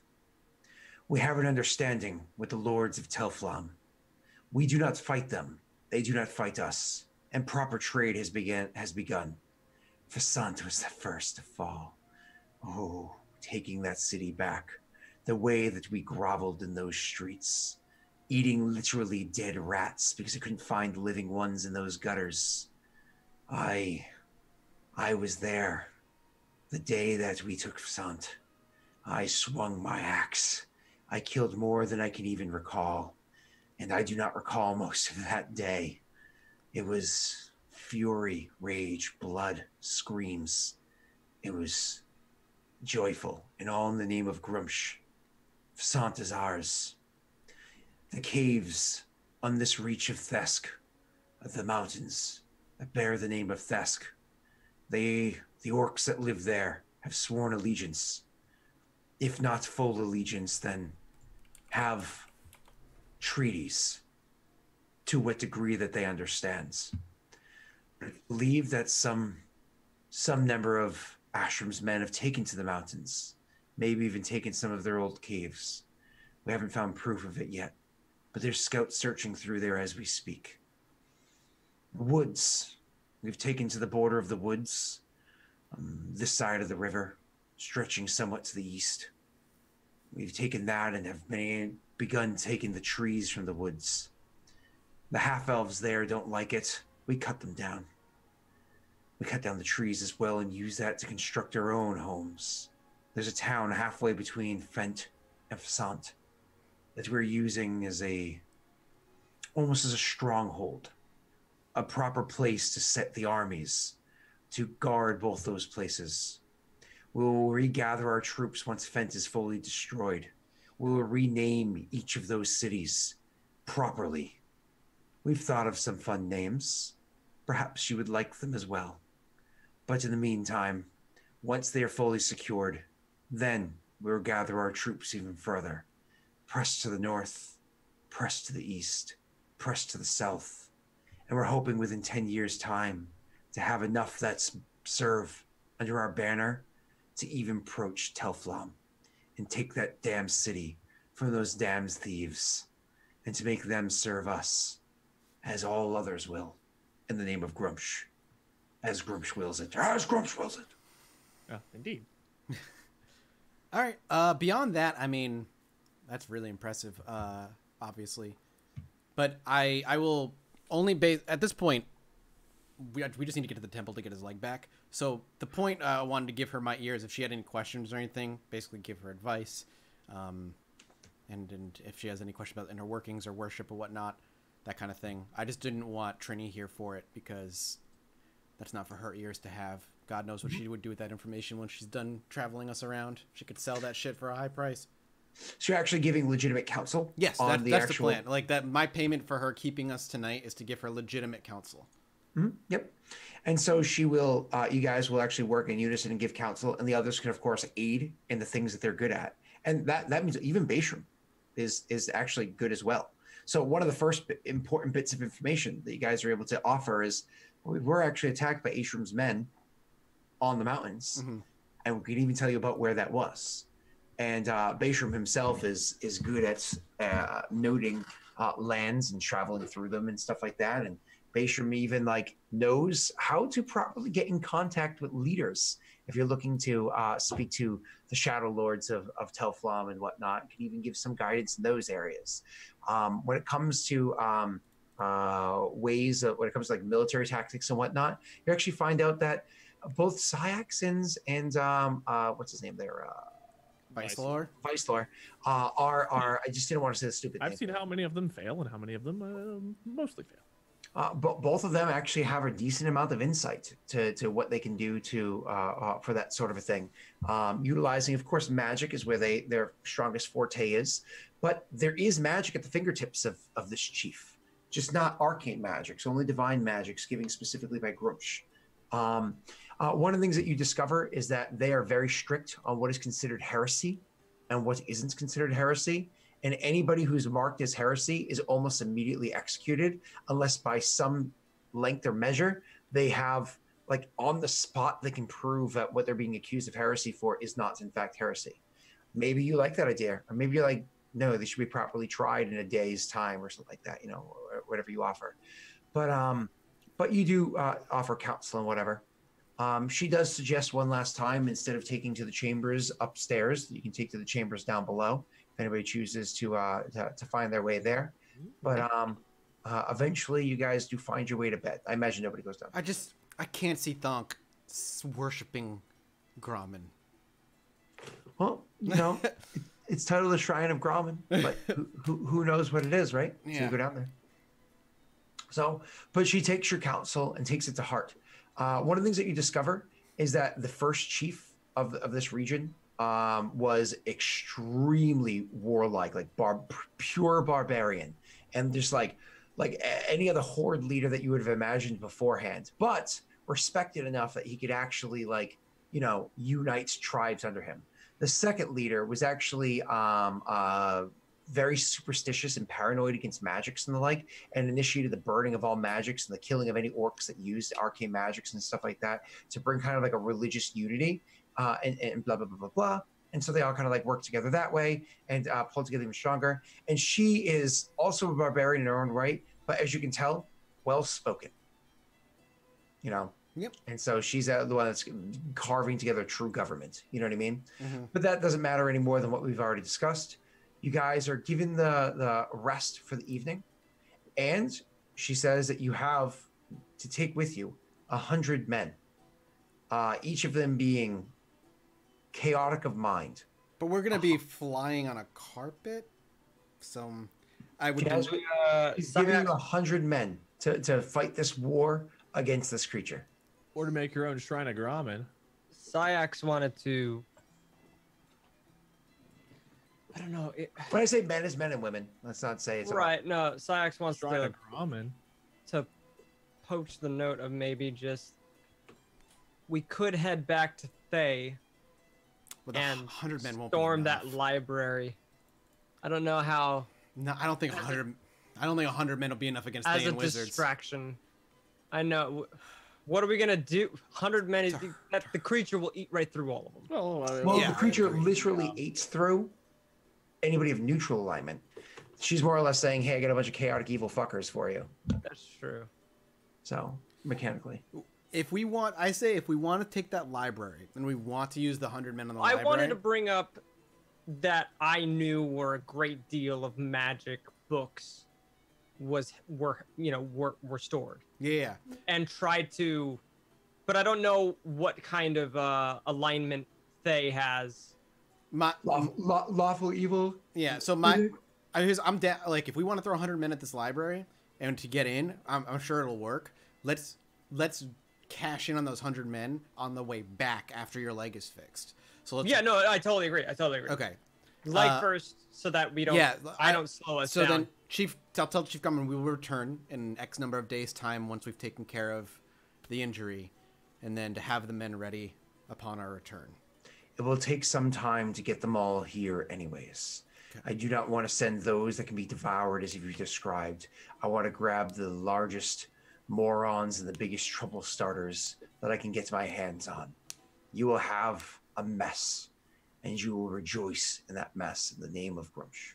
I know a noble on the west coast who fits that description. I may regret this, but I'm actually...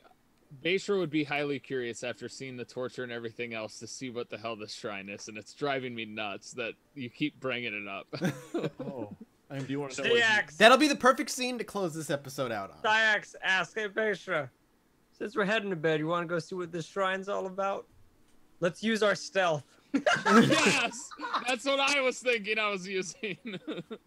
Can we roll for stealth? Well, doesn't one of you have like invisibility?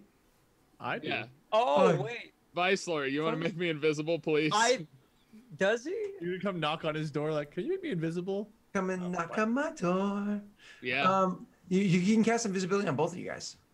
Oh. I should ask you and what exactly you're planning on doing, but why not? You will. And so both of them turn invisible, and both of them Harry start Potter making their way down. style. So And make their way down there. And so you make your way down to the shrine of Grommen.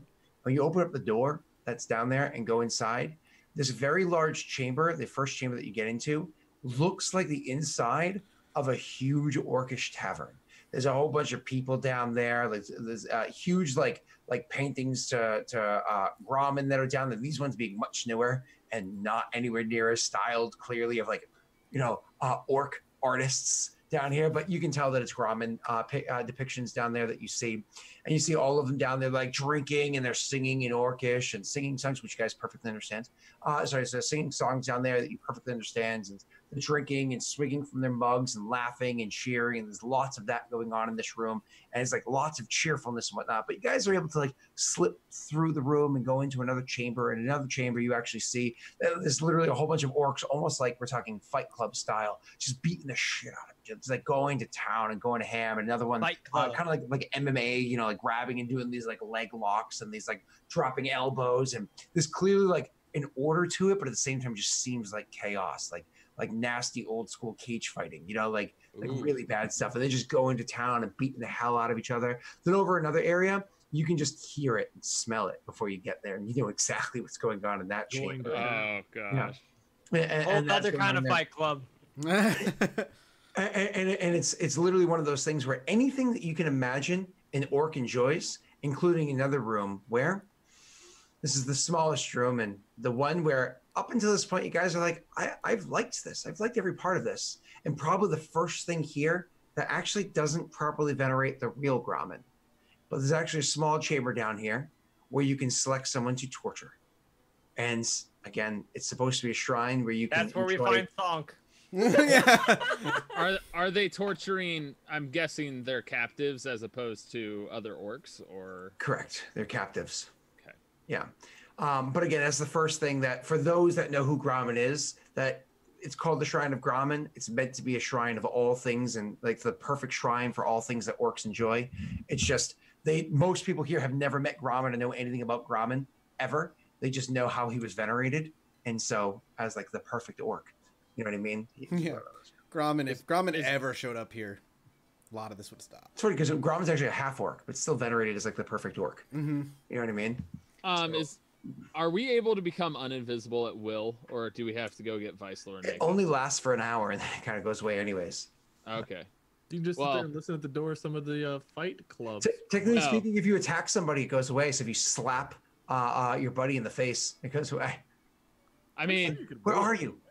In a hidden corner, I wanna become uninvisible. Can I slap myself to become uninvisible? Oh, another person, but that's fine. You guys slip it, whatever. It doesn't matter. The invisibility wears off, goes away, whatever. Anyway, Bayshore wants to participate in the fight club. Okay.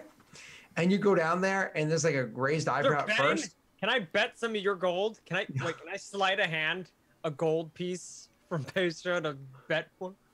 Bet on me or against me? There is no bet. There is no betting going on down there. Oh, okay. Because this is all in the name of Grumsh, and so there shouldn't be people profiting. What's profiting is the glory of Grumsh, right? Yeah. Shrine of Grommen.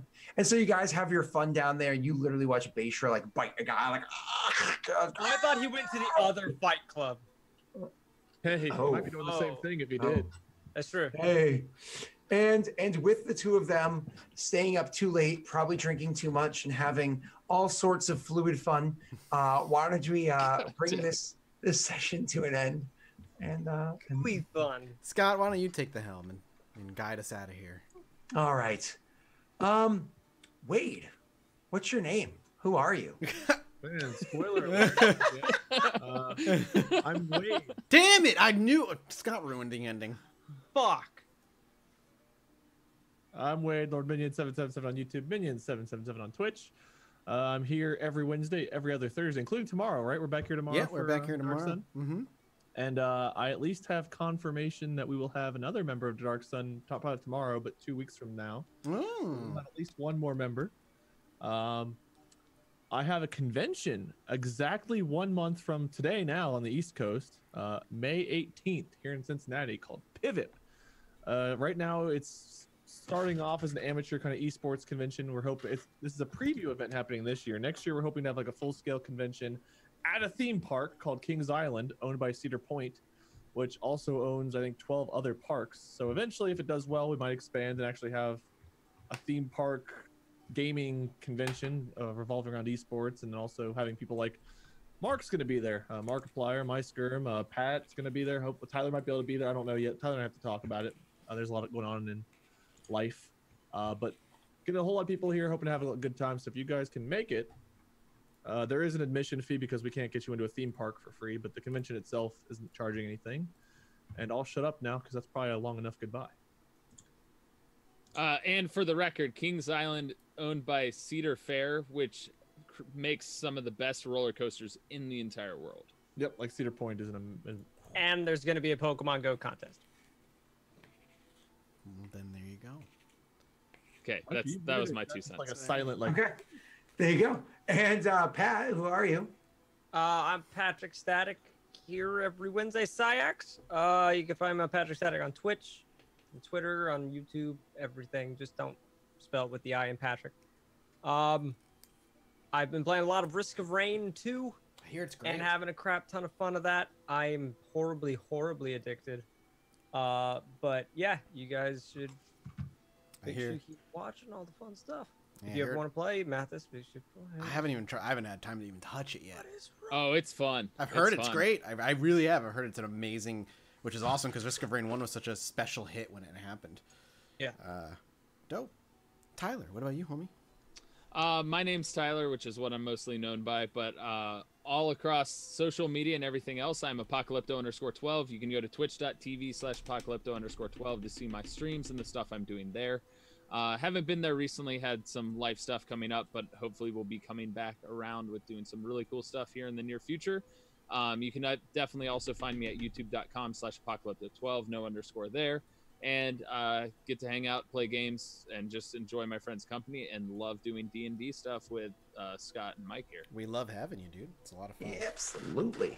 All right, I'm Delric. So you can find me over twitch.tv/Delric. Wednesday mornings, 8:30 a.m. EST. I go live for a 4.5 hour Pathfinder stream that I do. It's actually my own homebrew world called Aurorum. It's a Kingmaker campaign, and there have certainly been some twists and turns and bends along the way, which is super, super exciting. They look Orc Orgy. Yeah, that's a different kind of twist and turn. Orcagy. There are no orgies there. Orcagy. Yeah. But fun fact, in my campaign setting, all orcs are cannibals. So just kind of cool. Orcs. It'd be like a praying mantis. Just and orcs eat other orcs. And is there anything cannibalistic in Faerun? Not really. None of the primary races. No. The monster. Oh. The monster, yeah, technically. Yeah. Bastra's there. As a reminder, Not in a just a cannibal. couple of in just a couple of weeks, on Tuesday, May 7th, Wade, Mathis, Bryce McQuaid, and Barry Kramer, and I are going to be on Roll for Charity. It's twitch.tv/roll numerical 4 charity for a charity stream that we're going to be doing. It's a 10-hour live session, all at a table together. So We real we can- dice. we can actually hit Mike when he says dumb things. And Hey, that's and mean. Wade says Yeah, the it dumb is. things, not me. Oh, I don't say dumb things. Mine are very clever and very sexual. so that'll be a very fun One of stream. those So is hopefully you true. guys come by. All proceeds, of course, for that stream will be going to juvenile diabetes research. So Heck yeah. Great cause. you posted. So other than that, I think we're good, man. Yeah, I think that's it. So as always, if you guys want, you missed the show and you want to catch it right away, if you're a sub, you can watch it immediately. If not, it'll be up 24 to 48 hours over on the YouTube channel. And if you want to directly support us, you can do so on Patreon. Tiers there that get you stuff, being able to create characters, create items, participate in your own unique ways. And we will be back tomorrow night with Dark Sun. Thanks for watching, everybody. Bye. Bye.